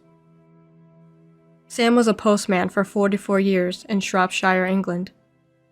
He also worked as a handyman around town, and he enjoyed beekeeping in his spare time. He had 14 hives. He really loved his bees. He treated them like family. He would talk to them kindly each day while he cared for them. Sam thoroughly enjoyed spending time with his bees. Then one day, Sam didn't come to the hive. 6 weeks after he retired, Sam passed away. After he died, 2 of his children visited the hive and spoke to the bees like Sam would. They walked through the many hives in sadness, telling the bees that Sam would not be returning. But what happened at Sam's memorial service would amaze everyone and leave bee experts shocked. The day after the funeral, a memorial service for Sam was being held at a church in town, about 1.5 miles away from his house. Without warning, thousands of bees came swarming in, completely ignoring the flowering trees by the church. They came from the direction of Sam's house. The bees began to land on Sam's grave and nearby wreaths and ornaments around his grave. The people attending were amazed by what they were seeing. Most of the bees stayed for about an hour. Some stayed until nightfall, flying back in the direction of Sam's house when they left. The reverend from the church talked to the local newspaper, telling them the incredible story. The reverend described the bees as forming lines around and on Sam's grave. Skeptics say that the bees were simply attracted to the new flowers that were on and near Sam's grave, but there had been plenty of funerals there before, and fresh flowers laid on graves, and never had swarms of bees landed on a grave like this. Nothing like this was seen before. A local bee expert, who was chairman of the Bee Association, found the whole thing very strange. Sam passed away in February, and bees are normally sluggish that time of year. They rarely leave the hive, especially in huge swarms like that. He had no explanation other than that the bees must have come to say goodbye to Sam. This isn't the only event of bees saying goodbye to their keeper. In May 1956, John Zepka from Adams, Massachusetts, passed away. The day he was buried, swarms of bees landed on the tent and flower arrangements around the grave. The bees stayed for the funeral and then left as soon as it was over. Like Sam, John loved his bees and spent much of his time caring for them. As incredible as this is, I've saved my favorite story for last. All of these stories are true, so if you want to look up this story later, search for the most loyal dog, Hachiko. On November 10, 1923, Hachiko the Akita was born on a farm in Japan. A man named Hadisabuto Ueno bought Hachiko in 1924 for 30 yen. He was a professor at the Imperial University in Tokyo and taught about agriculture. Ueno and Hachiko lived together in Tokyo. Every morning they would walk to the Shibuya train station together. Then Ueno would take the train to work. Then at 3 p.m., Hachiko would meet him and they would walk home together. That was their routine every day, until one day, in May 1925, Ueno did not get off the train. Ueno had died while teaching a class from a brain hemorrhage. He was only 53. Hachiko came to the train station the same way he did every day, waiting for Ueno. Hachiko waited and waited. When Ueno didn't come, he eventually left, then came back the next day, right at 3 p.m., hoping to greet his friend. Hachiko didn't give up and continued to come to the station day after day. Hachiko was given away after his owner's death, but that didn't stop him from running away to the train station any chance he got. The workers at the station were annoyed at Hachiko at first, but soon realized how loyal Hachiko was and began to admire him. They would bring him treats, sit by him, and pet him. Hachiko, being a very sweet boy, enjoyed the attention. Hachiko continued to come back, and soon he'd become an idol. One of the professor's students heard about Hachiko and took a trip to the station to see him. Hachiko was there, waiting as expected, and the student followed Hachiko to the home of the man who took in Hachiko after Ueno passed. His name was Kuzaburo. He used to be Ueno's gardener. While there, he heard the story of Hachiko and was so touched by the loyalty of Hachiko, he wrote a few articles talking about the amazing story. He also happened to be an expert on Akitas, and found out that Hachiko was one of only 30 purebred Akitas documented in Japan. One of his articles made it into the newspaper in 1932, and soon Hachiko's story was known all over Japan, and Hachiko was famous. Hachiko became a figure of faithfulness and loyalty, and many people would come visit him, even traveling from far away. Hachiko would come back for 9 years, 9 months, and 15 days, even in his old age, to wait for his beloved friend. He waited until the day he died, on March 8, 1935, at the age of 11. When Hachiko died, it made the papers. He was cremated and put next to his owner's grave. His fur was preserved and stuffed, and he can now be seen at the National Museum of Nature and Science in Tokyo, Japan. Hachiko was so loved that donations were made to create a bronze statue of him. It was put up at the same spot at the station he would greet his beloved owner each day. But during World War II, the statue was melted and made into ammo. In 1948, a new statue was made in Shibuya Station, where it still stands today. People who pass by it are reminded of Hachiko's dedication and loyalty. The entrance of the station is even named after Hachiko. Another statue of Hachiko was put up in 2004 in the town he was born. It's in front of the Akita Dog Museum. And another one is at the University of Tokyo for the 80th anniversary of Hachiko's death.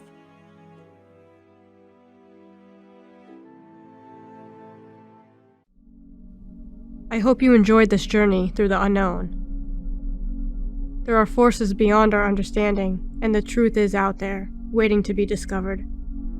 There are many more creepy videos coming in the future, so make sure to come back for more. Thank you so much for watching, and please leave a like and subscribe, and I'll see you next time. Welcome to Whispers in the Dark. I'm your host, Eddie. the whisperer in the dark, here to guide you through the darkest corners of your imagination.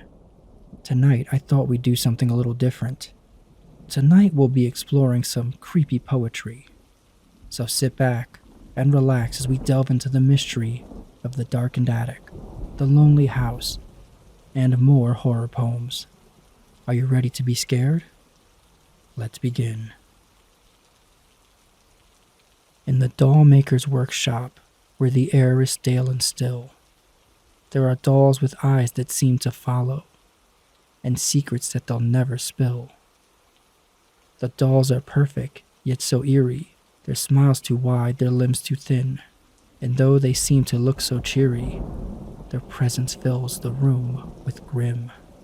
The doll maker works in silence, as the dolls watch from their shelves, and those who dare to enter might not leave with all of themselves. For in the doll maker's workshop, there are secrets that no one knows. The dolls seem ever lifelike, because they're made from skin and bones. I caught a glimpse of something strange in the mirror's glass. It was a face, not mine. Its eyes were dark, its features deranged. A chill ran down my spine. I turned around, but no one was there. It was just me and my reflection. Yet in the glass, a shadow stare, a sign of a dark obsession. It follows me wherever I go, this figure in the mirror's glass. Its presence fills me with dread and woe, evidence you cannot change the past. I try to look away to break the spell, but every time I look again, the shadow's there, a glimpse of hell, a nightmare that will not end. The haunted forest is a place of fear where shadows reign and spirits roam. Its trees are tall, its skies are black, a place that death knows as its home. The path that winds its way inside is shrouded in a misty veil. It has no need to beckon or pitch, for we all will walk the trail. For in the forest the spirits dwell, their presence felt, their whispers heard. They wander through eternal night, their memories all a blur. The trees that sway and moan and groan are signs of what the spirits feel, and though in the forest you might feel alone, the spirits are all too real. The empty room, a vacant tomb, where darkness reigns and light is gone. Its walls are thin and dusty within, a place where life has never won. Its door creaks and swings and sways, an invitation to explore. A peek inside and you'll hear cries, and see corpses line the floor. And in the empty room, the spirits dwell, their presence felt, their shadows cast, busily going to and fro, constantly reliving their past. The room shows us the end for all, the truth plainly on display, for when we leave our bodies, like this room, we will decay.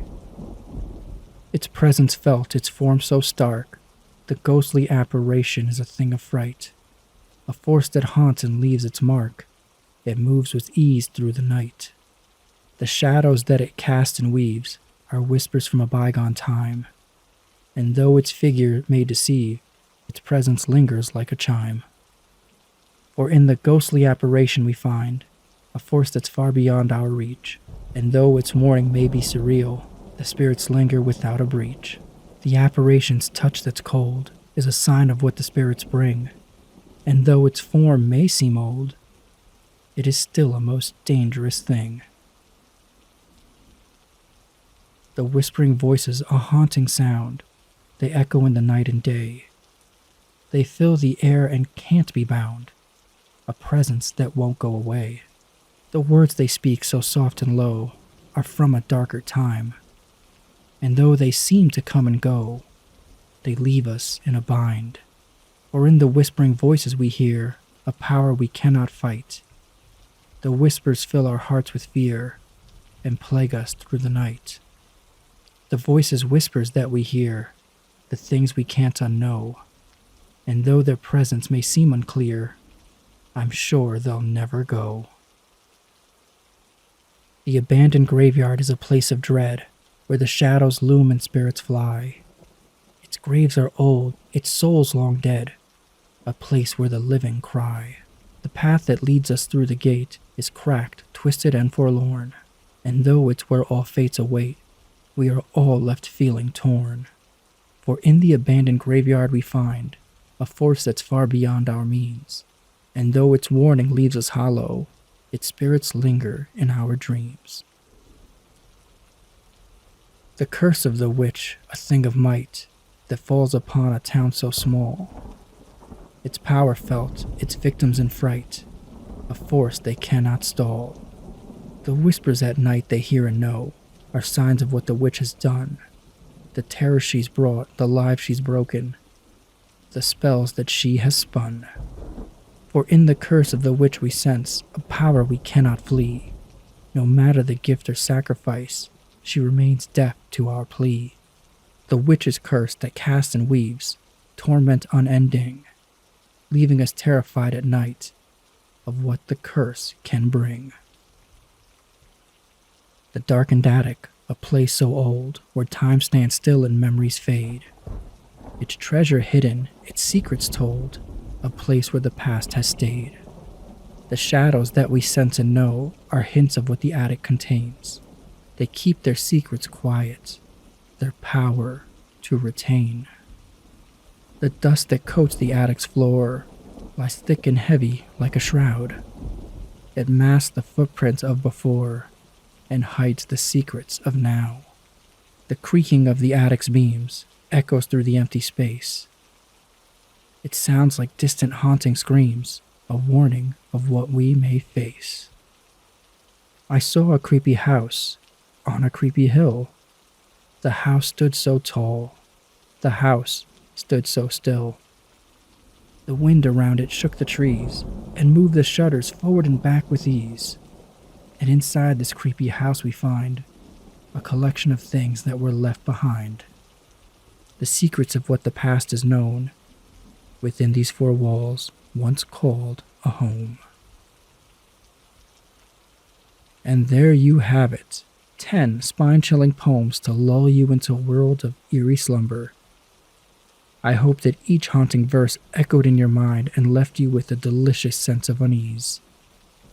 Before we say goodnight, I want to remind each and every one of you that you are important and you matter in this vast, mysterious, and wonderful world.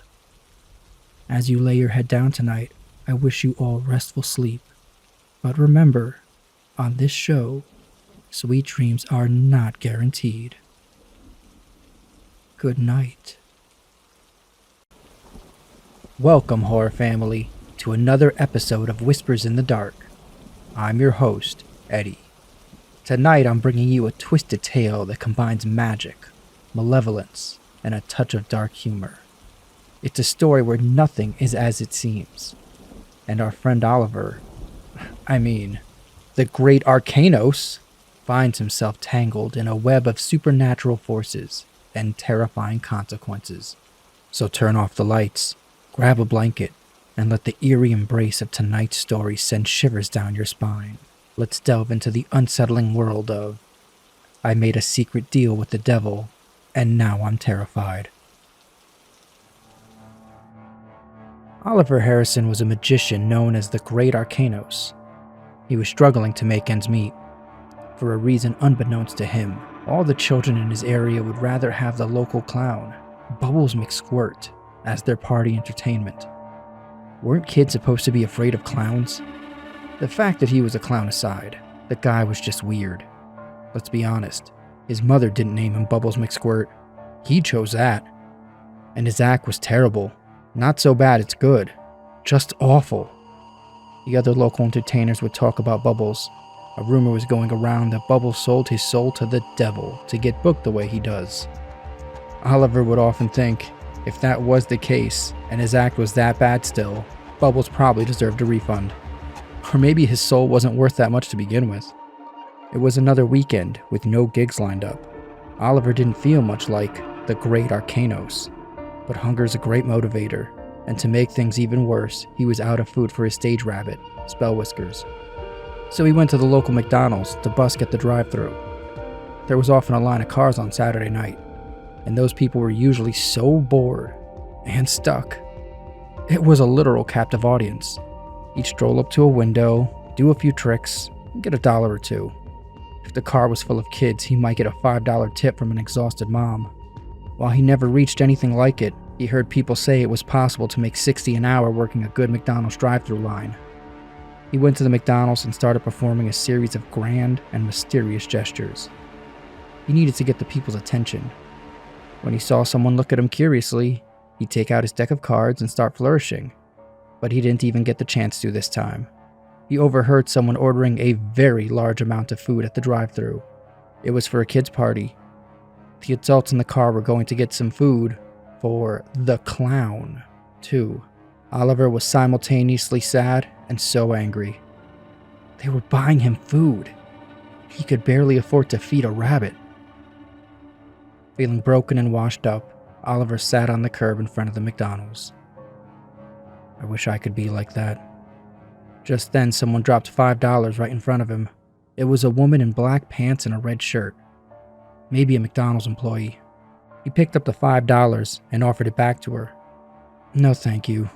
I'm okay. I'm not here begging. I just needed a moment.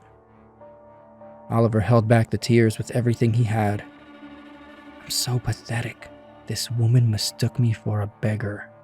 The woman sat beside him. Do you ever think things just aren't fair? Like the cards are stacked against you. Like only by some act of magic would you be able to get out of the hole you're in.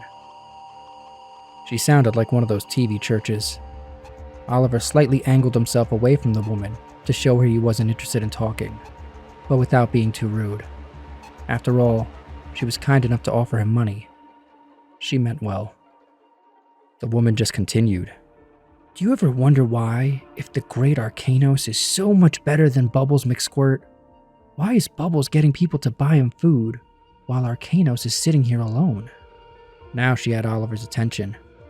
He looked at her curiously. I'm here to make you an offer, Oliver. Oliver got up and dusted himself off. A job? I'll take it. What is it? I'm great with kids. Also, I'm excellent for adult gatherings. I have this one trick. The woman cut him off. You're enthusiastic. That's good. But I'm not just offering you a job. I'm here to offer you a trade. I'm in acquisitions. She handed him a matte black business card. In red, the words, Senior Soul Commodities Executive, appeared. Oliver was furious now. What was this? Some kind of sick joke his friends put together? He aggressively walked past the woman, and she quickly followed him. This isn't a joke, Oliver. Yeah, because it isn't funny. Oliver, please. She pulled out $200 and handed it to him. He froze. Now he was really confused. That's yours just for hearing me out. He checked the bills. As far as he could tell, they were 100% real. You want things to change. You feel it's all been unfair. You don't believe in heaven or hell. You are an ideal client for me. Oliver put the money in his wallet, where the woman wouldn't be able to get it back. For $200? Okay, I'll play this game. What would you need? Do I need to cut myself and sign in some blood? Do I get a guarantee? If the hocus pocus you offer doesn't work, I might want a refund. The woman giggled. Oliver, no demon has required a contract signed in blood for years. Not since Mont Blanc started making fountain pens. It's just a standard contract. It's not even for your soul. Your soul is just the collateral. You have to do 1 2-hour show a month for 3 years. We'll provide you the clients. Don't even worry. During these shows, you give the devil permission to take control of your props. Not you. Just your equipment. That way he can make your magic even more magical. If you do this, you are guaranteed $10,000 a month for the 3 years. If you decline a job, we get your soul. Do I need to follow a script or... No, your acts are fine. We just need your permission to make them legendary. Did I mention there's a sign-on bonus? $10,000 right here, right now to start. The woman pulled out a stack of hundreds. If not, you can go home with your $200 or maybe go back to McDonald's and busk for a while. Oliver quickly signed the paper. The woman handed over the cash and began walking away. We'll be in touch. Get yourself some nice clothes and some food for little Spell Whiskers. Oliver bought some necessities, rushed home, ate a big meal, and went to sleep. The next morning, he woke up to a phone call. It was from the woman. "Wakey, wakey. We have a show lined up for you today, in the city. We have some big-time clients we want you to take care of." Oliver began to panic. I don't have anything ready. I need to prepare." "You'll do fine. Make sure you're there by 11 o'clock. You'll be the lunch entertainment. Bring all the magic tricks you have." Oliver wanted to make a good impression. He didn't fully understand what was going on, but he understood that he didn't want it to stop. He went to the address and reported to the conference room on the top floor. He began to prepare for his act. A bunch of uptight businessmen watched him curiously, like if he didn't belong there. But Oliver didn't care. He was about to make $5,000 an hour. By the time 11 o'clock hit, he was ready. He sat down his magician's hat on the table and started flourishing with his cards. The thing about cards is they can tell a story. As he did this, the men started looking at his hat. Oliver looked over, and Spell Whiskers was peeking out of it, kind of comically. "Hey, it's not your turn," Oliver said jokingly. Spell Whiskers looked at him, surprised, and quickly disappeared into the hat. Oliver started again. "The thing about cards is they can tell and all at once the men in the room began laughing.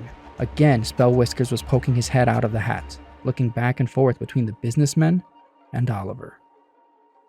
Oliver, wanting to play along, put down the cards, put his hands high on his hips, and said, "Now I told you once already, Spell Whiskers, it's not your turn yet." And again, Spell Whiskers disappeared into the hat. The businessmen started asking for Spell Whiskers back.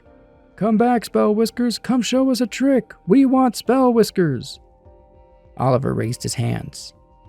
"If the people want Spell Whiskers, the great Arcanos will give them Spell Whiskers. Come out, Spell Whiskers." But the rabbit did not come out. He picked up the hat, looked inside. He turned it upside down and shook it, but there was still no Spell Whiskers. The men in the room laughed. Oliver was confused. Where was Spell Whiskers? He put the hat down on the table and started checking underneath it in case his little friend somehow ended up there. As he was under the table, the men in the room began laughing hard. Spell Whiskers was again popping his little white head out of the hat. The men started bidding Spell Whiskers to come out. "Come on out, Spell Whiskers," they all chanted. Oliver laughed to himself on the floor. He figured he'd give Spell Whiskers a few moments to ham it up. But suddenly, the room was filled with screams. Oliver was terrified, so he remained hidden under the desk. In a few moments, the screaming stopped. He cautiously got up from under the table. Everyone was dead. There was blood everywhere. Spell Whiskers' beautiful white coat was covered in red. Oliver couldn't believe his eyes. Spell Whiskers hopped over to him, looked at him sweetly as he always had, and jumped into the hat, disappearing again. Just then, the woman in red appeared beside him. "Bravo," she said. "This was perfect. You killed. And here's your payment, $10,000. Oliver was stunned. He took the envelope of money and went home. That night, all he could think about was what happened. One show a month, 3 years. That's 36 shows. Where will they send me next? And there you have it, my friends. A haunting journey down the path of a person desperate enough to make a deal with the devil. As the darkness of the story begins to fade, we emerge back into the safety of our own reality, our hearts still racing from the thrill of the tale. If you're hungry for more exclusive stories, consider supporting us on Patreon. Other channels read other people's stories. Here, the majority of stories are written by Papa Bones himself. Your contribution will help ensure that we continue to bring the most spine-tingling, creepy stories for you to enjoy at night. Remember, my friends, every little bit keeps the darkness at bay.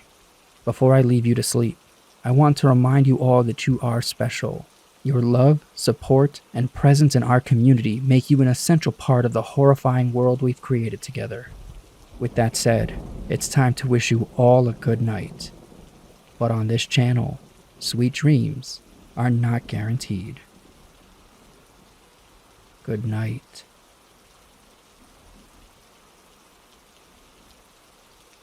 Welcome to Whispers in the Dark, where we only tell the most chilling tales. I'm your host, Eddie, and tonight we're exploring a story that challenges our perceptions of the extraordinary. Many of us have fantasized about possessing supernatural abilities, such as seeing into the future. After all, who wouldn't want a glimpse of tomorrow's winning lottery numbers, or perhaps a preview of how our lives might unfold? However, every gift comes with a potential downside, and for some, the consequences of such powers can be terrifying. In tonight's story, we meet Sarah, a woman cursed with an unwanted gift. She can see the most dreadful events before they happen. She's trapped in a world of horror and helplessness. As we navigate through her experience, we'll confront the chilling truth that sometimes knowing the future can be a living nightmare. So dim the lights, gather your courage, and join me as we uncover the horrifying reality of Sarah's world in I See Horrible Things Before They Happen, My Unwanted Gift. Sarah Little stood amidst the vibrant blooms in the small city flower shop where she worked, her delicate fingers carefully arranging a bouquet of roses, taking in the bright colors and fragrances that seemed so at odds with the darkness that aided her mind. She was a troubled woman, and was no stranger to vivid nightmares. Now, to be fair, it appears to be some people's lot in life to be plagued by nightmares, and they manage just fine. The problem is, ever since Sarah could remember, her dreams would happen in real life. It was like some kind of dream deja vu, or her somehow remembering the future. Not every dream would come true, but enough did to make Sarah a nervous wreck most days. As a worker in the flower shop, her days were spent surrounded by beauty, while her nights were plagued by terror. Once home, Sarah's two cats Luna and Salem offered her comfort and companionship in her small apartment. Their gentle purring and warm presence brought her a small measure of solace in her otherwise sleepless nights.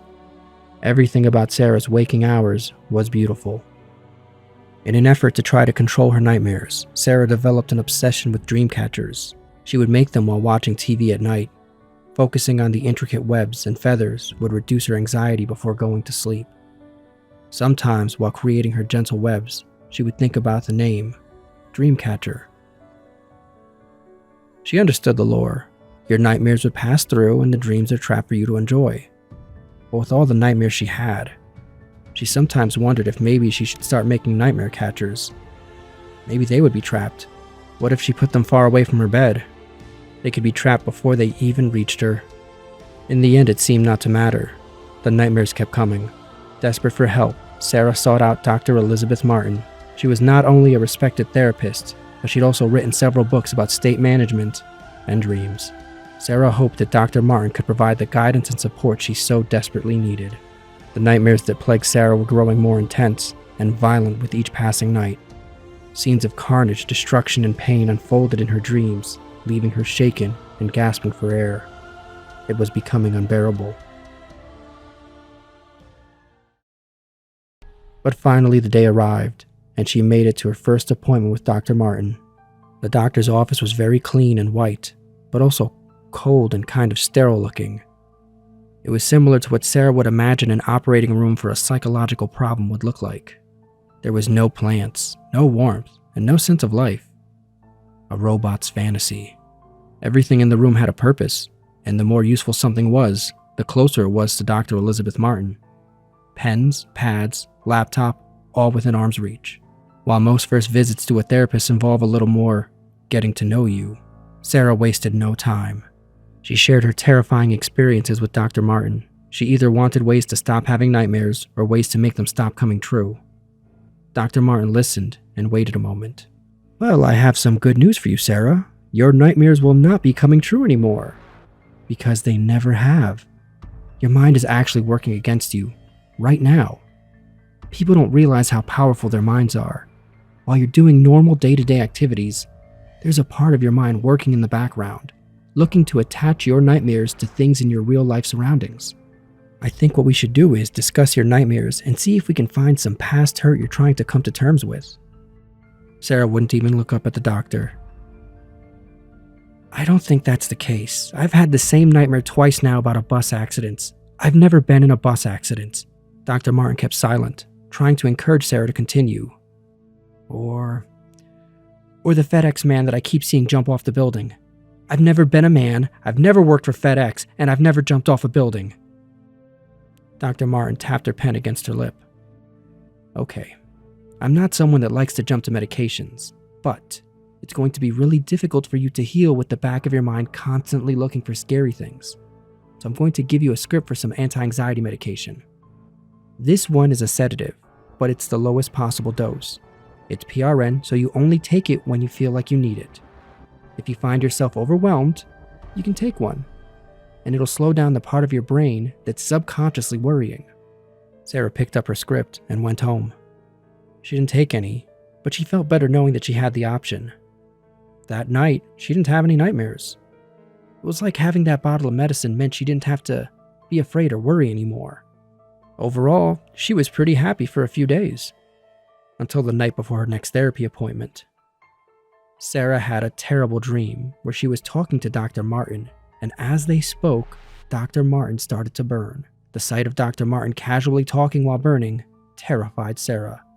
She hesitantly shared her experience with the doctor, explaining at first everything had been going well, no nightmares, and a growing sense of normalcy.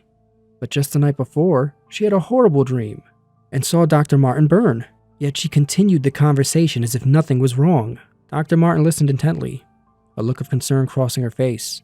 Sarah, that's not possible. People don't just spontaneously start burning. It's not a sure thing, Dr. Martin. Or maybe I'll have another nightmare tonight that'll let me see more of what's happening. There it is. We found it. See that right there? That's your mind working to give you nightmares. You had a nightmare. You can let it go right now. But instead, you just start searching. Don't try to search your nightmares for clues. It'll only make you have more nightmares. But you don't understand. Sarah, you're holding on to this thing so hard. You're holding on to it so close to your face you can't see around it. You might not even realize if you just let it go, you could have a better life. Sarah started crying. Was Dr. Martin right? If she let it go, would it all just stop? Sarah knew she wasn't able to let it go on her own. Those pills. What side effects should I be on the lookout for? I don't even like taking aspirin. Dr. Martin gave Sarah a reassuring smile. It's one of the safest medications available. The dose I gave you is so small you might not even notice it. So if you need to, you can actually take 2 of those. These should help you calm your racing thoughts and put an end to these terrifying dreams. There's a pretty good chance you won't be on them forever either. We just need you to see that if you don't focus on your nightmares, they'll go away. Sarah agreed. That night, Sarah slept peacefully. The medication seemed to be doing its job. But the next day, she was woken up by an urgent call from Dr. Martin. The therapist's voice was broken. Clearly, she was shaken up by something she had discovered. She told Sarah in the newspaper that day there were 2 prominent headlines. One about a bus involved in a catastrophic accident, and another about a FedEx employee who jumped off of a building. Dr. Martin, now genuinely frightened, began asking Sarah if she had any nightmares the night before. Sarah couldn't remember. She didn't think she did. She didn't remember having any nightmares or any dreams. She slept well. Can you come in today? Our appointment isn't for a few days. It's okay, I cleared my morning.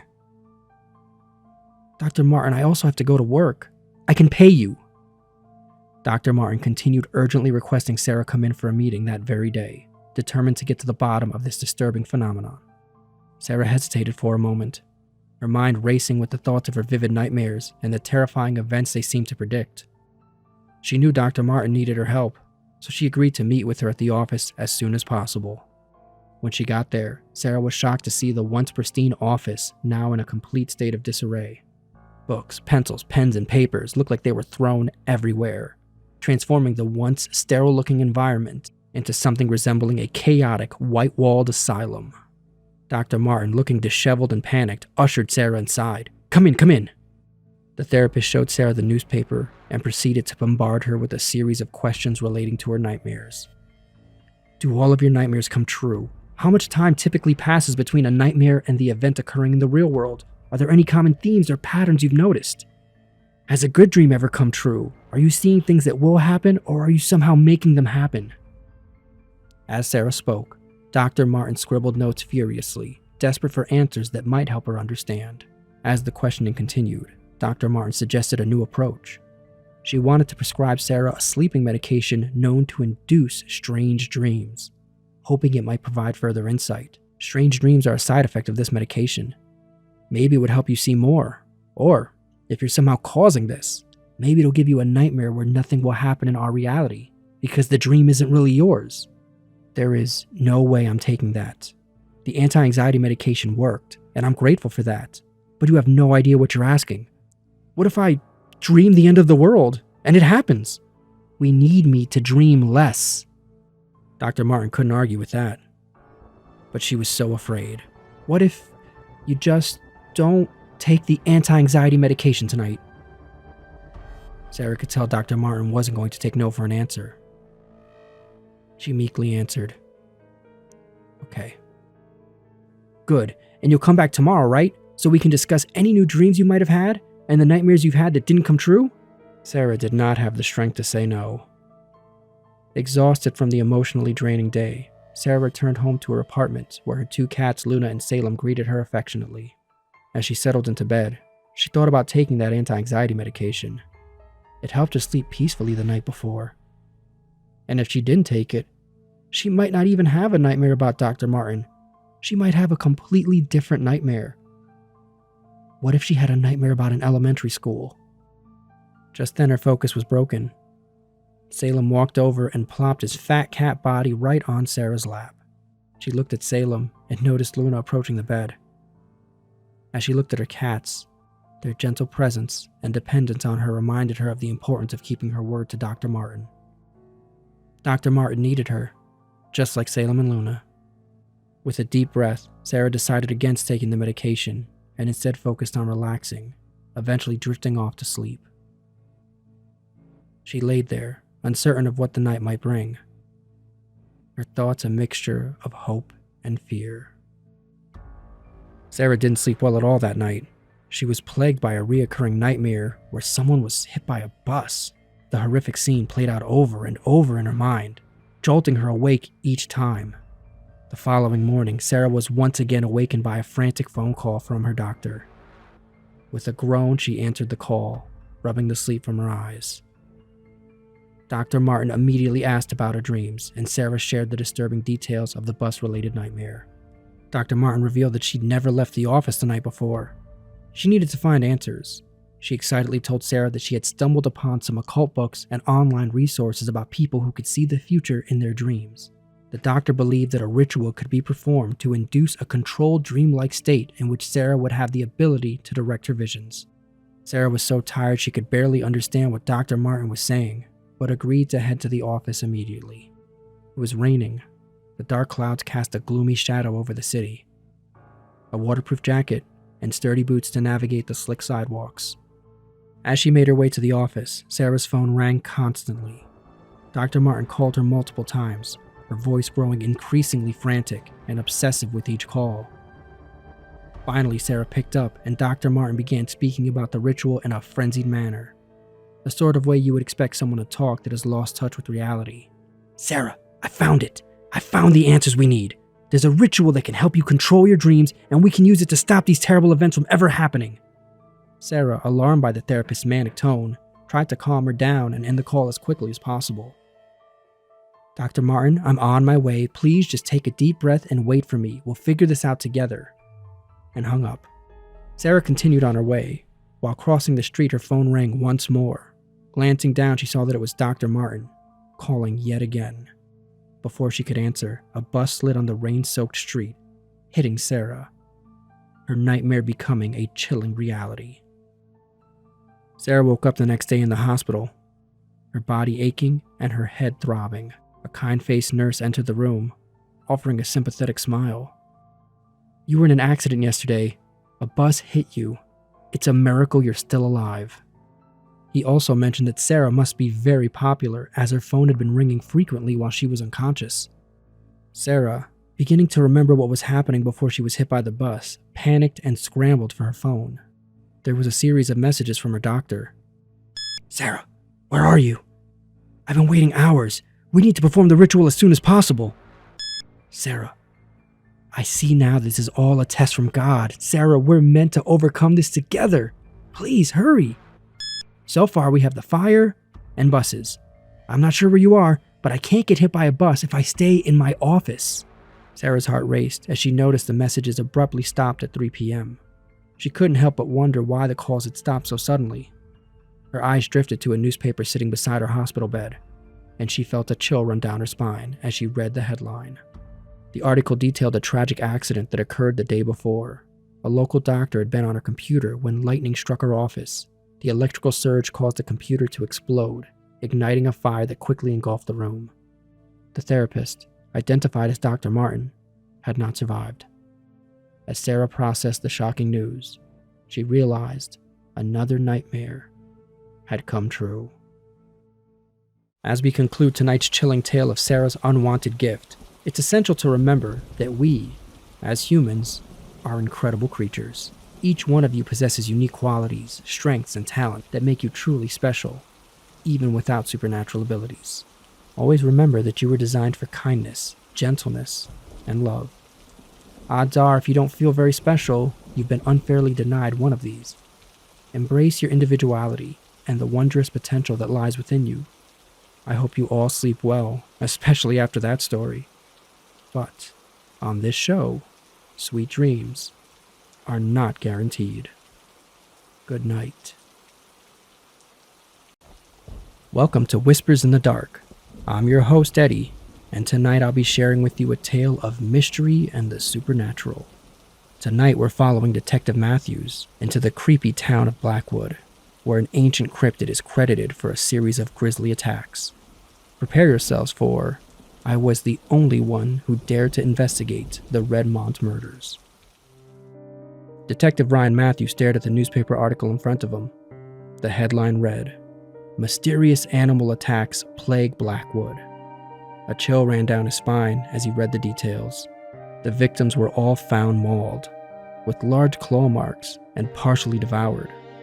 The memory of a similar case from 10 years ago haunted him, a case he never got to solve. Back then, he'd only just made detective and was working in the nearby city of Redmont. 3 people had been found dead that summer, killed in the same manner. The headlines were nearly identical. Unknown animal attacks stumped police in Redmont. The case had gone cold, leaving Ryan with a lingering sense of failure. The big theory the cops had then was it wasn't an animal. They were looking for a serial killer whose victims happened to end up half-eaten by animals. The killer knew the cops were getting close and probably moved on. Ryan never completely subscribed to that theory. The animal attacks were too similar. What are the odds the same animal found all 3 bodies? Sometimes things don't make sense because they don't make sense. Anyways, this new string of attacks was his shot at redemption. With a deep breath, Ryan made up his mind. He was going to Blackwood. Officially, it was outside of his jurisdiction, but he couldn't let this opportunity pass. He needed to know if there was a connection between the 2 cases. He took a few days off, claiming he needed some time away from the city. Upon arriving in Blackwood, Ryan felt the heavy atmosphere of a town weighed down by fear. The locals were tight-lipped, hesitant to speak with an outsider, but there was one place where he knew he could count on someone telling him something. The local tavern, the Huntsman. Ryan entered the Huntsman and immediately felt the warmth and chatter of the patrons. He took a seat at the bar, ordered a beer and some wings, and casually turned his attention to the game on the TV. And just like that, he was disguised as just another face in the crowd. During a commercial at the break, he feigned frustration at the game's score and muttered, "I've got $20 riding on this game." A man sitting nearby chuckled and said, "Don't worry, there's still plenty of time for a comeback." He flashed Ryan a friendly grin. Detective Matthews took the opportunity to engage further, asking if the seat beside the man was taken. With the welcoming shake of his head, the man gestured for Ryan to join him. Ryan ordered drinks for them both and settled in. During the commercials, the two shared drinks and small talk. During one of them, Ryan asked why the town seemed so gloomy. I just wanted to get away from the city, and I heard this was a neat town to visit, enjoy a little peace and quiet, maybe hike a few trails. The man he was sitting with, Sam, immediately cut off Ryan. Do not go into the woods, it's not safe right now. Then he glanced around to see if anyone was paying attention to him. Ryan replied, I just can't get any luck. I'm gonna lose 20 on the game. I paid to visit a hiking town with no hiking. What's going on in the woods? Is it bears? I have bear spray. Sam replied, It's not bears. You just can't go. Sam lowered his voice to a whisper. We don't talk about it here. Once every 10 years, this thing hunts in our woods. We thought we got rid of it. Some witch performed some ceremony to force it out of our woods, and it worked. It didn't eat anyone 10 years ago. But now it's back. Just stay out of the woods. Ryan listened intently, piecing together the puzzle that was slowly beginning to take shape. 10 years ago, that's when the murders happened in Redmont. Whatever it was didn't stop. It just went to a different set of woods. He needed to talk to whoever that witch person was. Seeing how upset it made Sam, Ryan turned his attention back to the game and bought another beer for his friend. When Sam appeared to relax some, Ryan spoke up again. It's too bad the woods are a dangerous place right now. This is a beautiful place to live, and the people here are really top-notch. Sam smiled and nodded. I'd say so. I've lived here my whole life. Born in what's now the local hospital, but back then it was a small clinic with some hospital beds in the back. They had any medication you would need, but if you needed more than an x-ray, you needed to get on the highway. Wow, your whole life? Lucky. I was just thinking, if that witch could stop whatever's in the woods before, couldn't she do it again? Yeah, at least I would think so. She died 9 years ago. Well, at least we think she did. No one's seen her. Her niece lives in her old house, just outside of town. Maybe she scented the area with something the animal wouldn't like. A lot of animals have really strong senses of smell. A quick run through with something they didn't like. It might go away. It's not that simple. It isn't just some animal. When I was a kid, we would call it the Beast of Blackwood. According to the legends, it stood taller than a man. It had long, sharp claws to climb trees, and a neck long enough to hide its body behind a tree and reach around with it and bite you on the other side. People have seen this thing? No, it's just a story that the kids tell. Oh, also obviously it had glowing red eyes. Glowing red eyes? That sounds like something straight out of a horror movie. Sam chuckled nervously, taking another sip of his beer. Yeah, well, you know how kids can be. They love to tell scary stories. But seriously, there's something out there. People have been found, well, you know. Ryan nodded solemnly, understanding the gravity of the situation. I know this might be the beer talking, but maybe there's some notes or records from the witch's ceremony 10 years ago. I mean, I came here to go hiking, and now, well, I believe you. I won't be going out. But this is pretty interesting too. Sam thought about it. I mean, if anyone would know, it would be her niece just outside of town. Detective Matthews stood silent and pensive for a moment. Where are the best burgers in town? Patty's Diner by a long shot. Have you ever had a barnyard brawl? It's a beef patty, bacon, and eggs, all on a toasted bun. It actually might be good enough to salvage your entire trip. Let's meet at the diner tomorrow. I'll get you a barnyard brawl. We can go visit that cabin. Sam wasn't really interested in seeing the witch's niece. But the problem with a barnyard brawl is once you say the words barnyard brawl, you really want one. And to be fair, he was actually available.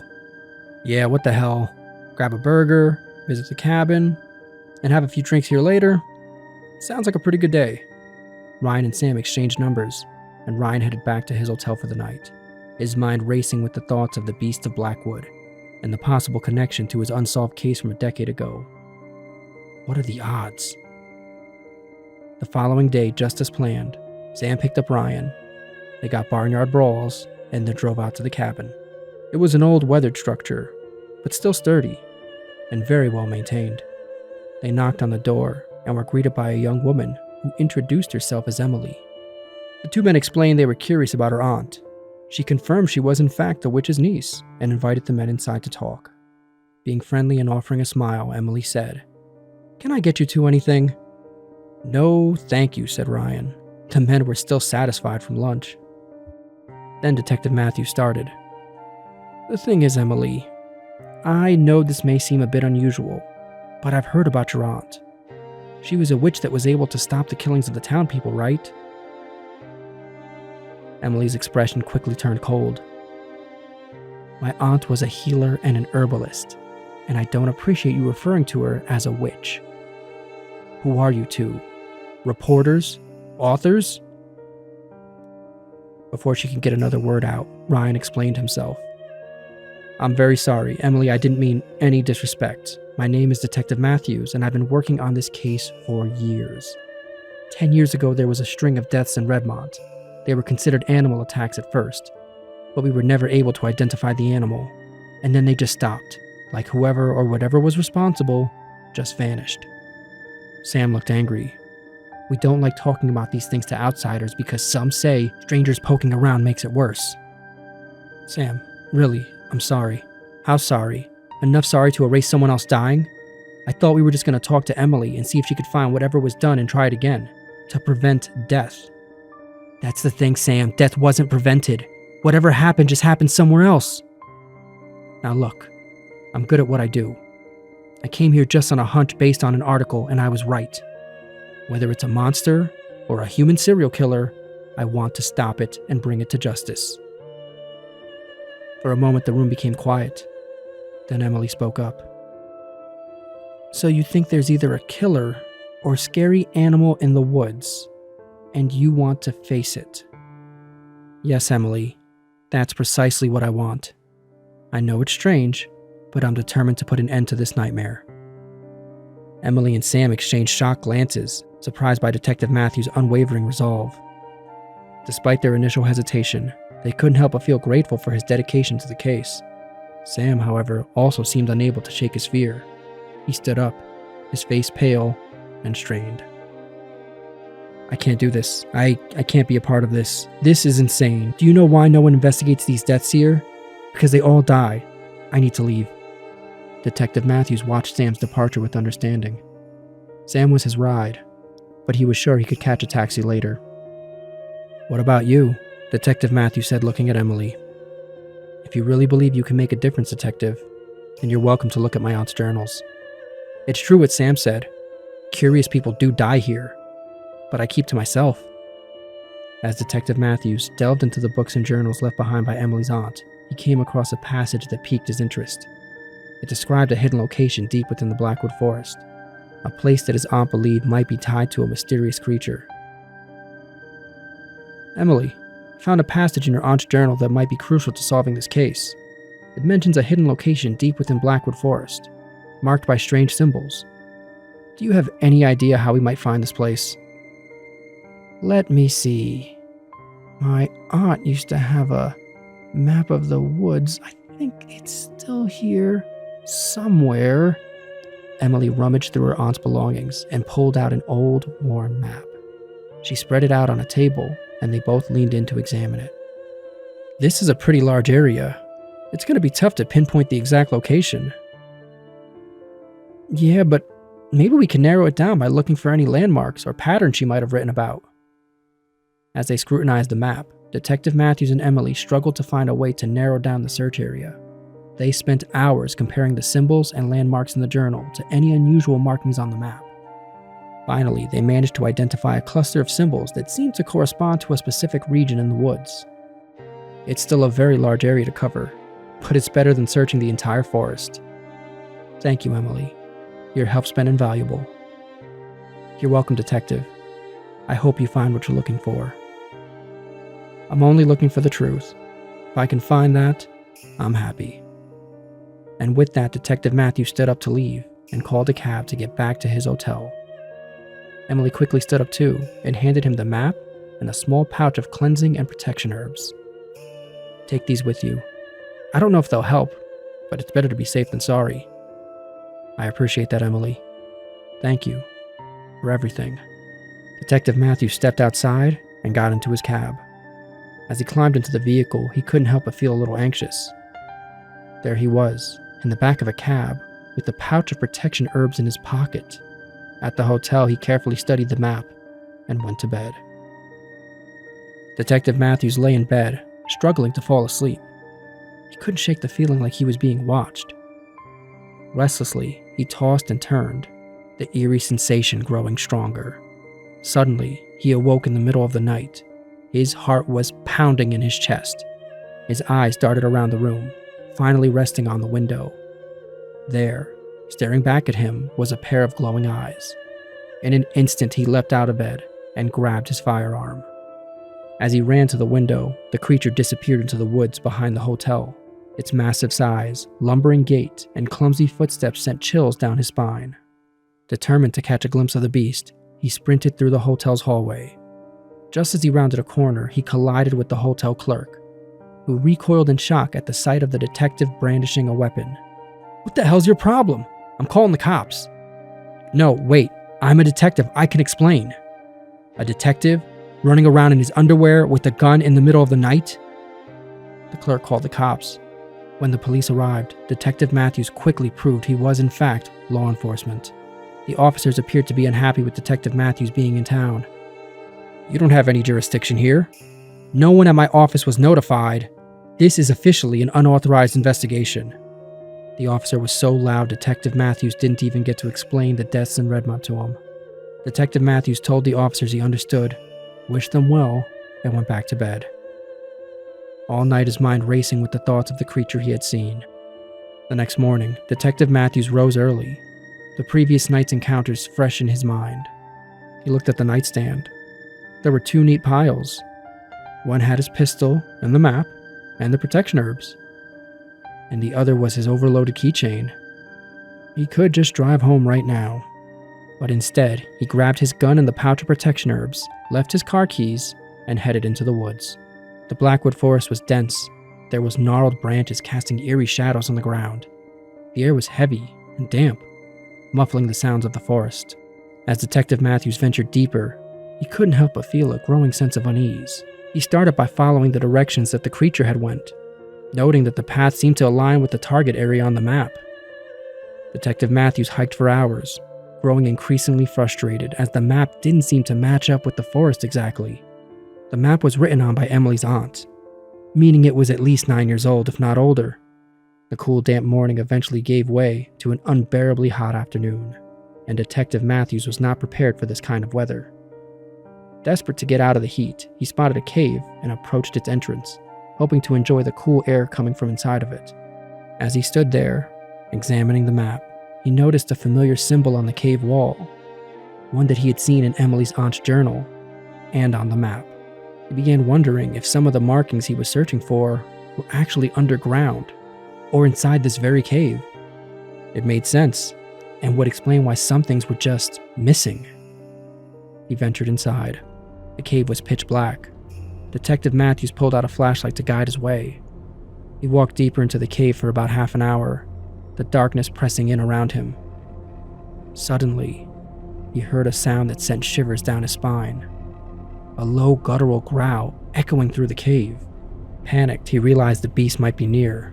He quickly put the map away and debated what to hold in his other hand. His firearm would be useful, but what if that didn't work against the monster? The pouch of protection herbs could be the very thing that Emily's aunt used to force the monster out of the woods 10 years ago. In a split-second decision, Detective Matthews gripped the pouch of herbs with his teeth and put his gun in his right hand. He moved cautiously, the flashlight illuminating the way as he prepared to face whatever was lurking in the shadows of the cave. The sounds became louder. Detective Matthews could now hear the ominous sounds all around him. It seemed like there was a pack of these creatures surrounding him in the darkness. Suddenly, he was hit on the head from behind, bringing him to his knees. All at once, he dropped his firearm, flashlight, and involuntarily spit out the pouch of herbs. As he struggled to regain his bearings, he heard a familiar voice. It was the police officer from the previous night. "I told you to leave this alone, detective. But you just couldn't, could you? What are you doing here? What's going on?" "It's too late for you now, Matthews. You should have left when you had the chance. Now you'll have to die just like that witch." Detective Matthews tried to make sense of the situation, but was quickly overwhelmed by the officer and the others that were with him. The next day, the local newspaper had a chilling headline. "The mystery deepens. Detective Matthews attacked by the Blackwoods monster." The article went on to describe the grisly scene. In a shocking turn of events, Detective Matthews, who had been conducting an unauthorized investigation into the mysterious deaths in Redmont and Blackwood, was found dead in a cave deep within the Blackwood forest. Evidence at the scene suggested he had a terrifying encounter with the same creature believed to be responsible for the recent string of deaths. Local authorities have renewed their warnings for residents to avoid venturing into the Blackwood forest, citing the clear and present danger posed by this unidentified creature. Thank you for joining me tonight on Whispers in the Dark. I hope you enjoyed this gripping journey into the Blackwood mystery. I want to remind you, while being virtuous and brave is admirable, it's important to prioritize your own safety and well-being. You owe a debt to your loved ones, your friends and family, maybe even to people you haven't met yet. The story of your life is being written every day, so take good care of yourself so you can write a long story. You, my dear listeners, are incredibly special to me, and I want you to stay safe out there. I would be sad if you weren't here with me to share stories with. I hope you're ready for a good night's rest. But on this show, sweet dreams are not guaranteed. Good night. Welcome back to Whispers in the Dark, where we tell the most mysterious and spine-chilling stories in the world. I'm your host, Eddie, and tonight I'll be narrating a gripping paranormal crime story that will leave you questioning the thin line between the natural and supernatural realms. Buckle up and turn the lights down low as we enter a world of sacrifices, dark rituals, and eerie encounters that defy explanation. It's time for Sinister Sacrifices. Father Thomas Murphy couldn't take his eyes off the gruesome scene. The victim's body lay contorted on the cold, damp ground. A pentagram had been carved into her chest. He'd seen this before. Her name was Charlotte Harper, Detective Sarah Larson said, while examining the area. The crime scene was a chilling sight, set in a local park, just almost immediately beside a children's playground. An eerie mist clung to the ground, as if trying to hide the gruesome scene from the world. Charlotte Harper's body looked as if she'd been tossed aside, like a rag doll. The gruesome pentagram carved into her chest stood out in stark contrast to her pale skin, the edges of the symbol still oozing fresh blood. Father Murphy approached cautiously, his hands clasped together in a mixture of concern and sorrow. Detective Larson briefly looked up from her work, acknowledging his presence before returning her attention to the ground. Some of the officers in the precinct believed this could be a religious thing. You know, with the pentagram and all. Her voice was steady and analytical. But I don't think so. It seems more like the work of a sociopathic sadist to me. I think he did this to torture her and then ran off. She paused for a moment, glancing at the mutilated body before continuing. If there was a genuine religious motive, wouldn't the body be handled with more care? There should be an altar or something, shouldn't there? The way she's been left here so brutally and haphazardly just doesn't add up. Father Murphy nodded thoughtfully, his eyes filled with deep sadness as he looked at Charlotte's lifeless form. No. I've seen this pattern before, Father Murphy said. His voice trembled. This killer made a pact with a demon.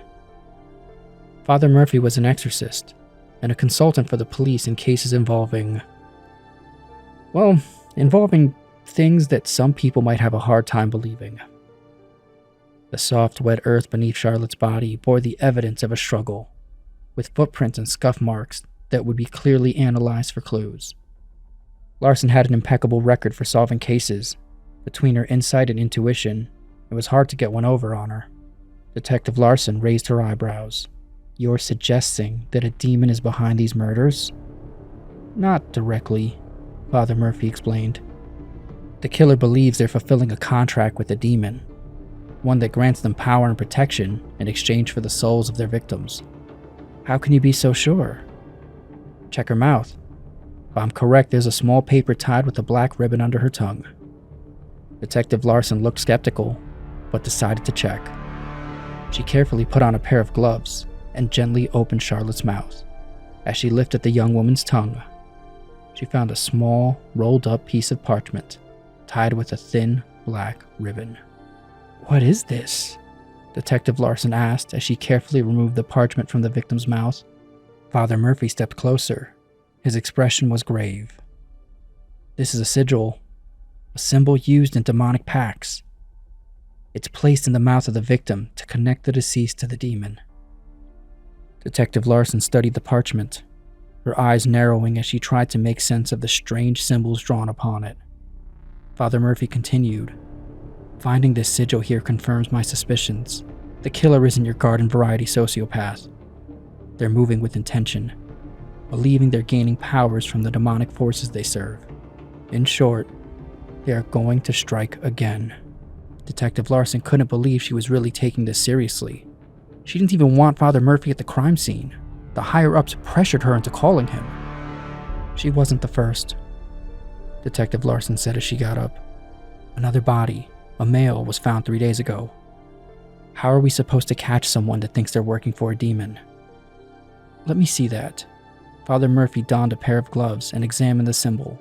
I can't be certain right now, but it looks like something is missing. Just then, a chilling scream pierced the air, echoing through the park. The sound seemed to be coming from the direction of the playground. Detective Larson and Father Murphy exchanged a concerned glance before sprinting towards the source of the scream. As they reached the playground, they found a terrified mother clutching her child, pointing to the edge of the park where a shadowy figure was quickly disappearing into the darkness. There was a man here. I was just walking by, and it was so quiet, I must have accidentally scared him. He turned around so fast. His face was covered in blood. He was looking that way. The woman pointed to where Father Murphy and Detective Larson just were. He was watching us, Detective Larson whispered, her eyes locked on the retreating figure. She quickly grabbed her radio, calling for backup. This is Detective Larson. We have a suspect on the run, last seen heading north out of Rolling Hills Park near the playground entrance, requesting immediate assistance. As she spoke, she took off after the shadowy figure, sprinting through the park. The suspect moved with an unnerving grace. It was like he knew the park like the back of his hand. He expertly weaved through the trees and managed to scale a stone wall. Detective Larson stared up at the wall in disbelief. How the hell? Just then, Father Murphy came running up behind her, completely out of breath. Give me the paper with the sigil.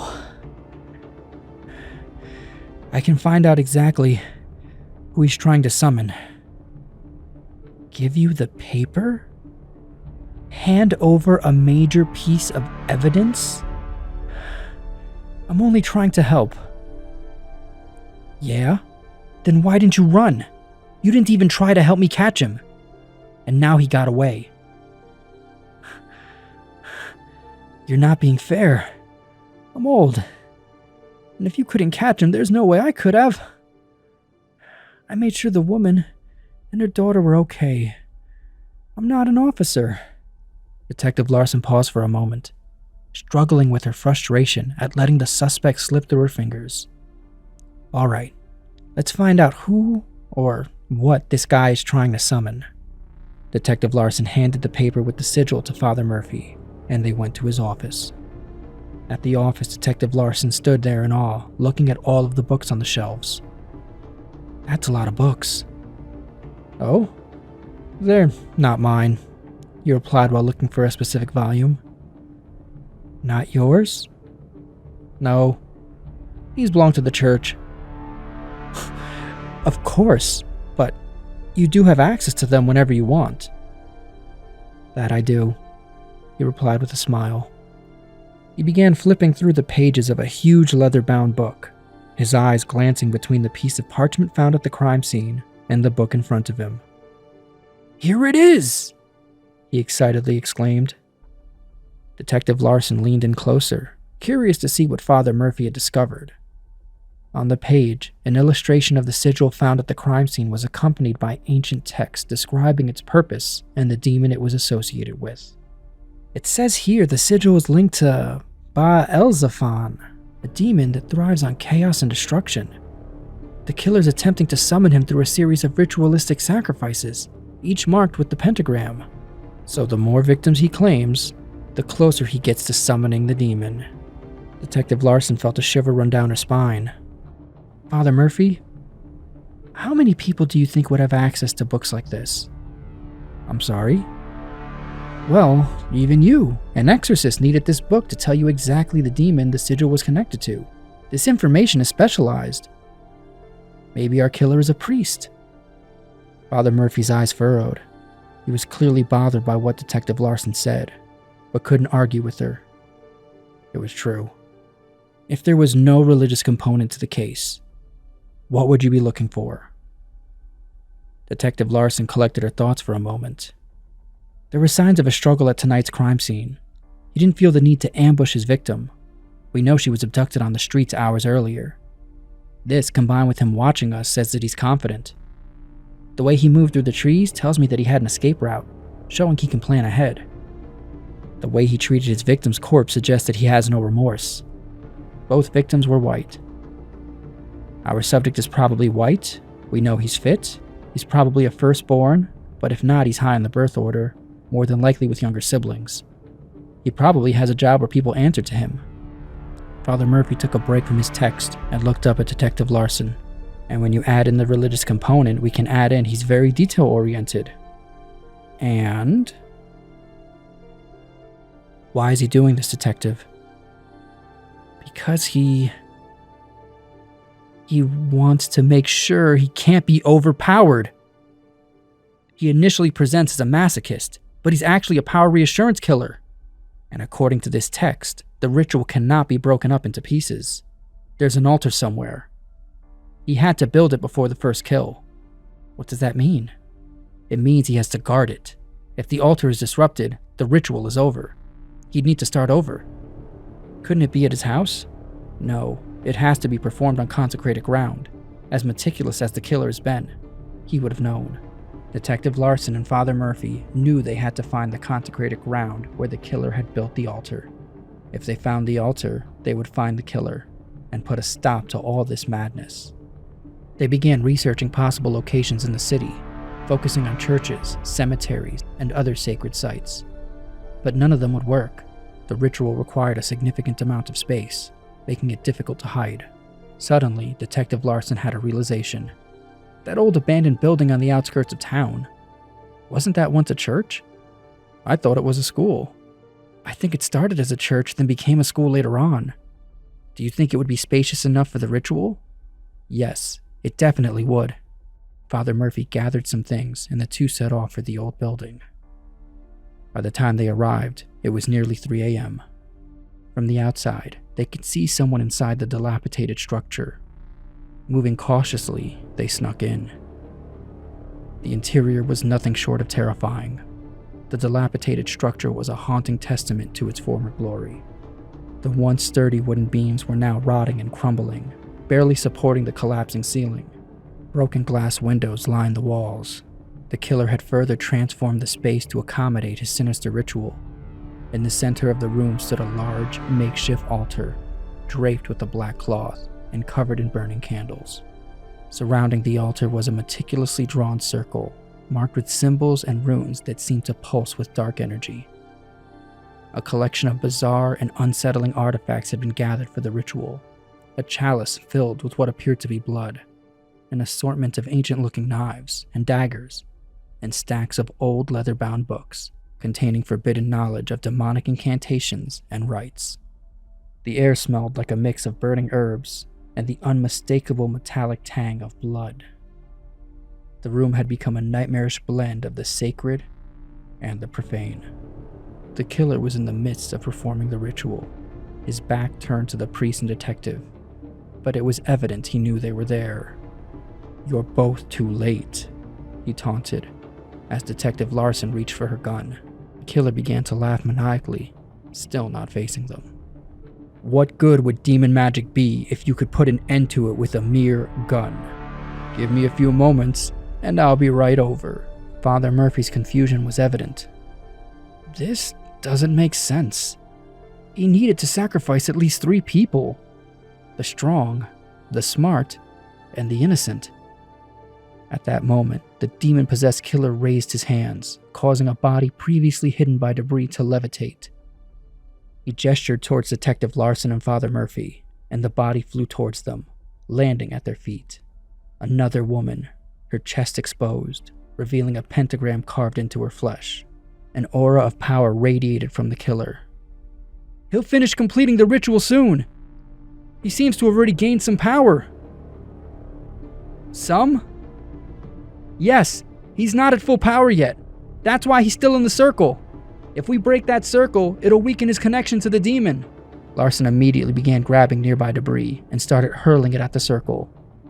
This angered the demon-possessed killer. Fool!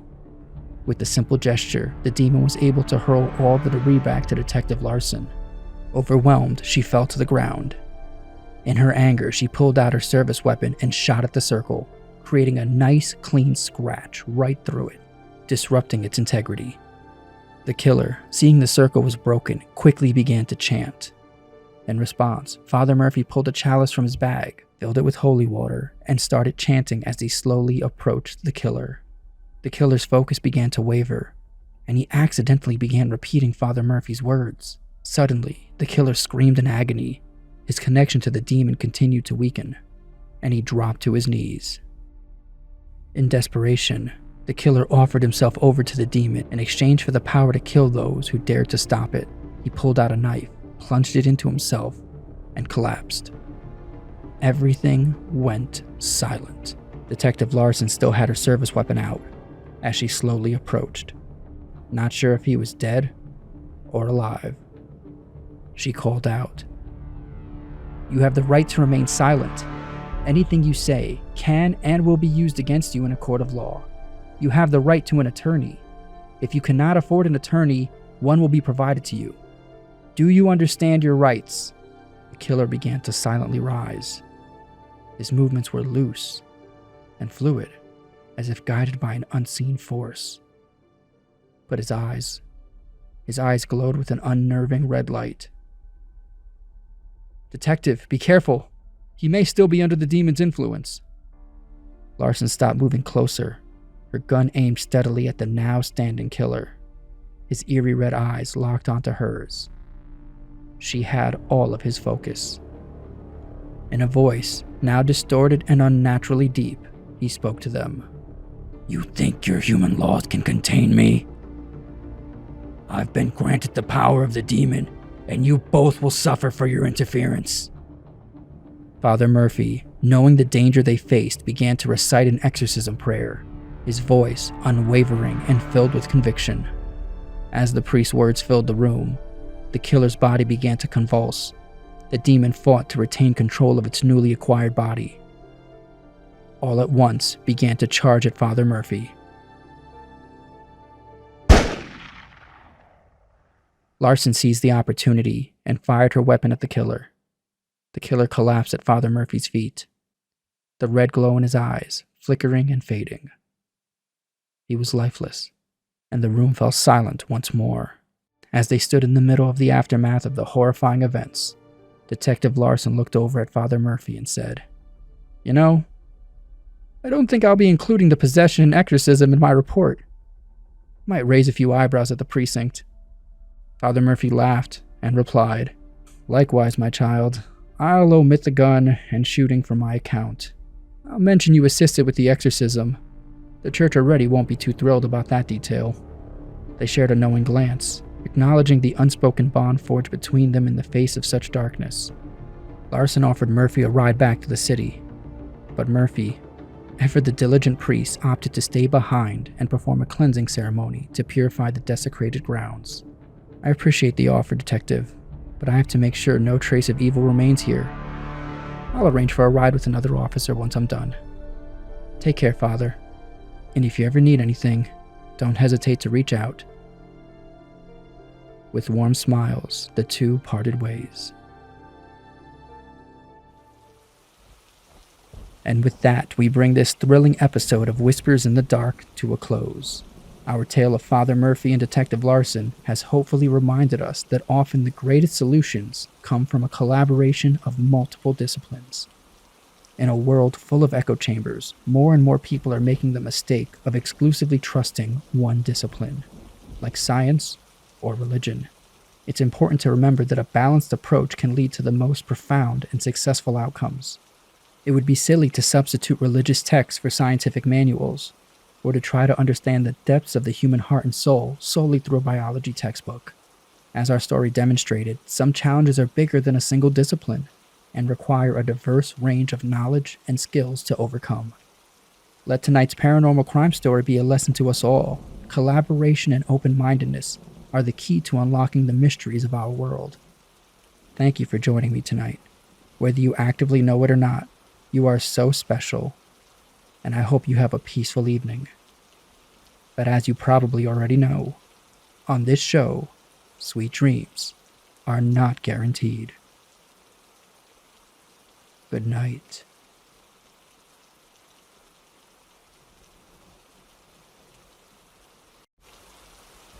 Welcome, dear viewers, to another episode of Whispers in the Dark. I'm your host, Eddie, and tonight we'll delve into a story that has remained buried in the shadows of New York City's dark past. In the grimy underbelly of the 1980s, where the forgotten men and women of the ghetto struggled for survival, a sinister figure prowled the streets, a crooked cop turned executioner, known only as the Slum Reaper, preyed upon the most vulnerable, serving the greed of ruthless landlords. As we uncover the secret history of this cold-blooded killer, we'll venture into a world of corruption, deceit, and unspeakable terror. This is a story that will make you question the true meaning of justice and depths of human depravity. So turn off the lights, settle in, and prepare to be haunted by the tale of the Slum Reaper. This is The Abandoned, the secret history of the Slum Reaper. In the gritty streets of New York City during the 1980s, some of the poorest people ended up in the shadows of Harlem. The city was grappling with a severe drug crisis, which contributed to the rise in crime and a decrease in property values. Because of this, certain landlords decided to neglect their buildings. The thought was if the living conditions got bad enough, their tenants would be forced to leave. Their plan had a critical flaw, though: the homeless. There were homeless people on every corner, making the fear of becoming homeless so real, most people just dug in and dealt with whatever nonsense their landlords would throw at them. Also, many of these tenants had backgrounds in construction and plumbing, which equipped them with the necessary skills to correct the problems caused by their landlord's neglect. Inasmuch as they could, they would repair and maintain their apartments. These people were resourceful and managed to adapt faster than the buildings would decay. They worked together, found solutions, and did what they could to help their neighbors. If too many people would abandon their apartments, the buildings would be taken over by drug dealers and addicts. Community was a major tool in allowing the families to remain in their homes. This supportive community was all these people had in a city that was indifferent to their troubles. Despite the obstacles faced, they refused to give up, striving to protect their homes, their dignity, and their well-being in an unforgiving urban environment. When the landlord's initial strategy to force tenants out didn't work, some of them decided to take more drastic steps. They completely abandoned their properties, leaving them without any maintenance or support. Many of these families were left without basic human necessities: electricity, heat, and running water. However, the families living in these buildings were determined to avoid becoming homeless and continued to reside in the neglected structures despite the worsening conditions. Frustrated by the tenants' perseverance, these ruthless landlords decided to use more sinister measures to remove the families from the abandoned buildings. They joined forces with the corrupt and ruthless police officer, an evil man who would soon be known as the Slum Reaper. The Slum Reaper, driven by greed and a twisted, elevated sense of self, he targeted the vulnerable tenants living in the condemned buildings. He would use his authority as a law enforcement officer to gain access to these homes, promising assistance or protection. Once inside, his only goal was to brutally murder the inhabitants. Tragically, these vulnerable people fell victim to the Slum Reaper's deception, unaware of the danger that lurked beneath his fake smile and concern. In the police department, these murders were categorized as drug-related crimes. This misclassification allowed the Slum Reaper to continue murdering without detection, leaving a trail of blood wherever he went. As the Slum Reaper's cruel deeds became known among the residents, fear and uncertainty spread among those who had no choice but to remain in the abandoned buildings. These people, already fighting against the challenges of poverty and societal neglect, now had to live with the constant threat of a merciless predator in their midst, disguised as a police officer. This sadly made them excellent targets for theft and other crimes. If you're going to steal from someone that can't call the cops, right? This forced these families to defend themselves, which is exactly what the landlords and the Slum Reaper wanted. If their stories would have gotten out, they would have gained some sympathy. But now on the news, these people looked like animals. All you would hear about is people getting stabbed and murdered in these abandoned buildings in Harlem. This gave the Slum Reaper the space he needed to operate. He could go in and murder a dozen people in a building and claim they were already dead when he arrived. Even more disturbing is what happened when the evil cop was finally caught. Instead of being held accountable for his crimes, he was promoted. Not once, but several times. The authorities, fearing the negative media attention that would come with exposing the truth, chose to hide what was done. The promotions were given to get him off the streets and behind a desk. It's impossible to know who the Slum Reaper was, or is now. Maybe if we looked at every officer that was promoted. If there was a drastic change in the number of murders in Harlem, it could be a clue. But for all we know, the monster might not even be alive today. Now, I do have what is considered by many to be an account of the Slum Reaper's first murder. Remember, there was no internet in the 1980s, and it can be difficult to inventory the exact date something happened when the information is relayed by word of mouth. Carlos was the last of the tenants of his building. He lived in a building on 118th Street, between 3rd and Lexington. The building was completely abandoned. No electricity, no running water. He lived on the 3rd floor, which meant he had to walk up 2 flights of stairs in complete darkness. Looking at it, you might wonder why he stood there. Sadly, he was down on his luck, and his key still worked as the locks were never changed once the building was abandoned. For Carlos, having a lockable door in his 3rd floor apartment was a blessing. Even without access to electricity or water, the lock gave him a sense of security and privacy that was rare for someone living on the streets. It meant he had a place to call home, a space where he could rest, sleep, and keep his things safe while he was out searching for work or food.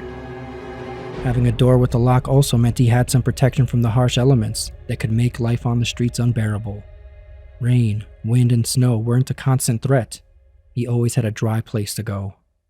Being on the 3rd floor added an extra layer of security, as most people were not willing to climb the stairs to reach his apartment, especially considered there was no lights in the stairwell.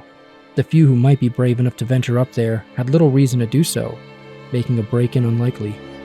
Despite the advantages of his lockable door, Carlos knew he had to be careful. He followed a set of rules to make sure he didn't draw any unwanted attention to his place.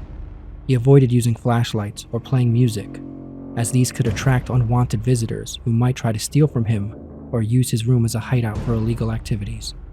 To the homeless, a room with a lockable door was like a castle, and to a drug dealer, it was the perfect place to stash drugs, money, or other contraband. Carlos knew this. Anyways, one night Carlos was coming home after visiting a local soup kitchen. It was late autumn and already dark out. The dark was scary, but it was good for Carlos. It meant less people would be looking or paying attention to him. Carlos was on edge. He couldn't shake off the feeling that he was being watched. He was always careful, and he had developed a sixth sense for danger because he lived on the streets for so long. As he approached the building, he looked around, checking for anything out of place or anyone who might be following him. He saw a group of people hanging out on a stoop and a few drunks nearby, but nothing seemed suspicious. He cautiously entered the building. It was empty. It normally was. Carlos's sense of unease only grew as he climbed the stairs to his apartment. Every scrape and rustle his feet made as he walked up the stairs made him jump. Finally, he arrived at his door. He unlocked the door and quickly got inside and locked the door behind him. Safe in his apartment, a feeling of relief washed over him. But this was short-lived. He still couldn't shake off the feeling that something was wrong. Carlos cautiously peered out the window, scanning the street below for any signs of danger. That's when he knew something was wrong. The street was empty now. Silent. Where were the drunks? Where were the guys on the stoop? Carlos carefully made his way to the back room. It was the furthest from the front door. He hoped the extra distance would provide him some additional time if someone tried to break in. As he laid down, he tried to calm himself and shut his eyes. But the silence was deafening. He couldn't hear any of the usual city sounds. No cars, no distant chatter. Nothing. This was wrong, and Carlos knew it. Unable to shake the feeling that he was in danger, Carlos got up as quietly as he could and started putting his shoes back on. He knew he had to leave his apartment and find somewhere safer to stay for the night. With the little money he had, he could buy a few bottles and maybe find some other guys to hang out with overnight. He could return when it was safer in the morning and sleep then. He tiptoed to his door and just took hold of the handle when an authoritative knock came from the other side. He jumped back and let out an audible gasp. Was his gasp heard? He froze in his apartment. Then another knock came. "Police, open up." Carlos didn't know what to do. His thoughts began racing. His racing thoughts were interrupted by another knock. "I either need to ask you some questions to perform a community check, or I need to arrest you for trespassing.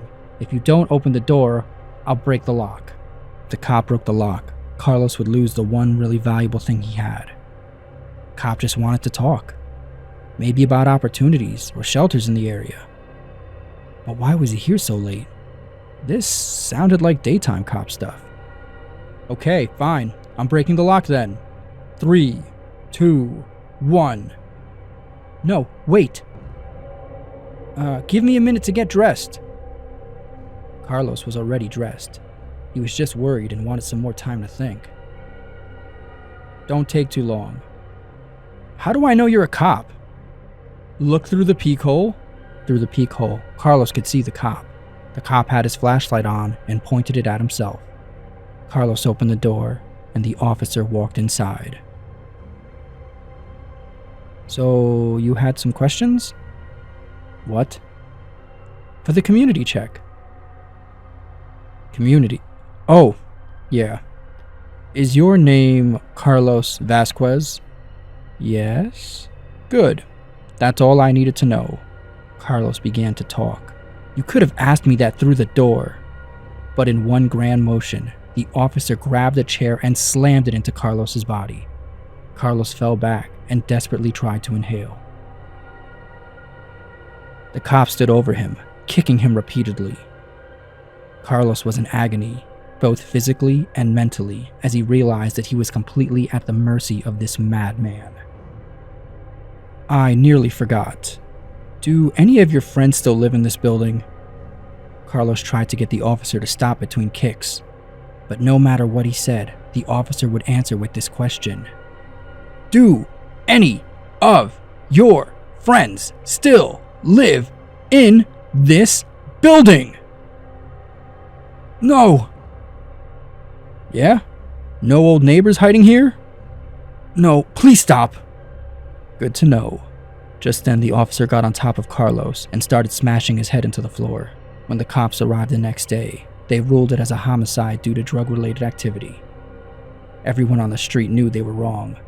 Carlos didn't do drugs and would keep to himself, and they all knew anyone with a locked door wouldn't open it without a good reason. As far as we know, Carlos's death was the first in a long list of injustices. And there you have it, a reminder of the darkness that can lurk within the hearts of men. This sinister figure's deeds continue to haunt the city to this day, a grim testament to the enduring scars of injustice and greed. As we emerge from the darkness of this story, let it serve as a cautionary tale and a call to action. We must remain vigilant against corruption and stand up for those who have no voice. In the face of darkness, it is our duty to shine a light on the truth. If you enjoyed this episode of Whispers in the Dark, Please don't forget to like, and most importantly share this video. I hope you all sleep well tonight. But remember, on this show, sweet dreams are not guaranteed. Good night.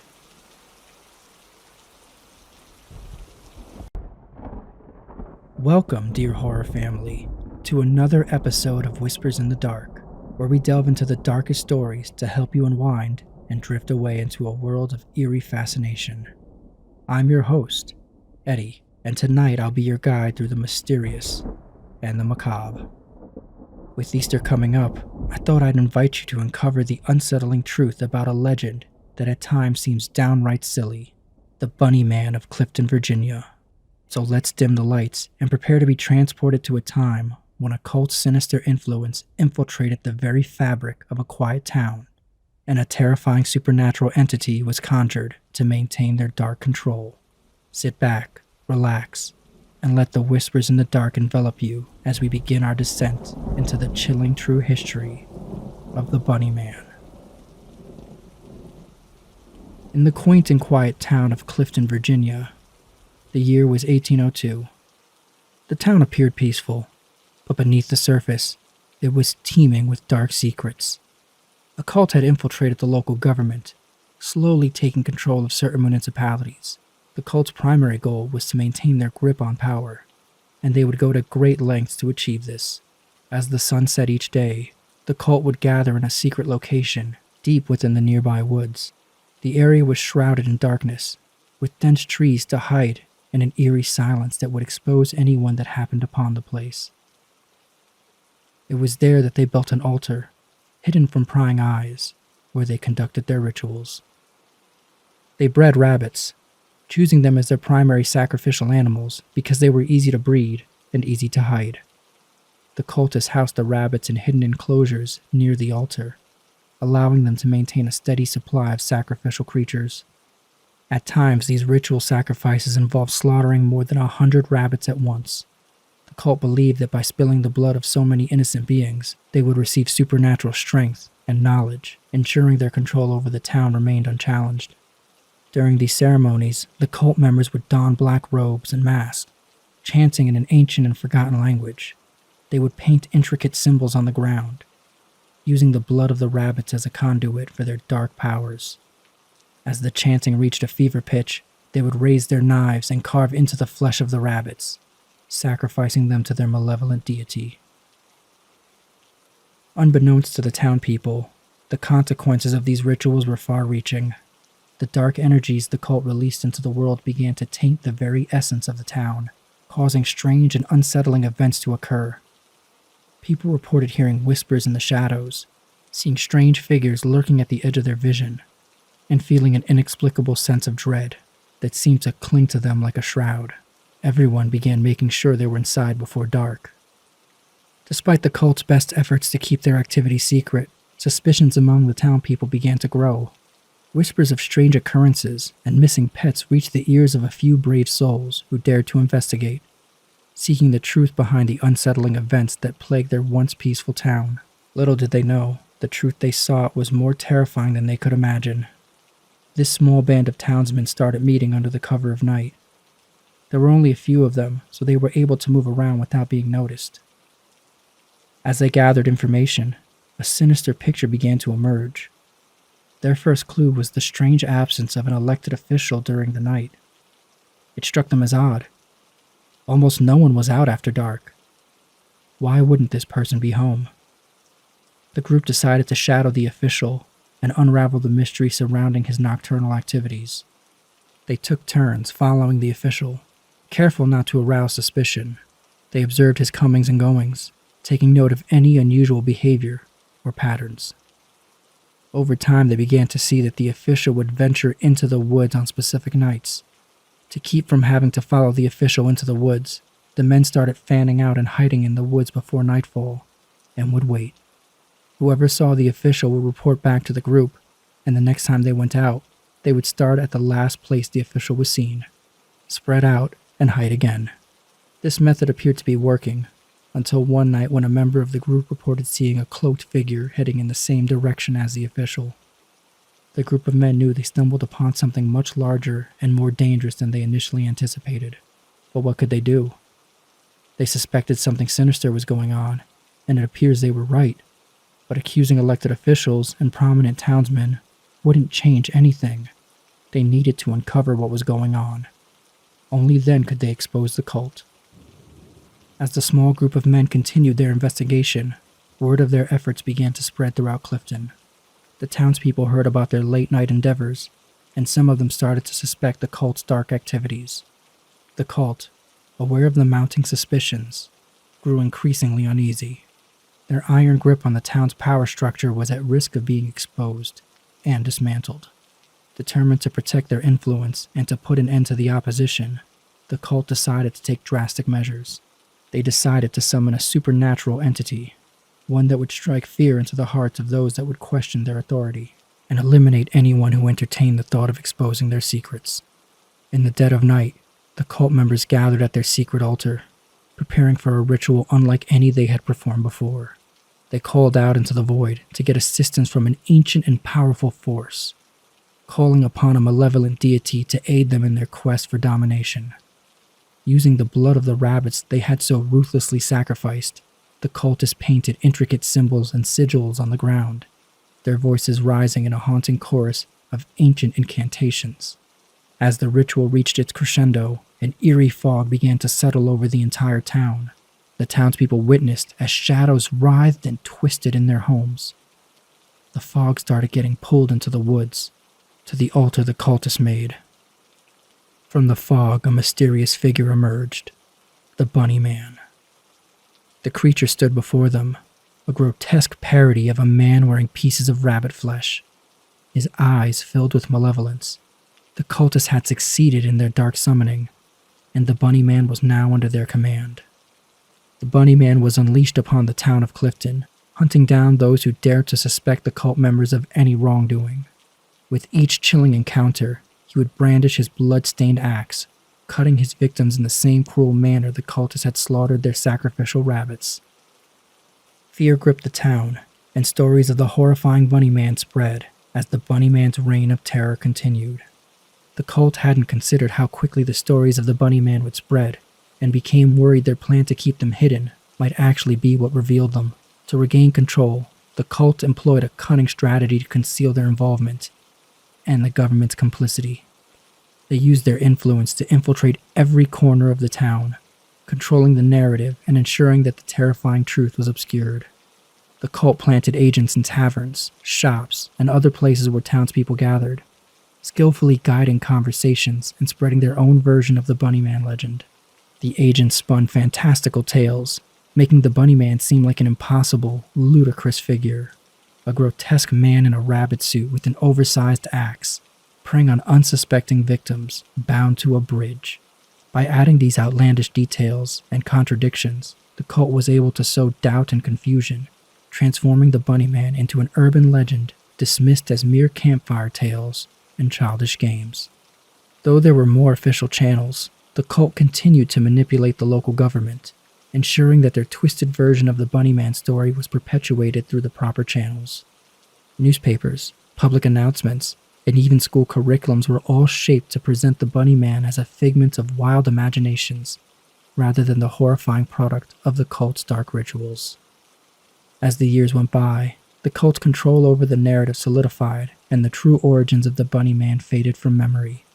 The town of Clifton became synonymous with the absurd legend, drawing curious thrill-seekers and paranormal investigators who hoped to catch a glimpse of the infamous Bunny Man. The true story of the Bunny Man, a chilling tale of dark rituals and unspeakable evil, remained buried beneath the facade of a silly urban legend, allowing the cult and the government to maintain their grip on the town and continue their malevolent deeds undetected. Even as the years pass and generations come and go, the cult's malevolent influence continues to seep into every aspect of our lives. Their control over the government remains unbroken, and they now wield more power than ever. The Bunny Man, once evidence of the cult's power and ruthlessness, now stands as a terrifying enforcer of their will. He stalks the woods and the darkest corners, a constant reminder of the price of curiosity and defiance.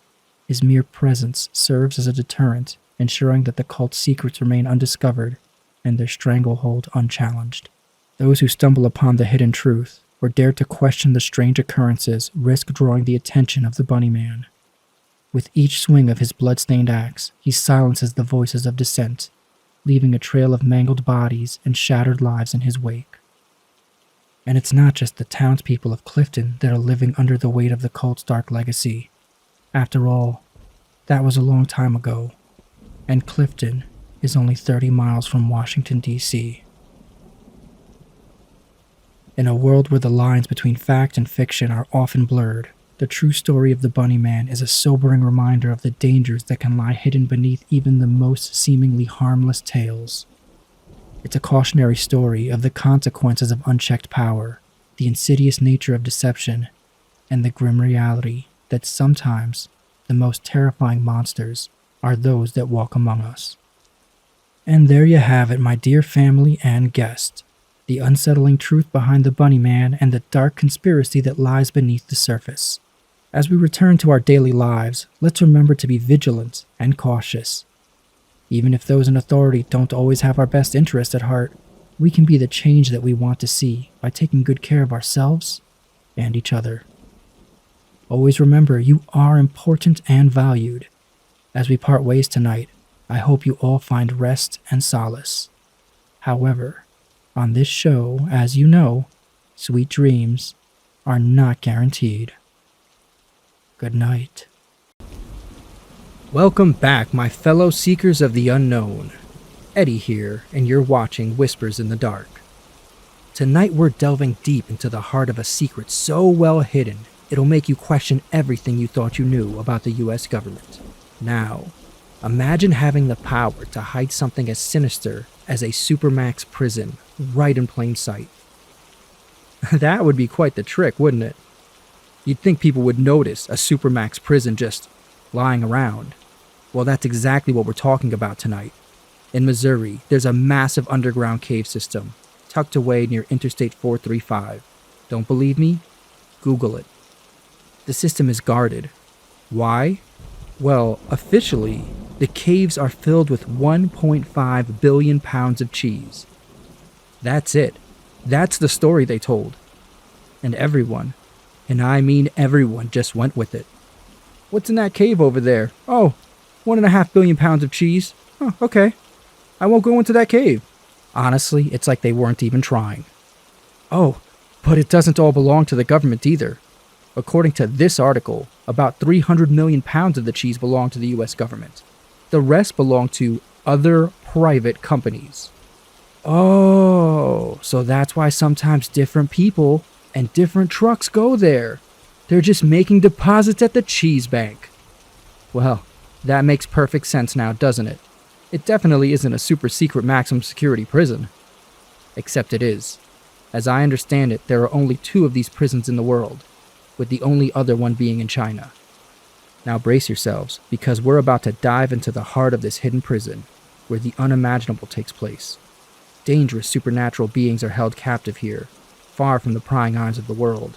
It's a place where inhumane experiments are conducted, and unspeakable torture is the order of the day. And how do we know about this? A highly skilled soldier, who we'll call Rebecca to protect her identity. So sit back, grab your blanket, and get ready for the truth behind the US government's secret underground prison.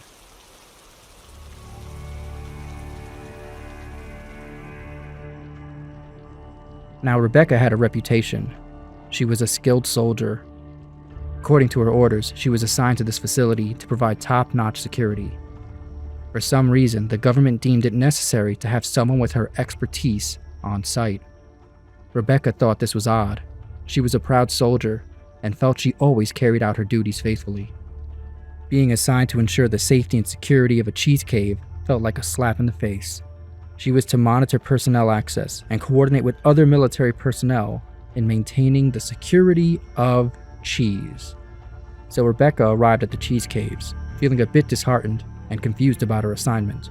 But being the diligent soldier she was, she carried on with her duties. At first, the job seemed mundane and uneventful, pretty much exactly what you would expect when guarding a massive stash of cheese. But then, One day, she stumbled upon a door with a sign that read, "Authorized personnel only." Believing that she was a pivotal part of the security team, and therefore authorized, Rebecca went inside. On the other side of that door was a dimly lit corridor. The faint glow of the overhead lights barely illuminated the narrow passage, casting eerie shadows along the stone walls that appeared to go on for miles. The walls were lined with a series of heavily reinforced cell doors, each displaying an array of high-tech security measures, but they weren't uniform.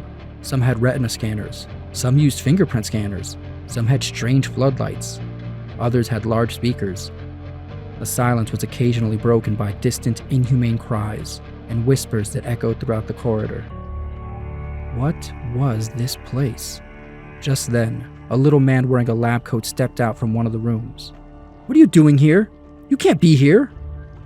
Rebecca was ready to explain to the man that she was in fact authorized personnel, but he wasn't interested in listening to her and began to physically push her out. She was bigger than the man and armed, so she wasn't afraid, more confused. Once outside, the man calmed down and told Rebecca she didn't have clearance. The excuse given was that area was where the cheese for private companies was stored, separate from the government-owned cheese. Rebecca was told that her primary responsibility was to maintain a strong perimeter for the USA-owned cheese and not to worry about the private section. Rebecca returned to her post. This incident piqued her curiosity and made her question the true nature of her assignment. On one hand, she was relieved that her job wasn't just chief security guard at the cheese bank. On the other hand, she knew there wasn't cheese on the other side of that door. These caves smelled like the cheese counter at a fancy supermarket. On the other side of that door, the air was heavy and swamp-like. And cheese doesn't make noise. Her assignment now had more holes in it than your average slice of Swiss. Rebecca's curiosity was insatiable, and she knew something wasn't right about that heavily guarded area behind the authorized personnel-only door. As she continued her duties, she couldn't help but think about the strange sounds, the odd security measures, and that peculiar little scientist who confronted her. It looked like an underground prison. But prisons don't often employ scientists. And that scientist was obviously important. He had no problem putting his hands on Rebecca. Recapping to this point, she's an excellent soldier, assigned to a cheese cave where there is at best a secret creepy lab, or at worst, a prison where the inmates are being subjected to scientific testing. Whoever was in charge of this facility clearly operated outside of the law. What if she herself was being experimented on? She was trapped. Completely trapped. She couldn't ask to be reassigned without the people in charge knowing. If she was being experimented on, well, they could already be onto her. As Rebecca mulled over her options, she realized that the little scientist probably couldn't report her actions without exposing the secret operations within the facility. What was he going to do? Write her up for going into a super secret cheese room? With this in mind, she began to come up with a plan to get behind that door unnoticed, just long enough to gather some evidence. If whoever was in charge decided to go against her, she might be able to use whatever she found to get herself out of trouble. She decided she would take a series of photographs of the cell doors so she could look over all of them for clues later, without having to risk being caught in the restricted area again.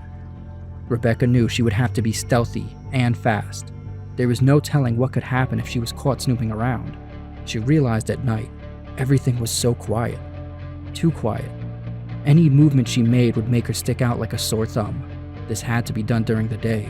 The good news is the area was so secret, it didn't have any security cameras outside of it, and probably wouldn't have any on the inside of it. Keeping a record of who was in and out of that area would compromise any people involved in these clandestine operations. She was pretty much their security system. With a keen sense of timing and a stealthy approach, Rebecca managed to slip into the restricted corridor. Her heart raced, her hands shook, and sweat covered her brow. To say she was afraid would be an understatement. She was terrified. "Be cool, Rebecca, be cool," she thought, attempting to soothe herself. She took 3 controlled deep breaths. She couldn't look like a mess. If anyone caught her there, it needed to look like an honest mistake. She slowly walked in a few yards, taking as many pictures as she could. The floor, the ceiling, the stone walls, and the doors. Some of the doors had windows, most didn't. She wanted to press the camera up against the glass to take pictures of the cell's occupants, but couldn't. She had to make sure she didn't look like a tourist. If she did, the prisoners might ask about her, or start making noise to try to get her attention. She slipped back out of the restricted area and finished the rest of her shift as if nothing had happened. Later that night, after returning home, Rebecca printed out large copies of the pictures she took. As she looked at them, her heart began racing again. She started examining the images closely, looking for any clues or details that could help her uncover the truth. As she studied the pictures, she was struck by the stark contrast. The stone walls looked like they were from the Middle Ages. The ceilings and tiled floors looked like they were taken in a poorly lit hospital, and the heavily fortified high-tech doors looked like they were from a sci-fi movie. As she studied the doors, she noticed that each door had different security features, suggesting that the prisoners within were unique and had specific vulnerabilities. One door had speakers, perhaps to control a creature sensitive to sound. Another had a floodlight, probably to contain a creature that thrived in darkness. And yet another appeared to have a built-in oxygen control system. Maybe there was a creature in there that couldn't survive in our atmosphere. What was this? A zoo? Rebecca continued to examine the photos. When she reached the last two images, she began to freak out. In those pictures, she had accidentally captured a glimpse of one of the monsters being held captive within the secret prison. The image was blurry because it was taken as she walked, but it was clear enough for her to tell that this creature was unlike anything she had ever seen before. Its form was twisted and distorted. Its skin appeared rough and scaly, and a menacing, tooth-filled jaw gaped open like it was unhinged. It appeared ready to eat anything that crossed its path. Rebecca could feel her pulse quicken and her breath catch in her throat as she stared at the chilling images. What sort of nightmare creatures was the government hiding away in this underground prison? And why was it so secret even her, the head of security, couldn't know about it? As she continued to analyze the photos, Rebecca realized that she had only just scratched the surface of the secrets hidden within the so-called cheese caves. The horrifying truth of the clandestine prison and the monstrous beings it contained still lay hidden, waiting to be exposed. And now, Rebecca was more determined than ever to bring these dark secrets to light and hold those responsible accountable for their actions.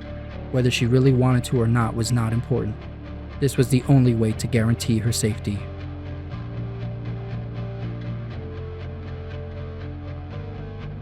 Well, my fellow seekers of the unknown, that's all the time we have for today. I want to thank each and every one of you for joining me on this journey into the depths of the US government's darkest secret. There will obviously be a part 2.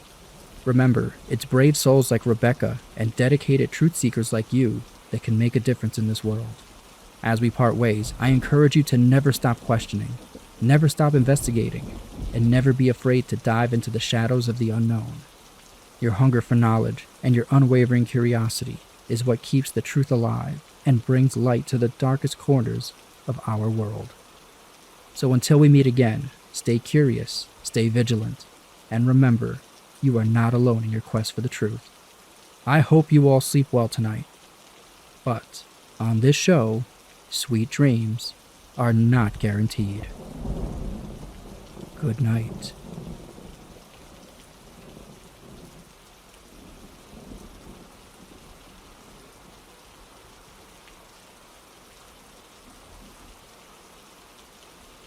Welcome, Super Horror family, to another episode of Whispers in the Dark. I'm your host, Eddie, and tonight I'll be guiding you through a chilling tale that will surely make your blood run cold. Tonight's story was written by none other than the godfather of gruesome, the master of the macabre, our harbinger of hauntings, Papa Bones. So prepare to embark on a heart-pounding adventure filled with cryptic notes, gruesome murders, and terrifying revelations as we peek beyond the grave into the story of the vampire's prey. I hope you're ready, friends, because it's time for us to dim the lights.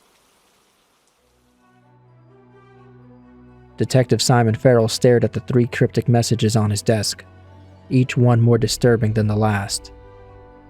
I am the hunter, and none shall escape my wrath. New York City will be my feeding ground. One by one they will perish, their lifeless bodies a testament to my power. And the latest one. Tonight, the city will tremble and the first victim will fall. At first, Detective Farrell thought these were just ridiculous notes sent in by some bored teen. But this last one, it was just too clear.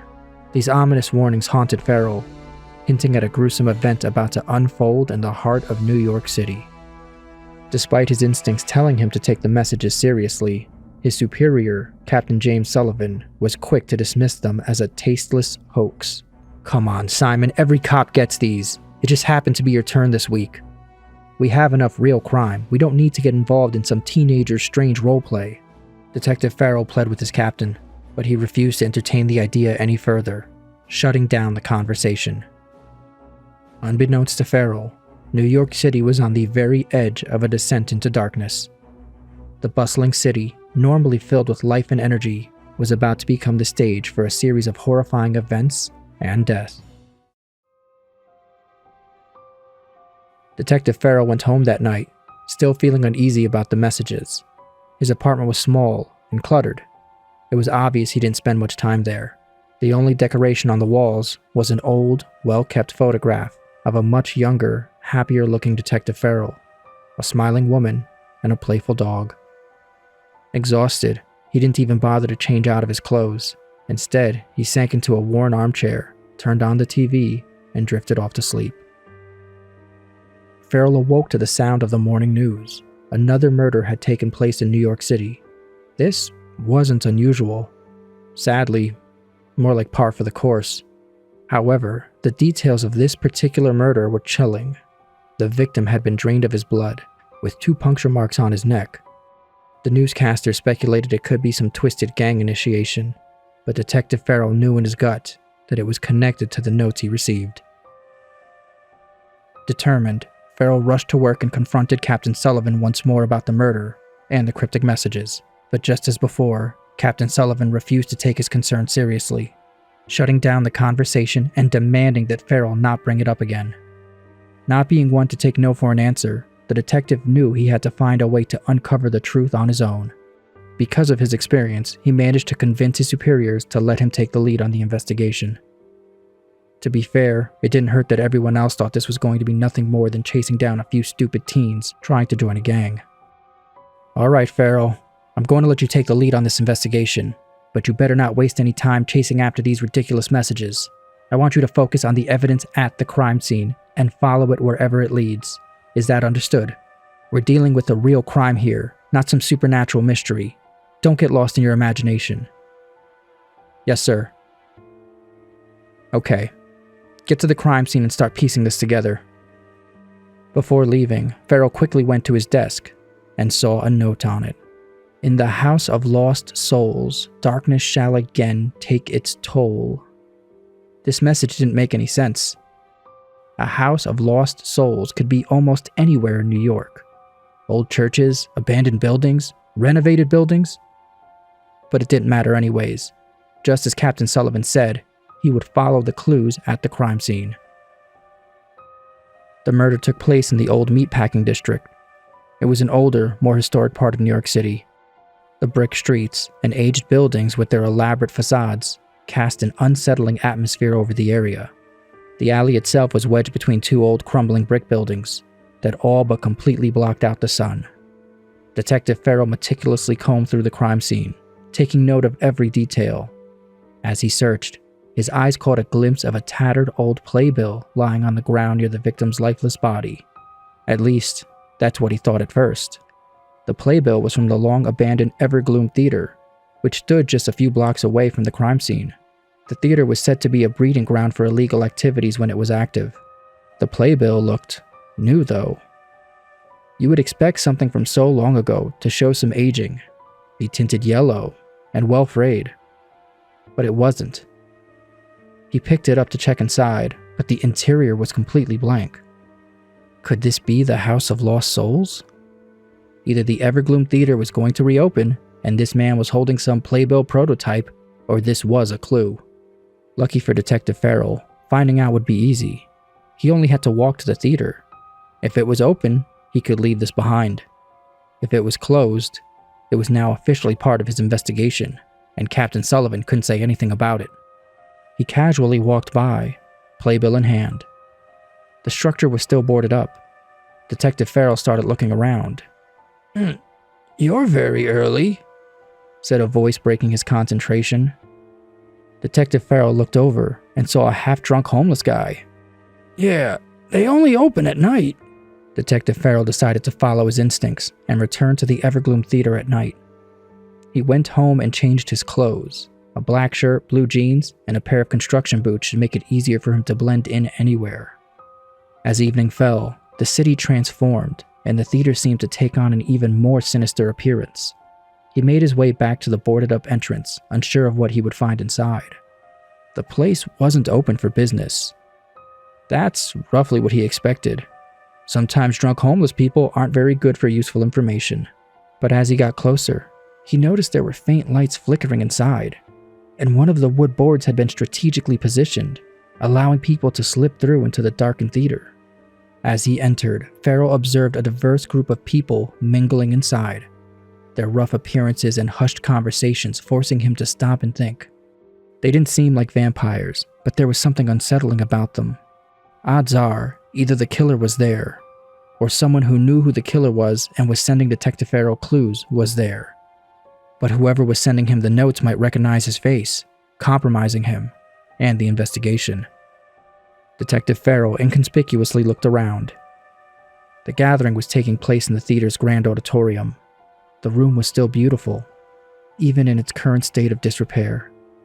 The high ceilings, adorned with peeling paint and crumbling plaster, loomed over the crowd, while the old, worn curtains concealed the stage.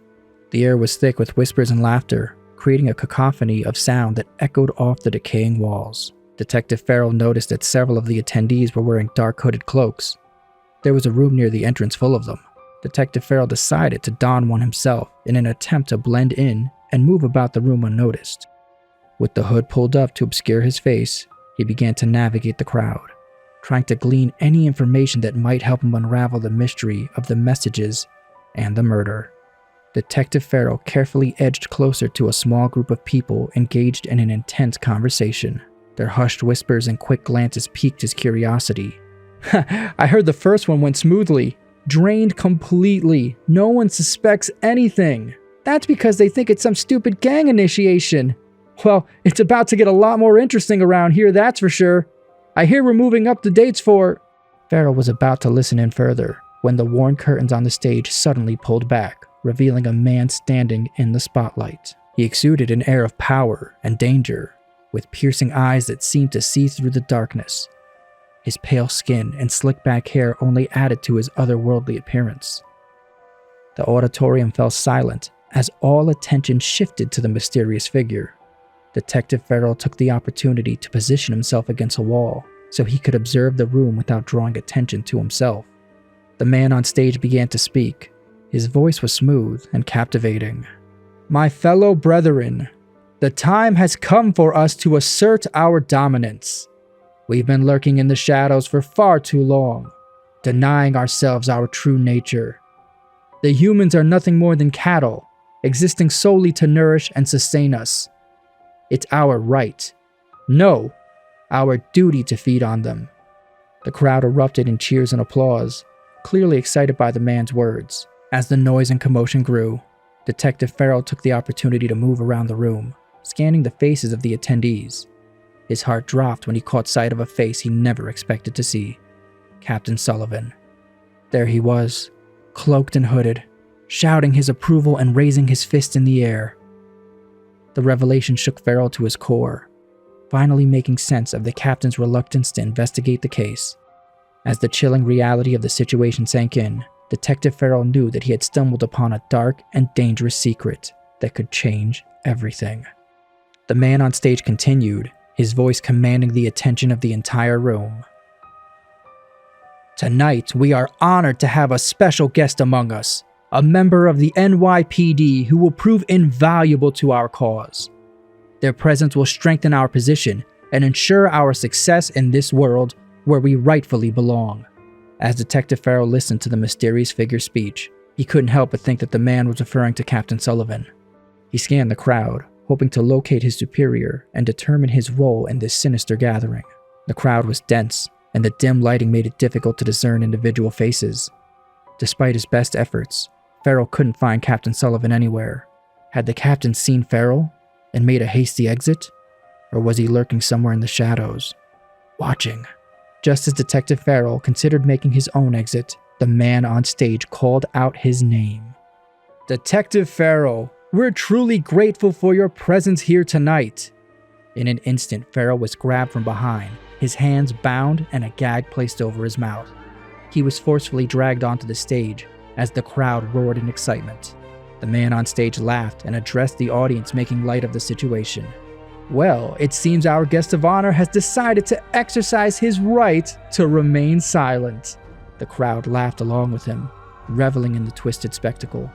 "But in all seriousness, we owe a great deal of gratitude to Detective Farrell for his unwitting service to our cause. Thanks to his sacrifice tonight, we will be able to resurrect the powerful Lucius Draconis, who was staked by a police officer in New York City over 100 years ago. This resurrection will mark the beginning of a new era, one where we no longer hide in the shadows, but stand tall, ruling over the cattle that walk these streets." The crowd erupted into cheers and applause. Detective Farrell struggled against his restraint, desperate to find a way to escape and stop the horrifying events unfolding before him. "Let the heads of the 3 vampire families of New York come forward now. Tonight we complete the circle and restore balance to our world." 3 cloaked figures stepped forward, each carrying a ceremonial blade. They drew the blades across their palms, allowing their blood to drip into a chalice held by the vampire on stage. Detective Farrell continued fighting against his restraints, his heart pounding with fear and desperation. "The cosmic scales demand balance. A century ago, a mortal officer of the law extinguished the life of our great ancestor, Lucius Draconis. Now another officer shall be the vessel that brings him back into the world. By mixing the blood of his 3 children and feeding it to this servant of the law, Lucius Draconis shall be reborn. His essence shall consume the mortal, and he shall rise anew, more powerful than ever before." Detective Farrell's heart raced as he realized the horrifying fate that awaited him. As the vampires held him down and tried to force his mouth open, he closed his eyes, his mind briefly drifting to that picture on his wall, the smiling young woman and their dog. Detective Farrell wasn't dead yet, but he definitely stopped living years ago. Just as he was about to give in to despair, Captain Sullivan burst onto the stage. With a swift and powerful kick, he knocked the chalice from the vampire's hands, sending the blood splattering across the floor. "Get your hands off him!" Captain Sullivan roared as he drew his weapon and fired at the vampires restraining Detective Farrell. The gunshots pierced the air, and the room erupted into chaos. The 2 vampires holding Detective Farrell fell back, setting him free.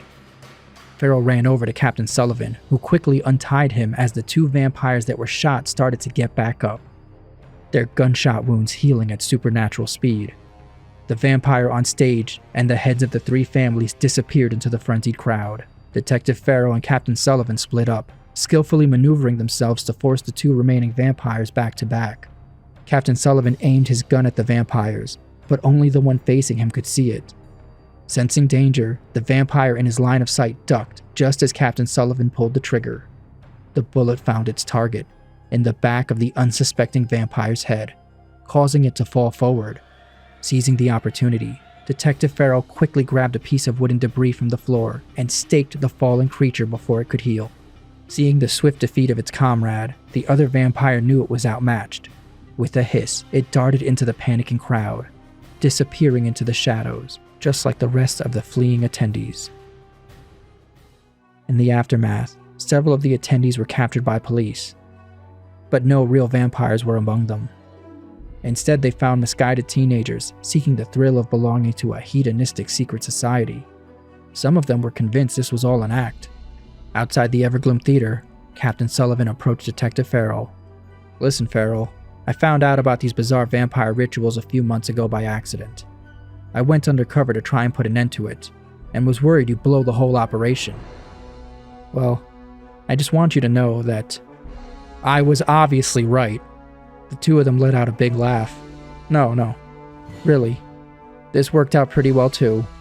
I don't know how I planned for this to end, but I bet it was easier with you there to stake that vampire. Anytime, Captain. You know I might have to write you up for insubordination. Yes, please suspend me. My apartment's a mess. I need to buy some bleach. And maybe a broom. And a mop. And there you have it, dear listeners. The chilling conclusion to The Vampire's Prey. Thank you for joining me tonight on Whispers in the Dark. I hope you've enjoyed our macabre journey into the unknown. If you're hungry for more of the best original stories and all things creepy on YouTube, be sure to like, subscribe, and click that notification bell to stay updated on our latest episodes. As always, I'd love to hear your thoughts on tonight's story. Leave a comment below and let me know what you think. What other secrets do you think lie hidden in the shadows of the Evergloom Theater? And will the heads of the vampire family show up again in New York? Tell everyone in the comments. Until we meet again, stay safe and keep your wits about you, because you matter. And remember, the darkness is always listening. I hope after that story you're ready for a good night's rest. But, on this channel, sweet dreams are not guaranteed. Good night. Hello, it's Supernatural Sammy here. Today, I'll be telling you about strange things children experienced while missing. The first story is about a boy named Östen Engström. Östen lived in Kolsva, Sweden with his parents. While walking home from school with a friend from class, the two decided to go to the friend's house to play. Around 3:30 p.m., Östen started his walk back home alone. His house was not far from the friend's, and he had taken this trip countless times before, but Östen didn't come home. His parents sent his brother Gustav out to look for him. Gustav talked to Östen's friend that he was with that afternoon, and the friend told him Östen left at 3:30 and should have been home hours ago. Gustav searched for his brother and found nothing, so he went back home to tell his parents. When he got there, Östen was sitting on the couch with his parents, scared and shivering. He told his parents and brother he took a different route home, through the woods, and then strange things began to happen. He said, suddenly the bright day turned dark, and animals began scurrying out from the bushes and trees. He looked up, expecting storm clouds, but the sky was still clear. Then a sulphurous-like smell filled the air, and he looked up to the sky again. He saw 3 hovering objects above him. They were gray and made no sound. He said they were close enough he could have hit them with a stone. They had 2 dark lines on them and were pulsing like they were breathing. He noticed another 2 objects in the distance, floating over the trees. They were darker gray and larger than the ones right above him. He said the next thing he knew, he woke up at night laying in the road, cold and confused. It was unnaturally quiet, and he could see a light disappearing into the sky. He then walked home to his parents. Östen was later interviewed by 2 ufologists.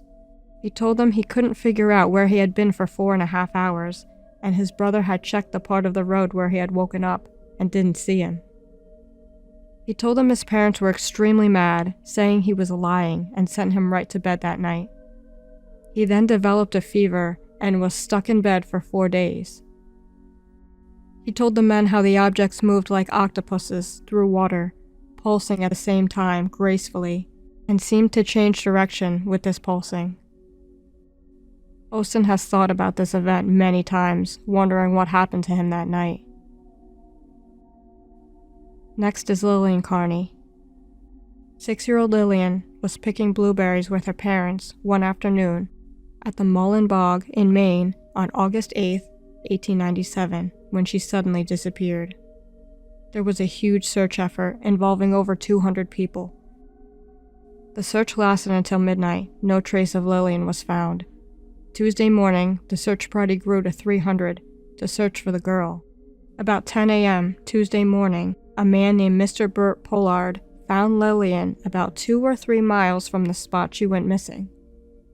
She seemed to be perfectly fine, was holding some berries, and asked for her mom. Her parents asked her what happened, and she described being in a place where the sun had shone the entire time she was missing. She said she heard people talking the first day she was missing, presumably the search party. Afraid, she stayed quiet. She also claimed to see what she called little things, the size of her cat, scurrying around her. She clapped her hands to scare them away. These were assumed to be rabbits, but you'd think a 6-year-old would recognize a rabbit. Strange how she said the sun was constantly shining even though the weather had been partly cloudy that day. She was in a thick forest far from town, and she was missing for 46 hours, so she was out there overnight. What was that bright light Lillian saw? The next case is a really weird one. It happened in the 1960s. The story revolves around a witness's father, who was 9 at the time, and was playing with a friend named Gabriel in his fenced-off backyard of his house in Ethiopia.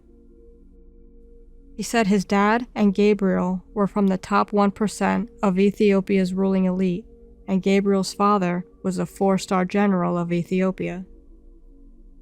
He says he turned around for 1 second, and when he turned back, Gabriel had disappeared. Very strange, because there were 10-foot brick walls and armed guards patrolling outside. Gabriel could not be found. There was a nationwide search, but no trace of him was found until exactly 6 months later, when he was discovered in the same backyard, wearing the same clothes he had vanished in. His private school uniform, a white shirt, and brown pants. Gabriel appeared dazed and confused and thought only a few hours had passed. They asked him where he was, and he claimed that he had been taken on a trip with 2 nice men to a glowing white room. There he met children from different countries. He said he was surprised the 2 men that looked white were able to speak Ethiopian perfectly, and that he could understand all the children there even though they were all from different countries. He described a glowing white room with no windows and doors that would vanish into the walls. Buttons were on the walls, and if pressed, beds would come out. Then he was in a city that was clean and glowing with flying cars and people that looked like us but different. He said a man took him to one of the tall buildings where he was to stay. The building had an entertainment room he could use. He said the room could travel to different places like the woods or the beach, and that the room itself could fly. After a few hours, he was taken back to his yard in Ethiopia, thinking just a few hours had passed. Most adults did not believe him, or thought he had been possessed by the devil. Later, Gabriel went on to get a doctorate in physics and is believed to be working in Holland. Next case, a man tells about a strange experience he had when he was a child. He wants to remain anonymous. He says when this happened, he lived with a foster family in a rural area in the Midwest. Near his house was a trail him and his foster brother liked to bike and walk on together. The 2 knew the trail and area really well and went out for a walk one day in the summer. You could clearly see a clearing where people would camp by the lake. It was about a mile away from the house. He and his brother went to the lake often to catch frogs. It was a bright sunny day in July, and while on the trail, he began to hear a distant clicking sound. The sound continued to get louder until it was uncomfortably loud, but strangely, his brother couldn't hear it. His brother started to carve into a tree. He urged his brother to leave, but his brother insisted on finishing his carving. So he stepped no more than 20 paces from his brother, when he felt his foot go through something, so he looked down. When he looked back up, his surroundings completely changed. He was in a huge, cold, unrecognizable forest, with 0 sound. His brother was gone. Terrified, he started to scream and run. After running a while, he felt the weird feeling on his foot and stumbled. When he looked up, he was back in the forest he knew and could hear his family calling him. His family said that they had been looking for him for hours. He told them what happened, but they didn't believe him. He also said he had a burnt rubber smell on him he couldn't get rid of for days. This last account happened to a girl from Romania in the 1980s. She also didn't give her name. She recounts a strange incident that occurred when she was 4 years old in the Romanian mountain village of Vatra Dori. She describes having a nice day with her grandparents, exploring the village, when she suddenly became hesitant about entering a particular shop. She couldn't understand why, but she really didn't want to go inside. Her grandparents continued to pull her into the shop when she said that she was a dog now and dogs weren't allowed inside. She held tightly onto a nearby lamp pole and pretended to be a dog, barking and panting. Her grandparents were not happy, but told her to stay where she was, and they went inside. The next thing she remembers is waking up to a slowly growing sense of awareness, finding herself walking down a side road with a bridge behind her, a river to her right, and a rocky slope to the left, with the woods looming over the street.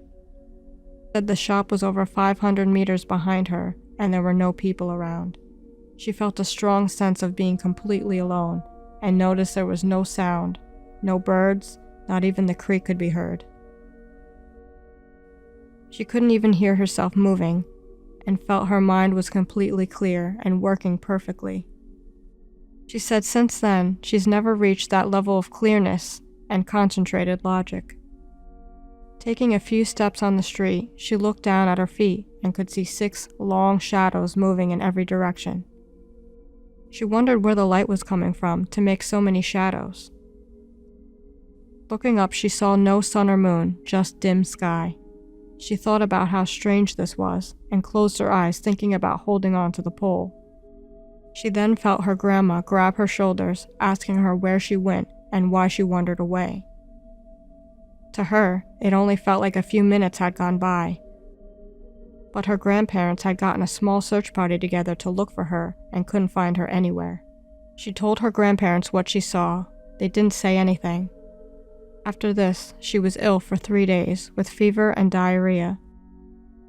The doctor said it was food poisoning, but she said they all ate the same food and she was the only one who got sick. The family never went back to that shop or town again. This is a bonus story. So this is actually something that happened to me. I didn't go missing, but me, my mom, and my friend had a really weird experience. There's a few similarities to these other kids' stories, so I thought maybe I'd add this in.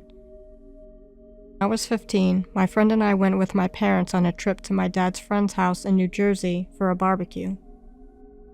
It was a nice warm sunny day, and we decided to explore the nearby train tracks. Carol, the lady that owned the house, told us about a trail that led to some train tracks right by our house. So we decided to go for a walk. The walk started off normal, but then it started to get weird. As we approached the train tracks, the atmosphere changed.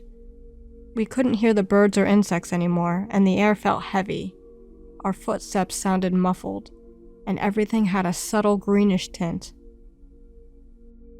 When we reached the tracks, we took some rocks and hit them against the metal, and the sound was off. The best way I could describe it is it sounded like it was kind of dull. It just didn't sound right. We continued walking a little bit along the tracks, and then my mom took out a penny and put it on the tracks. So we put some rocks in a little pile so that we could come back and find it later. Then we walked back to the house. When we got back, we told Carol that we went to the tracks. She looked really confused, like we hadn't been gone long enough. I wish I had checked the time before we left, but we had to have been gone at least a half hour. It took about 15 to 20 minutes to get to the tracks, and we were walking pretty slow. So before we left, that evening we went back to find the penny. While we were walking, everything seemed normal. It didn't feel like it did before. There was no weird tint. The sound wasn't weird. We could hear the birds and the insects. We got to the spot where the penny was, and it wasn't there. It's possible that the train came through and pushed it maybe where we couldn't find it. We all talked about it later and pretty much had the same experience with the sound and the weird color and the weird atmosphere. And I just wanted to mention it because in these other kids' stories, the sudden lack of sound in the woods, there's always sound in the woods, so when it suddenly stops, it really feels weird. So, what happened to these kids? Did they just make up these stories? Or maybe they fell asleep and dreamt these strange experiences. It's weird that when people were looking for them, they couldn't find them, and then later, they were found in an area that was searched. They seemed to just suddenly reappear. Let me know what you think about these strange stories in the comments. I hope you enjoyed this episode, and as always, thank you so much for watching.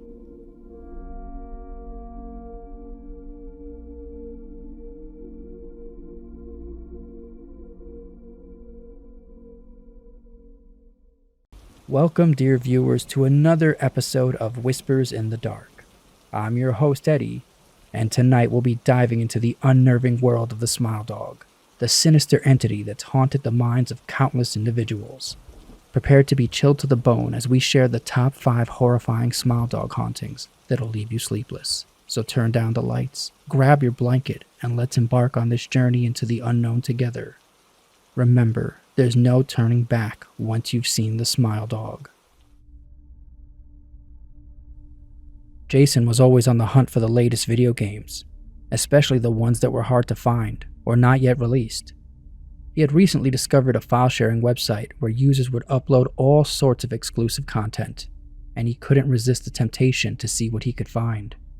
One evening, as Jason scrolled through the website, he came across a file with an intriguing name: phantomgame_x.exe.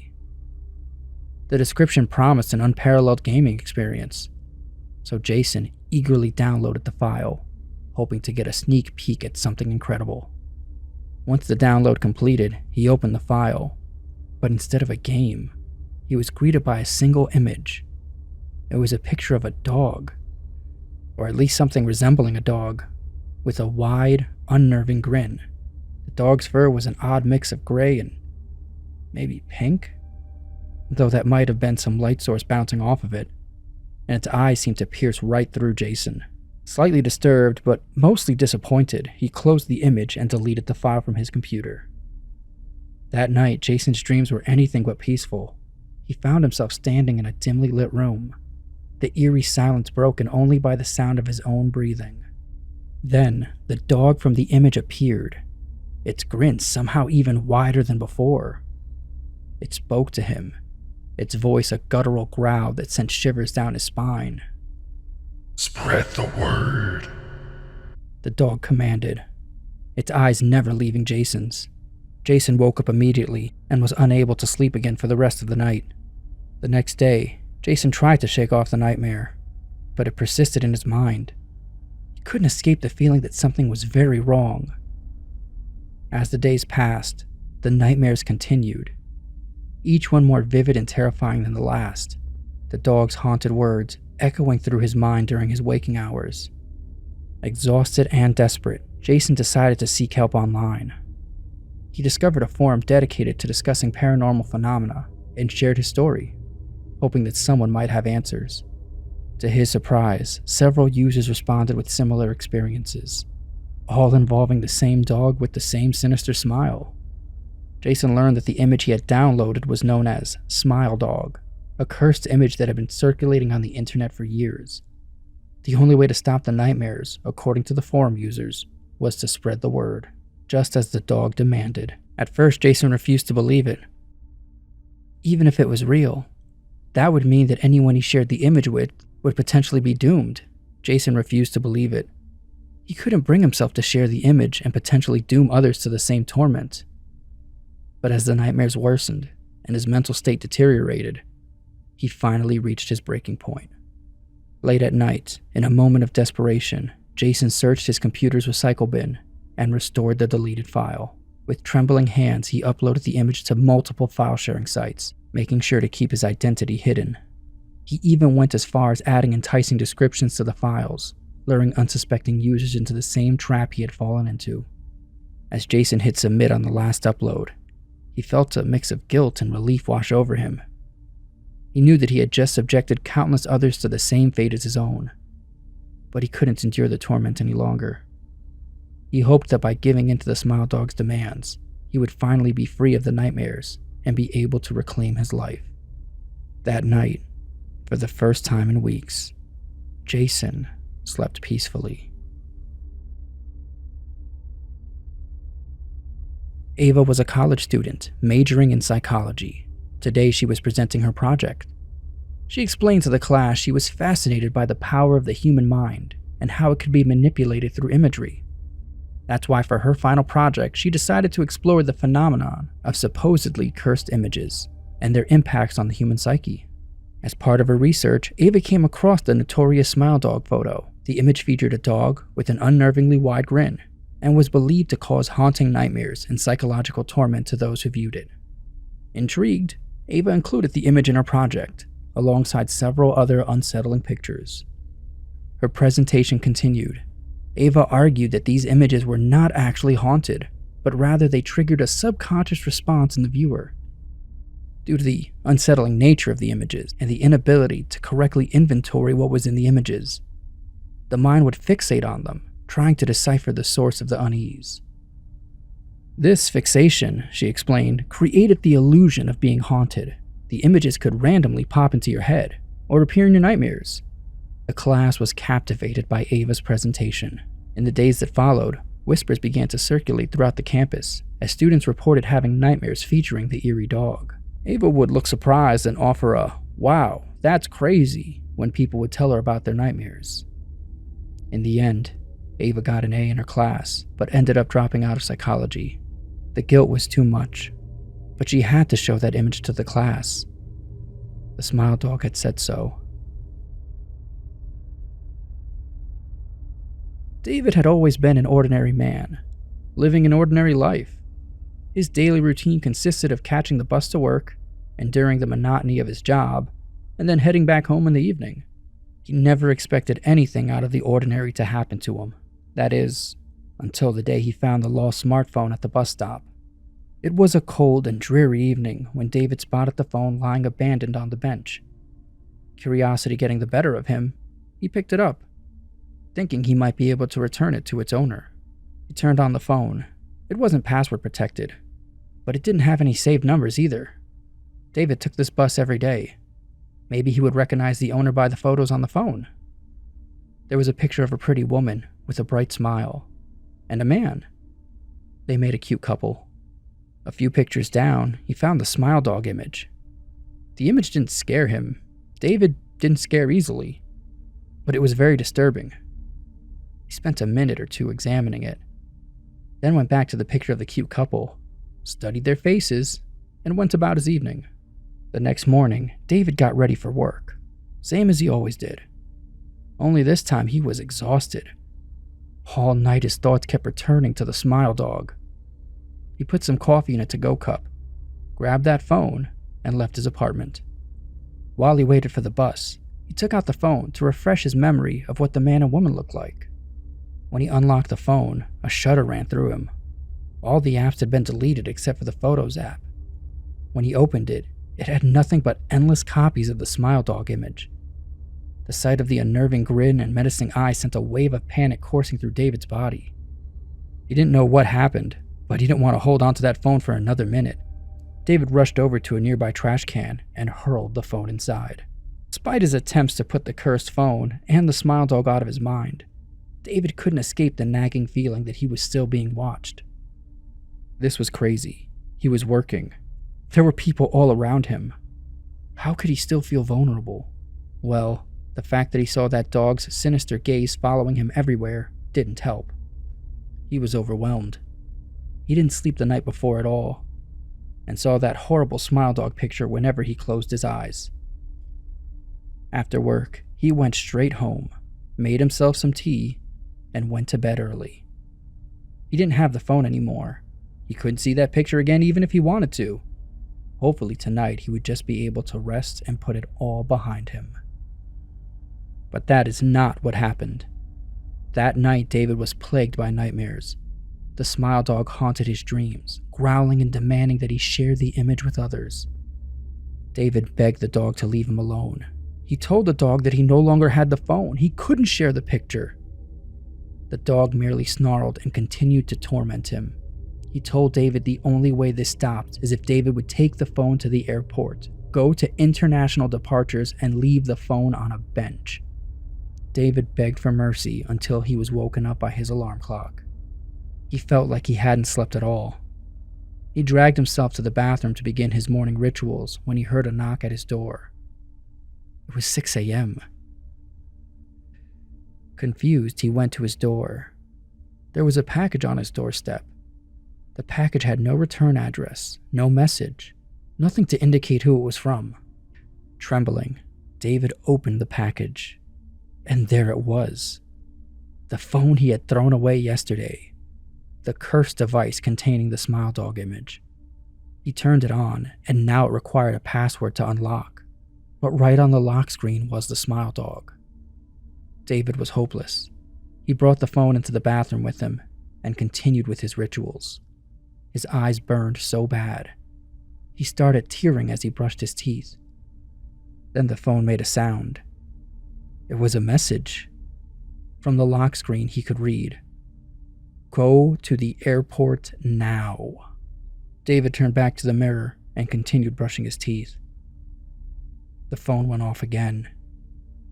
"Go to the airport now." He went to put the phone down again, and before the phone reached the counter, the phone went crazy, alerting constantly, demanding he go to the airport. David went to his phone and arranged an Uber to take him to the airport. The moment it was set up, the other cell phone stopped. He put the cell phone in his pocket and got into the cab. In the back of the cab, he began nodding off. He would still see the smile dog. Good. Is all the smile dog would say, looking more excited than ever. When he arrived, he went inside, casually sat on a bench, and put the phone beside him. He nodded off for 1 second, just long enough to see the smile dog in his face.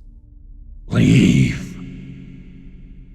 David followed the dog's instructions.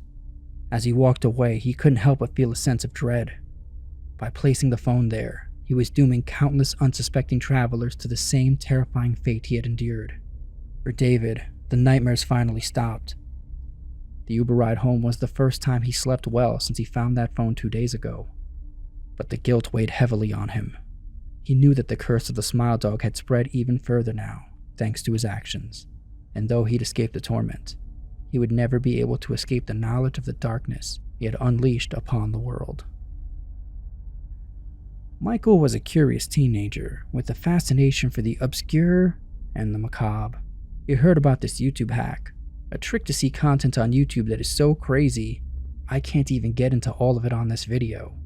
Let's just say there's a series of creepy and disgusting videos, like people looking into the camera while injuring themselves.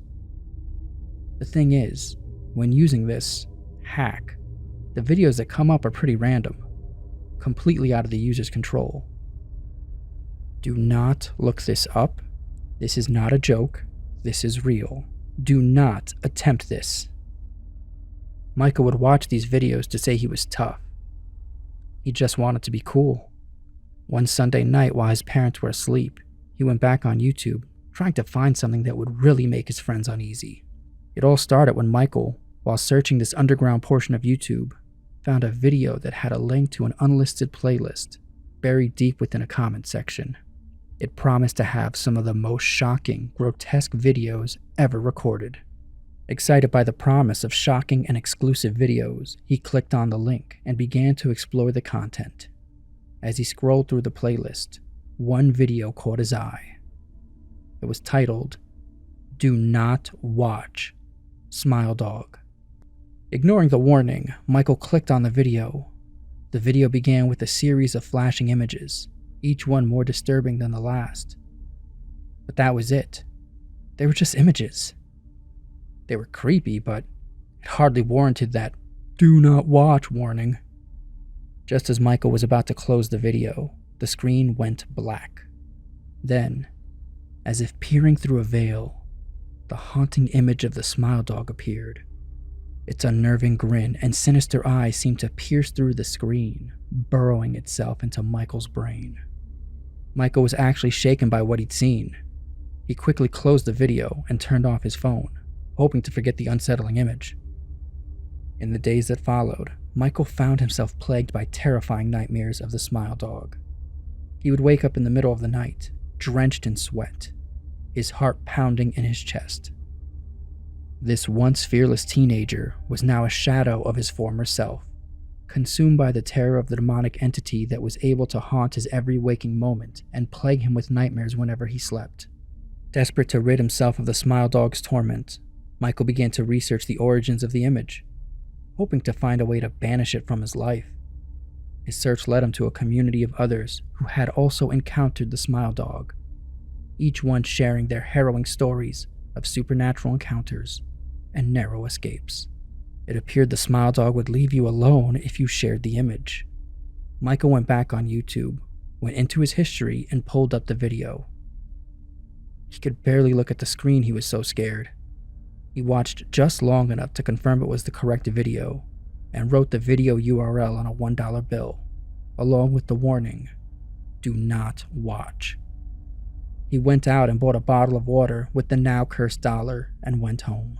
It was like the Smile Dog vanished. Its terrifying presence that violently gripped Michael was somehow extinguished by this act.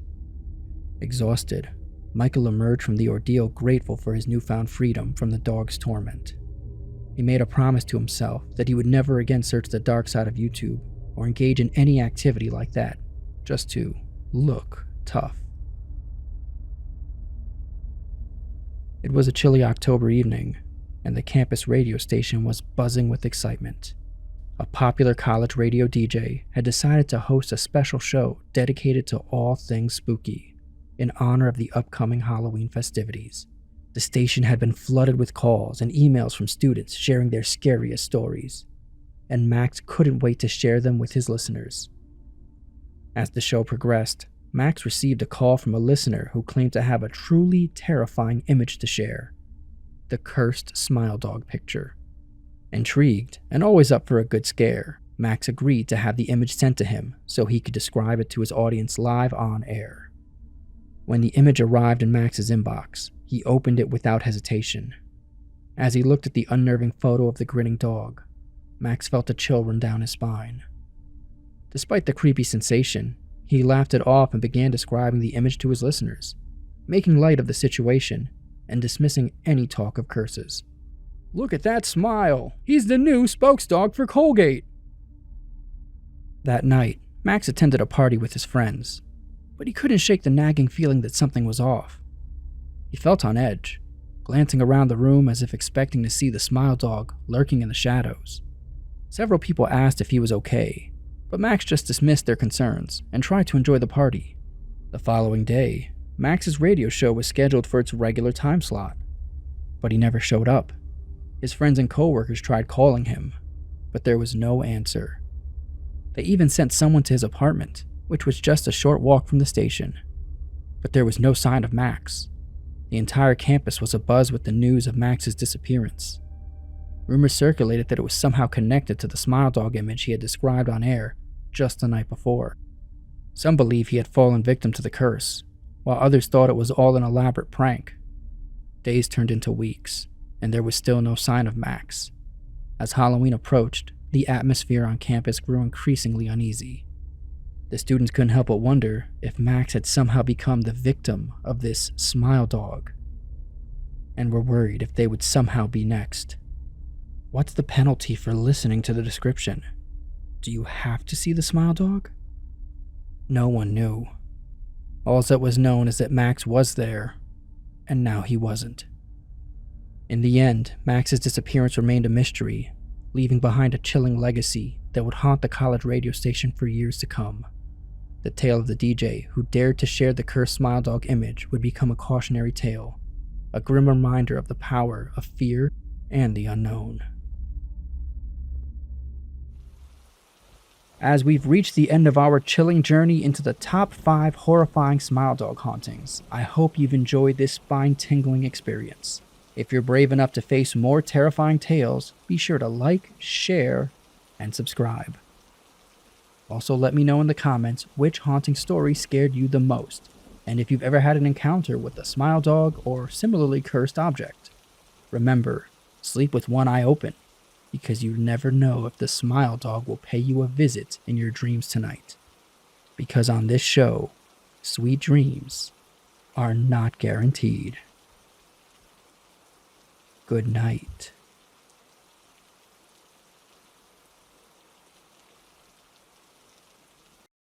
Welcome, my dear viewers. It's Supernatural Sammy, and tonight we will explore the spine-chilling urban legend of the Krasu. This malevolent creature has terrorized many with its gruesome appearance and haunting presence.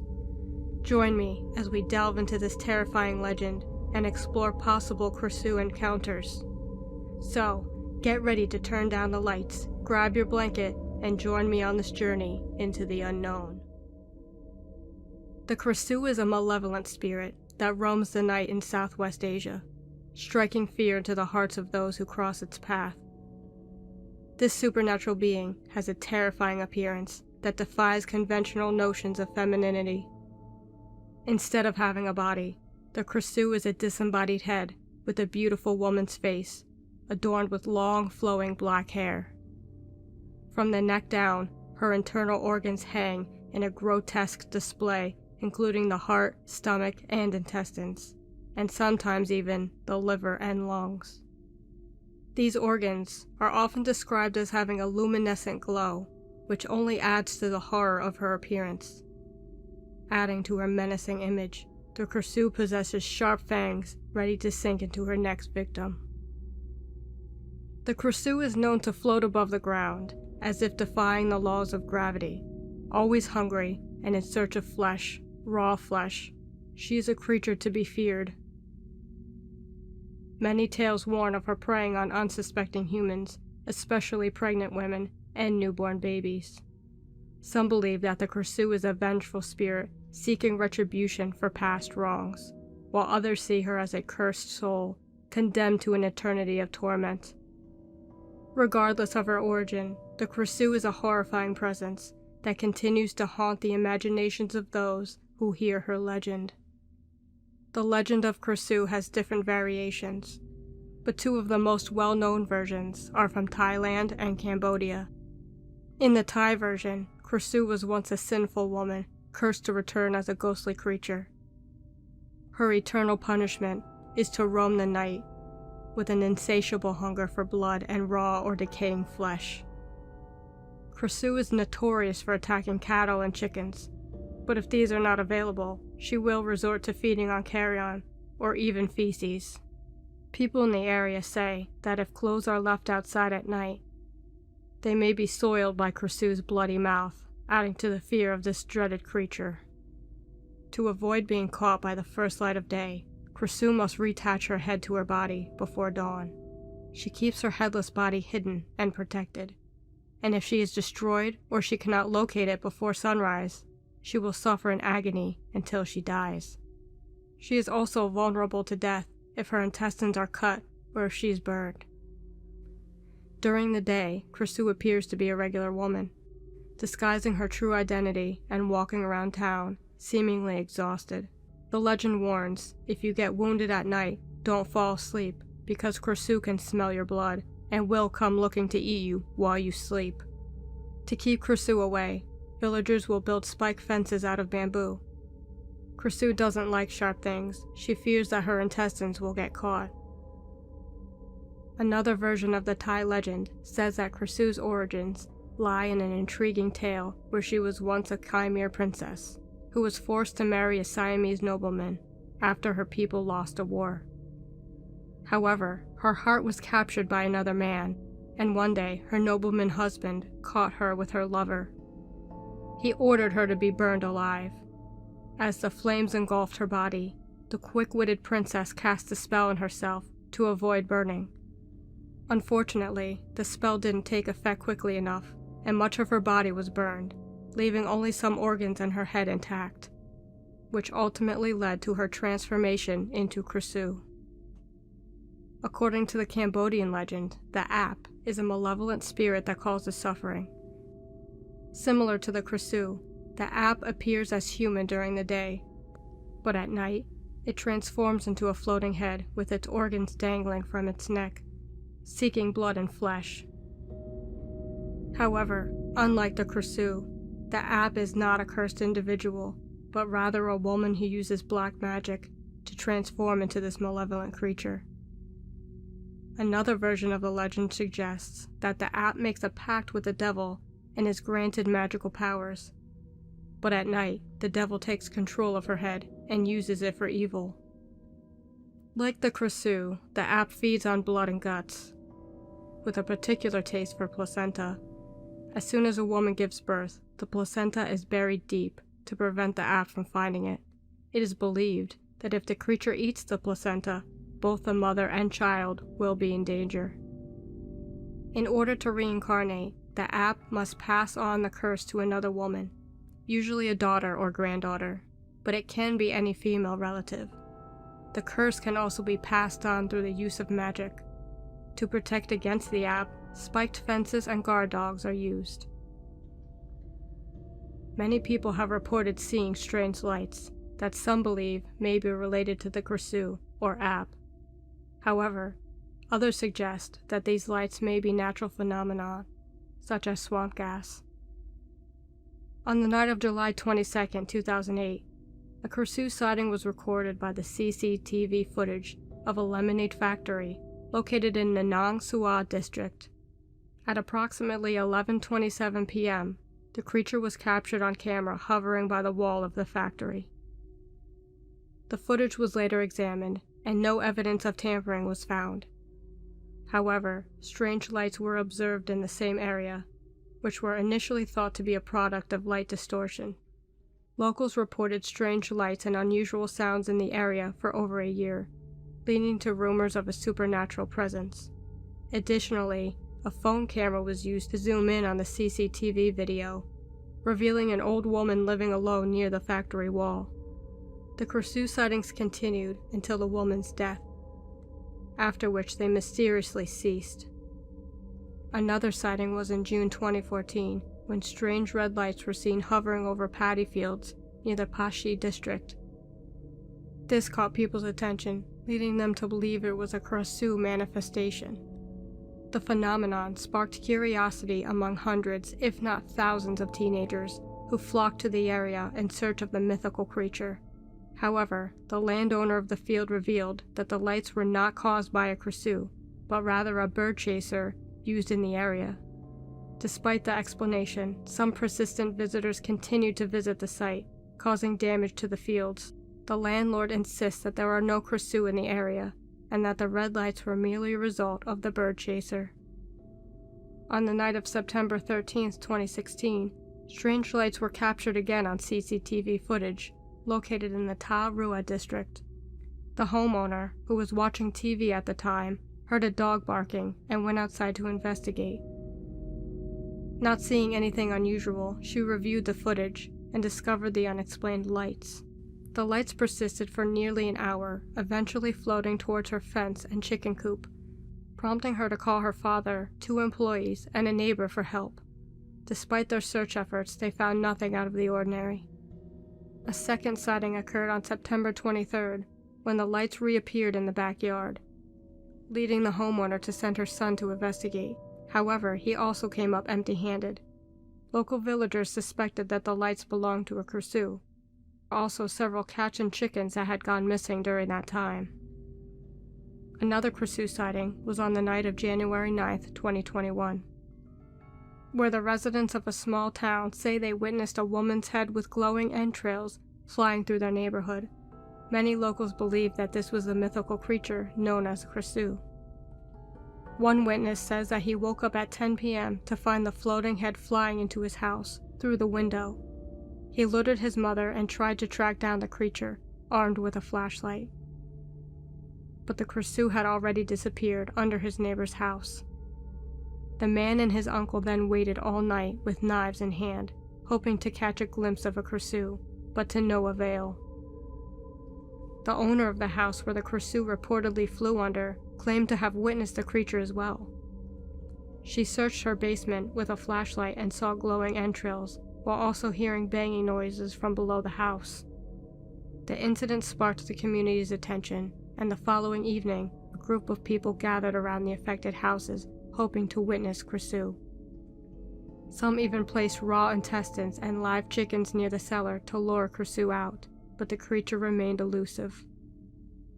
While some believe that Krasu was indeed responsible for the sightings, others remain skeptical and suggest that it may have just been a case of mass hysteria or a prank.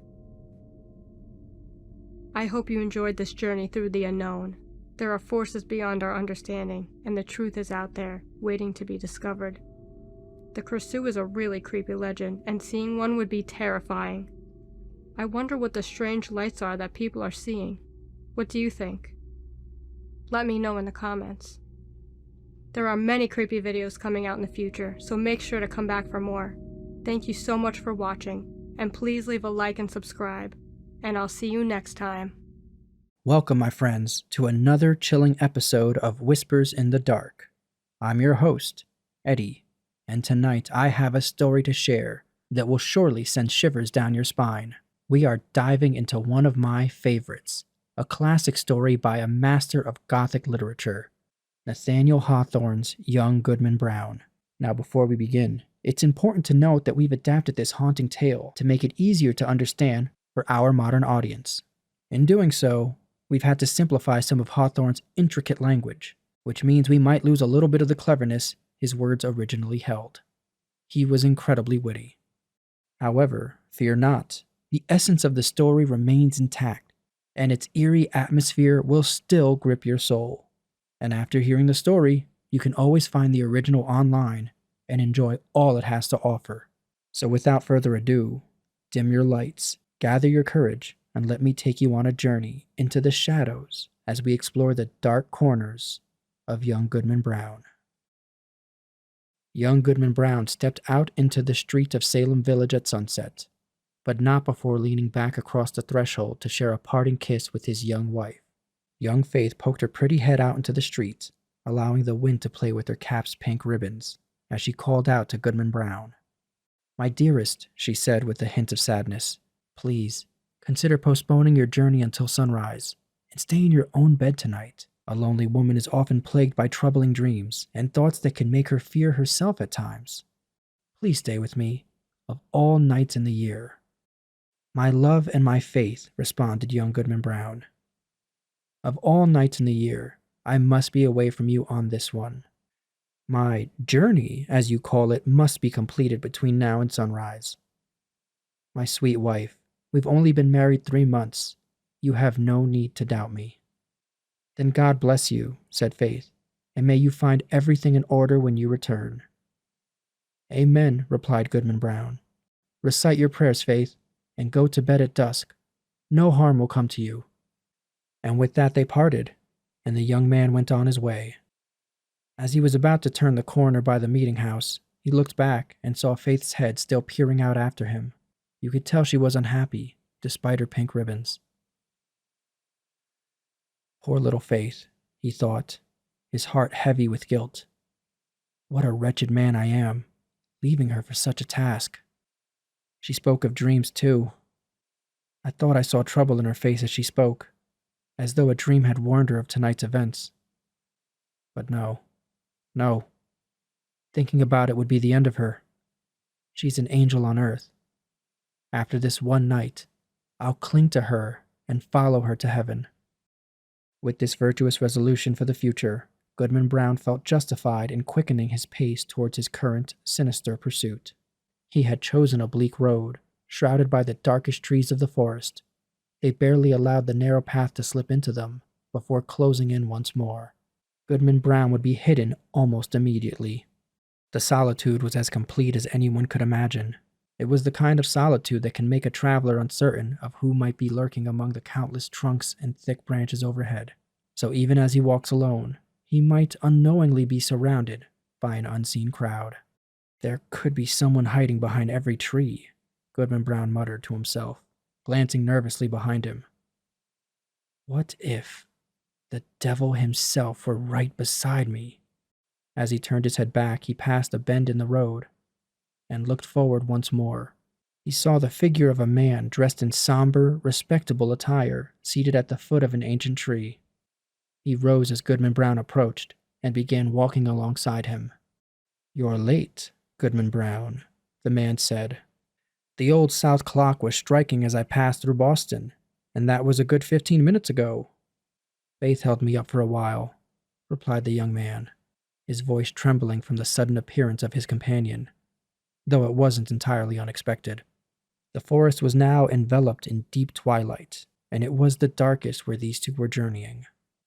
As far as one could tell, the second traveler appeared to be around 50 years old, seemingly belonging to the same social class as Goodman Brown, and bearing a significant resemblance to him, though more in expression than in features. They could have been mistaken for father and son. Yet, although the older man was dressed as simply as the younger, and had a similar demeanor, he possessed an indescribable air of worldliness, as if he would not feel out of place at the governor's dinner table, or in King William's court if his affairs led him there.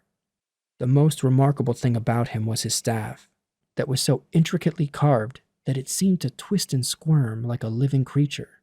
This, of course, had to be an optical illusion, aided by the fading light. Come, Goodman Brown, urged his companion. This slow pace is hardly fitting for the start of a journey. Take my staff if you're already weary. Friend, replied the other, stopping in his tracks, I've fulfilled my promise by meeting you here, but now I intend to return home. I have reservations regarding the matter you know of. Is that so? Responded the serpent-staffed man, smiling slightly. Let's continue walking and discuss as we go. If I don't convince you, you can turn back. We've only just entered the forest. I've already gone too far, exclaimed Goodman Brown, resuming his walk without noticing. Neither my father nor his father before him ventured into the woods on such a mission. We've been a lineage of honest men and devout Christians since the days of the martyrs. Should I be the first Brown to ever take this path and keep such company? It is what you mean to say, isn't it? Well, Goodman Brown, I've known your family as much as any other Puritan family, which is no small thing to claim. I assisted your grandfather, the constable, when he whipped the Quaker woman through the streets of Salem, and I was the one who brought your father a pitch pine knot lit from my own hearth to set fire to an Indian village during King Philip's War. They were both my good friends, and we've had many enjoyable walks along this path, returning merrily after midnight. I'd like to be friends with you, for their sake. If what you say is true, replied Goodman Brown, I'm surprised they never mentioned these matters. Maybe I shouldn't be, considering even the slightest rumor of these things could have gotten them driven out of New England. We are people of prayer and good deeds, and we don't tolerate such wickedness. Wicked or not, said the traveler with the twisted staff, I have quite a few acquaintances here in New England. I've shared communion wine with many church deacons. I've been appointed chairman by select men from various towns, and most of the great and general court strongly support my interest. The governor and I too, but these are state secrets. Can this really be? Said Goodman Brown, staring in amazement at his unfazed companion. Regardless, I have no concern with the governor and council. They follow their own ways and are no example for a simple farmer like me. But if I were to accompany you, how could I face our good old minister in Salem Village? His voice would make me tremble on both Sabbath and lecture days. Until this point, the older traveler had listened with an appropriate seriousness, but now he bursted into uncontrollable laughter, shaking so intensely that his snake-like staff appeared to wriggle in response. Ha ha ha ha ha ha! He roared repeatedly before regaining his composure. Please, go on, Goodman Brown, go on. But for heaven's sake, don't make me die of laughter. Well then, to settle the matter, said Goodman Brown, visibly annoyed, there's my wife, Faith. It would shatter her dear little heart, and I'd rather break my own. If that's the case, replied the other, go your way, Goodman Brown. I wouldn't want to cause harm to Faith for 20 old women like the one hobbling ahead of us. As he spoke, he pointed his staff at a woman on the path, whom Goodman Brown recognized as Goody Cloyce, a highly devout and respectable lady who had taught him his catechism as a child, and still served as his moral and spiritual guide, along with the minister and Deacon Gookin. It's astonishing that Goody Cloyce would be so deep in the wilderness at this hour. But with your permission, friend, I'll walk through the woods until we've left this devout woman behind. Being a stranger to you, she might inquire about my company." "Be my guest," replied the fellow traveler. "Head into the woods, and I'll stay on the path." The young man did as suggested, but made sure to keep an eye on his companion, who proceeded softly down the road until he was within a staff's length of the old woman. In the meantime, she hurried along at an impressive pace for her old age, muttering indistinct words, likely a prayer. The traveler extended his staff and touched her withered neck with the serpent's tail. "The devil!" shrieked the pious old lady. "So Goody Cloyce recognizes her old friend?" asked the traveler, confronting her and leaning into his squirming stick. "Ah, is it your worship indeed?" exclaimed the good dame. "Yes, it is, and you're the spitting image of my old gossip, Goodman Brown, the grandfather of the foolish fellow we have now. But would your worship believe it? My broomstick has mysteriously vanished, probably stolen by that unhanged witch. So with no broom and no horse to ride, I decided to walk. I've heard there's a promising young man to be welcomed into the communion tonight. But now, your good worship, please lend me your arm, and we'll be there in no time." "I'm afraid I can't spare you my arm, Goody Cloyce," the man replied. "But here's my staff if you'd like." And with that he threw the staff down at her feet, where it began to move as if it were alive. However, Goodman Brown could not verify this. He looked up in astonishment, and by the time he looked down again, he didn't see Goody Cloyce or the serpent staff. All that remained now was his fellow traveler, waiting for him as calmly as if nothing had happened. "That old woman was my catechism teacher," said the young man. His words were heavy. As they continued their journey, the older traveler encouraged his companion to maintain their pace and stay on the path. His words seemed to resonate so deeply that it felt as if the arguments came from within the young man himself. As they walked, he picked up a maple branch to use as a walking stick and started stripping it of its twigs and smaller branches, which were damp from the evening dew. As soon as his fingers touched them, they withered and dried as if exposed to a week's worth of sun. They proceeded at a brisk pace until suddenly, in a shadowy dip in the road, Goodman Brown sat down on a tree stump and refused to continue. "Friend," he declared firmly, "I've made up my mind. I won't take another step on this mission. Just because a miserable old woman chose the devil over heaven doesn't mean I should leave my dear faith to follow her." "You'll reconsider," his companion replied calmly. "Rest here for a while, and when you're ready to move again, use my staff to help you along." With no further words, he tossed Goodman Brown the maple stick and disappeared into the growing darkness. The young man sat by the roadside for a few moments, praising himself and imagining the guilt-free encounter he'd have with the minister on his morning walk, and the untroubled gaze of the good old Deacon Gookin. He thought of the peaceful sleep he'd have that night, which should have been spent wickedly, but now would be spent purely and sweetly in faith's embrace. Amid these pleasant thoughts, he heard the sound of horses approaching and decided it would be best to hide off the path. He went out there to do evil, and even though he now happily abandoned his original plans, he still wanted to hide that he had even considered it. The sound of hooves and riders' somber voices came closer. The mixed noises seemed to pass just a few yards from Goodman Brown's hiding spot, but the deep shadows concealed the travelers and their horses, even as they brushed past the small branches along the roadside. They didn't interrupt the faint light from the strip of sky above. Goodman Brown crouched carefully, parted the branches, and looked out, but he couldn't see even a shadow.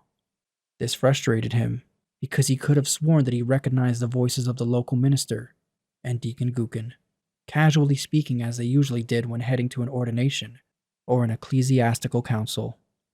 As the voices moved away, one of the riders stopped to pluck a switch.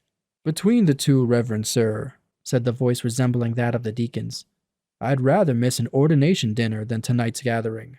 I hear that members of our own community from Falmouth and beyond, as well as from Connecticut and Rhode Island, will be present.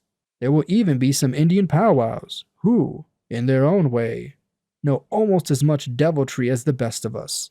Furthermore, a virtuous young woman is to be welcomed into our communion." "Very well, Deacon Gookin," replied the minister's solemn, deep voice. "Hurry up, or we'll be late. You know that nothing can be done until I arrive on the site." The sound of hooves echoed once more, and the voices, conversing mysteriously in the vacant air, continued through the forest, where no church had ever been built.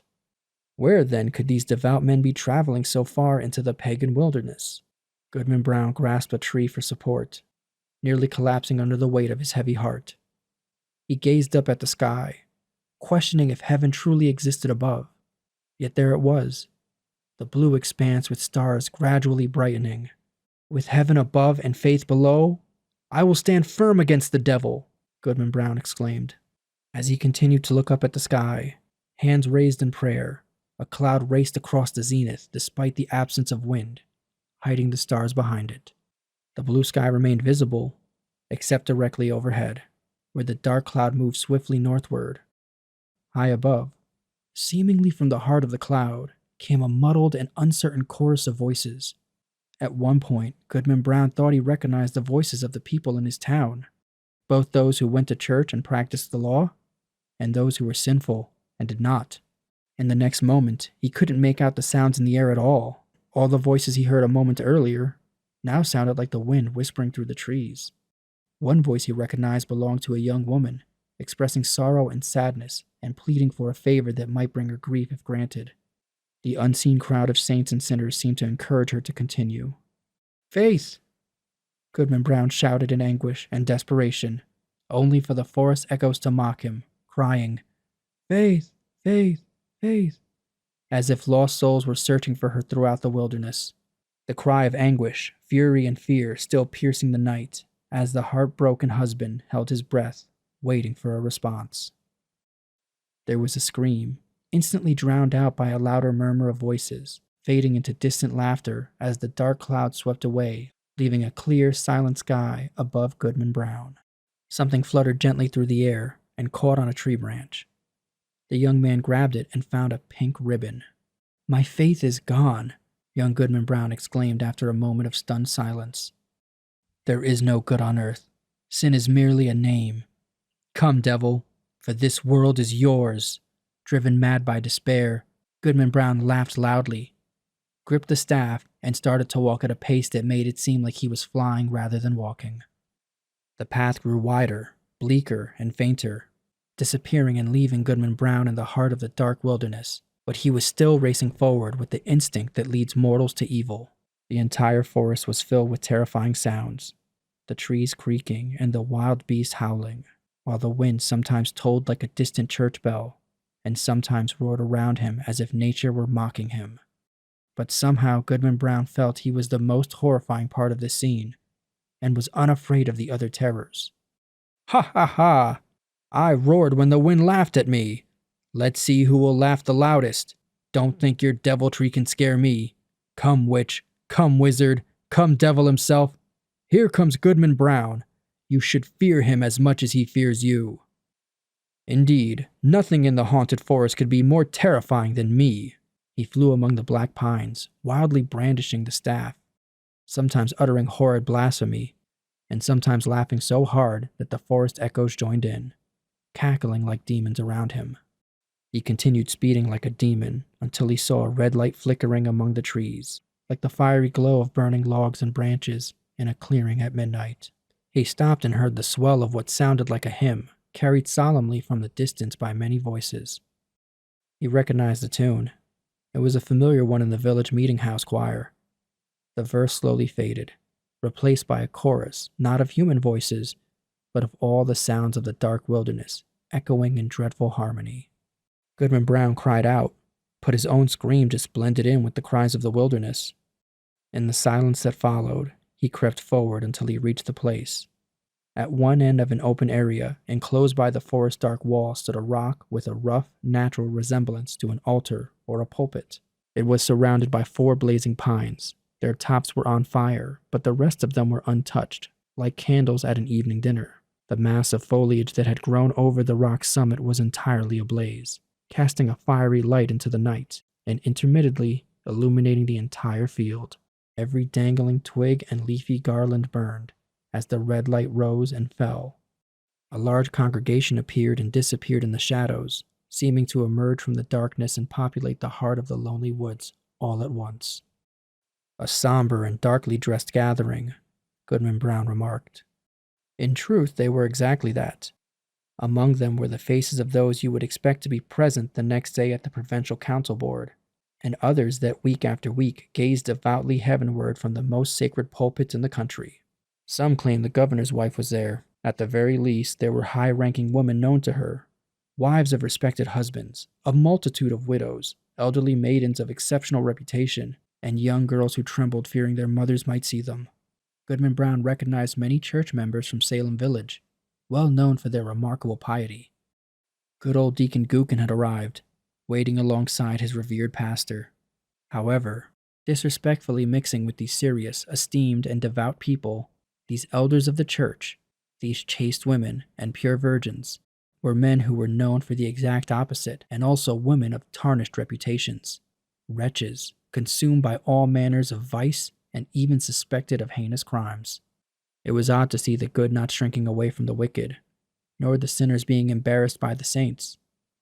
Among their pale-faced adversaries were Indian priests, who had often terrified their native forests with more ghastly incantations than any known to English witchcraft. But where is faith? He thought, trembling as hope entered his heart.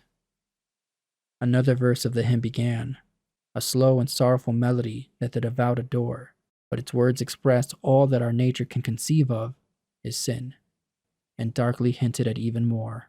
The lore of demons is unfathomable to mere mortals. Verse after verse was sung, and the wilderness chorus continued to swell like the deepest tone of a mighty organ. With the final peal of that terrifying anthem, a sound emerged as if the roaring wind, rushing streams, howling beast, and every other voice of the uncoordinated wilderness were joining and harmonizing with the voice of guilty humanity in tribute to the Prince of All. The 4 blazing pines cast a taller flame, revealing horrifying shapes and faces in the smoke above the blasphemous gathering. Simultaneously, the fire on the rock flared red and formed a glowing arch above its base, where a figure now appeared. With all due respect, the figure bore some resemblance in both attire and manner to a solemn divine from the New England churches. "Bring forth the converts!" a voice cried, echoing through the field and rolling into the forest. At that moment, I stepped out from the shadows of the trees and approached the congregation, feeling a repulsive kinship with them due to the wickedness in my own heart. I could have almost sworn that the figure of my own deceased father beckoned me to come closer, looking down from the wreath of smoke, while a woman with faint features of despair held out her hand, warning me to stay back. Was it my mother? But I had no power to step back, nor to resist an even thought when the minister and old Deacon Gookin grabbed my arms and led me to the fiery rock. There, the slender form of a veiled woman was led between Goody Cloyce and Martha Carrier, who had received the devil's promise to be the queen of hell. And so the converts stood beneath the canopy of fire. "Welcome, my children," said the dark figure, "to the communion of your race. You have discovered your nature and destiny at a young age. My children, look behind you." They turned, and as if in a sheet of flame, the devil worshippers appeared, their welcoming smiles darkly gleaming on every face.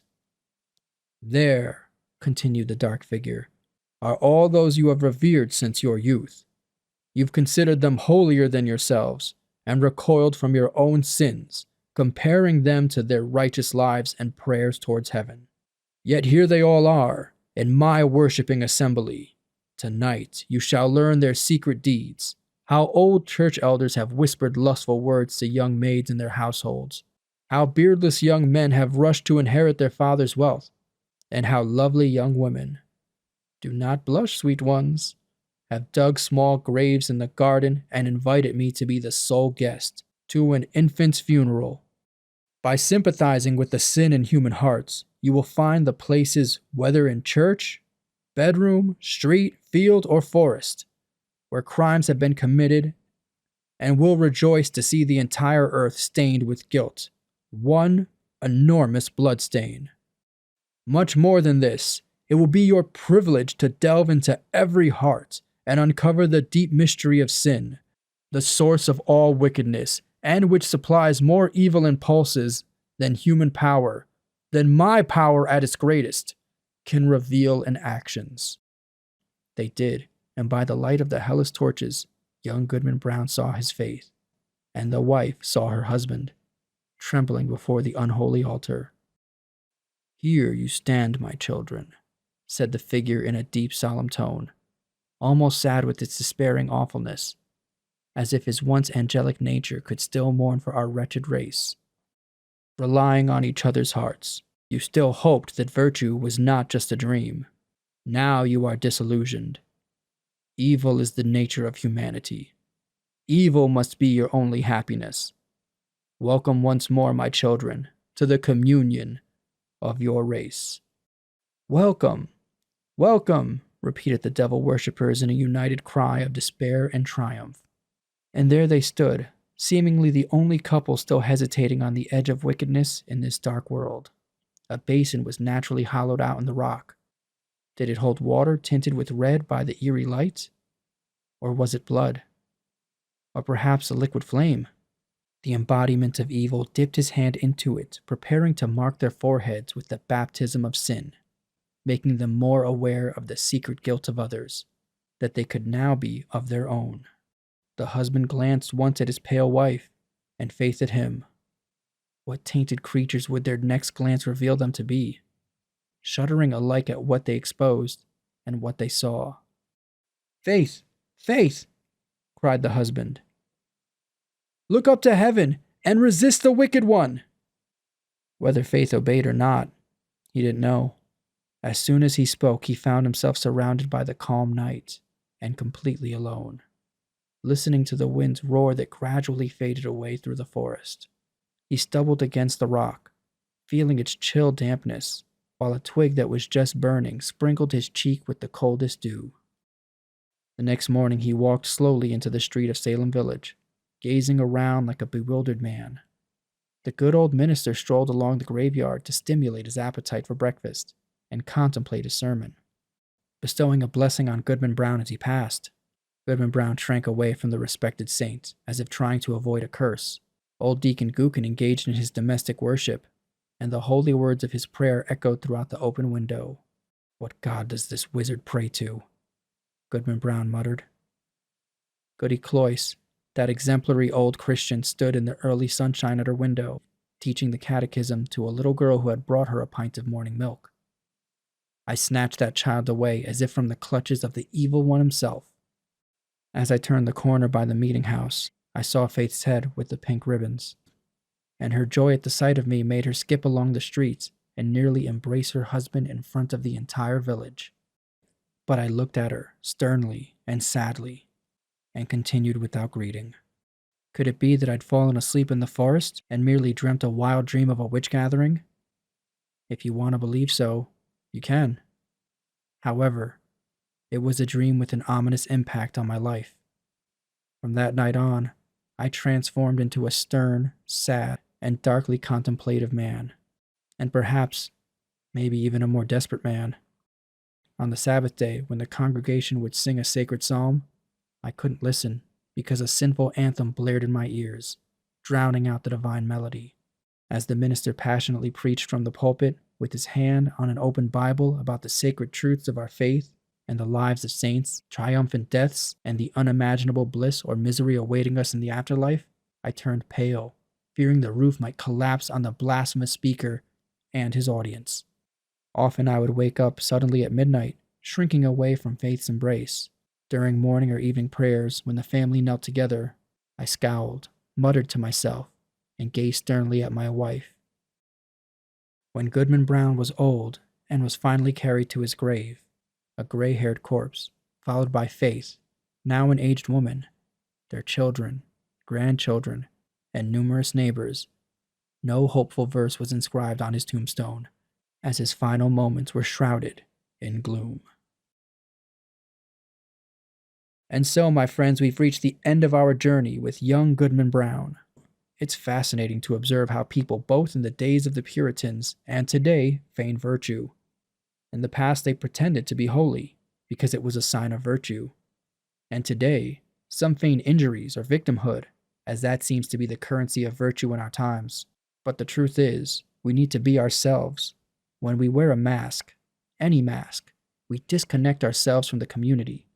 Sure, we might spare ourselves some hate as it's directed at the mask, But we also deny ourselves love, because that love too is directed at whatever facade we chose. Each one of you is special, and I hope you have or find the courage to be your authentic selves. Embrace who you are, and in doing so, you'll create connections that are genuine and lasting. I hope that you all sleep well tonight, but remember, on this show, sweet dreams are not guaranteed. Good night.